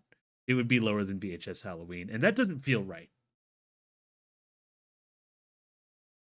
Fair. Like especially since Veggie Masher is just again a 1 minute, just kind of like what the heck, it being there as a joke. But no, VHS 94 getting a third place 2.8, putting it pretty much firmly in the actually quite good. Um, Okay. Now, so we know which two are the best. We know which two are the best. I want you to guess between VHS 2 and VHS 99 which one we rated, like which one is number 2, which one is the grand champion. I think 99 placed first. Yeah, probably from the sound of it, like especially with all these averages here. You're right. Like VHS 2 even out at a nice firm 3.2. Like if I were to guess, like I'm trying to like see what could have spurred VHS 2 down, but when I look at it, I don't think it's so much about what spurred VHS 2 down. I think it's what spurred VHS 99 up, because it Mm-hmm. to Hell and Back we put it 5, Suicide Bid we put it 4, uh the empty like where's the other 99? I think thought we put 2 of theirs at 4. 99. The Gawkers, yeah, we put the Gawkers at 4. Ozzy's Dungeon we put at 3. There's not many we really placed low. Yeah. So by our ratings, VHS 99 is the one we hold in the highest regard. As someone who appreciates the weirdness that is Ozzy's Dungeon, I approve. But Okay. so Well, yeah, that was fun. Yeah, it yeah, was. uh, that was very fun, and oh, Yeah, no, I really enjoyed that. heck yeah, thank you all for joining me for that. Absolutely, I had a Yeah. lot of fun. Thanks for asking for our inputs and all that. Always enjoyed Yeah. putting in some solid 2 cents on these things because we don't get to talk about these often, and I feel like sometimes these little titles get slept on. So, Agreed. It was just a lot of fun watching it with you guys and hanging out and well, I want to be talking able. about each episode. So Yeah, I'm hoping by the time 2026 that one comes out, we can do a watch party for that one. definitely. 'Cause, Heck yeah, yeah. just wish I was available to do the watch party for, especially that night when you were trying to watch them all, Sam. Wish I was available to watch that night, but yeah, I figured like, well, whenever the podcast happens, we'll definitely have a lot to talk about. So yeah, Oh yeah, no, we're absolutely gonna have more of that stuff to talk about. We're gonna keep going. See, Hmm. I am, and pardon me for a brief moment. I am doing some minor adjustments to the wheel that I thought I did but forgot to do. Uh, so last time the wheel was almost entirely Halloween stuff. That's how we got here. Most of it's actually going to be there, but I took off some key, very Halloween things, and I'm keeping some things on here. So let me get this last one on there real quick.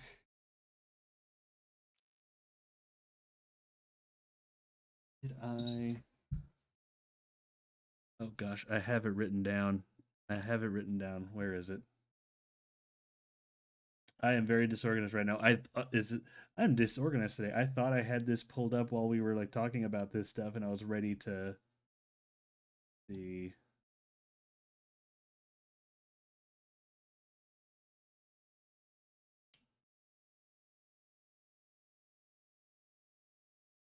Ah, yes. Okay, I remember. I'm keeping this here as just kind of a little a little a little hoopla.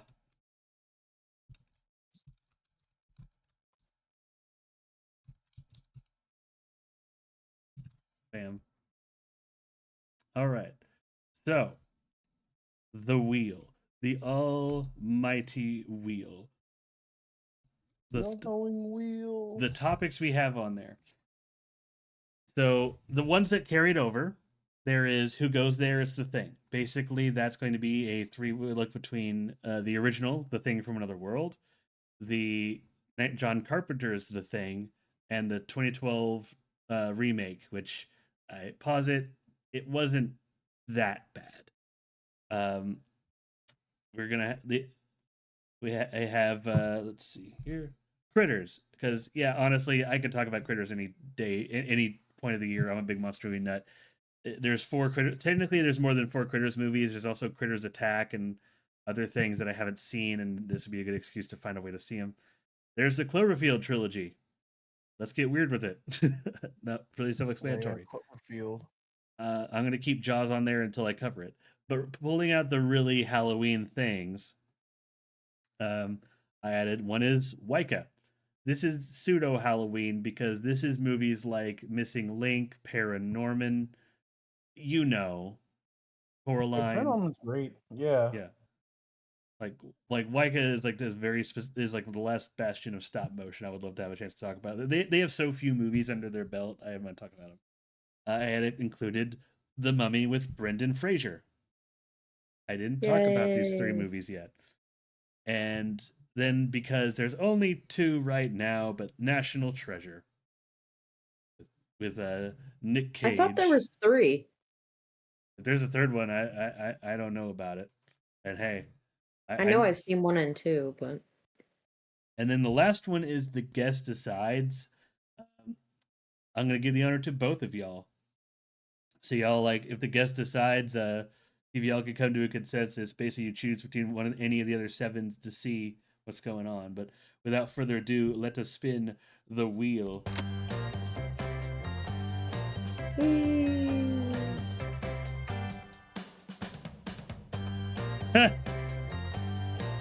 Well, about to find out if there's 2 or 3 because next time we're talking about National Treasure. ah, The week after Halloween, we're gonna talk about one of the least Halloween things. still great movie. Like National Treasure 1, National Treasure 2, and the the search for National Treasure 3. That's what we're gonna call it. Sweet. Which also, this is a completely unrelated note. This is Blexin, but Griffin, you know how they're doing the new Spaceballs movie? Oh yeah. Me saying I'm so excited for that. so. Griffin had an idea about what it should be called. Like I know the joke is like Spaceballs 2, the search for more money. What if we called it Spaceballs 3, the search for Spaceballs 2? Search for 2 Spaceballs. Spaceballs. The power of the Schwartz. The Schwartz awakens. Like I like the idea so much of it being like so far to the future. It's like like the movie acts like there was another movie we missed after the events of the first Spaceballs, and they're just trying to find the record of the stuff that happened to keep people in the loop. I just like that idea. Yeah, it makes sense since they're actually bringing back like all the original cast that are still alive. Like I was like, wow, they're actually gonna have Rick Moranis in there coming back. And so I was like, hell yeah, they got Mel Brooks. I don't even know how. He's 99 apparently. I thought he was dead by now. He's still kicking it. Oh, I would not be So- surprised if he this is his like last thing He's he gonna ever be does. right. Crusty ass Yoda. You know they're gonna get some jokes about that. So Yeah.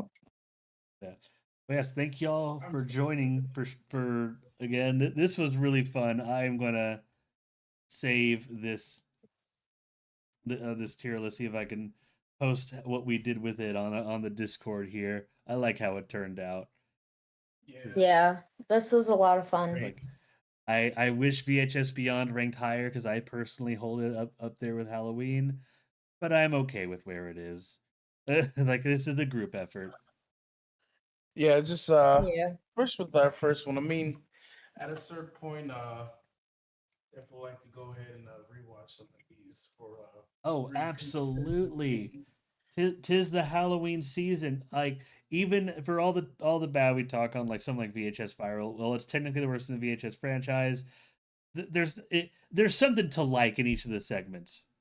It's Yeah. just it's Yeah. just the worst of the bunch. So Yeah. like The tier list had a tier. the tier list had a tier for a reason. Some of these you can get for Mhm. free on Tubi. The rest you can see on Shutter. So definitely treat yourselves if you haven't already. And Woohoo. and since this is the early recording of it, might as well wish y'all for joining me and wish anyone listening in on this a happy Halloween. Happy Happy spooky season. Halloween. Yay!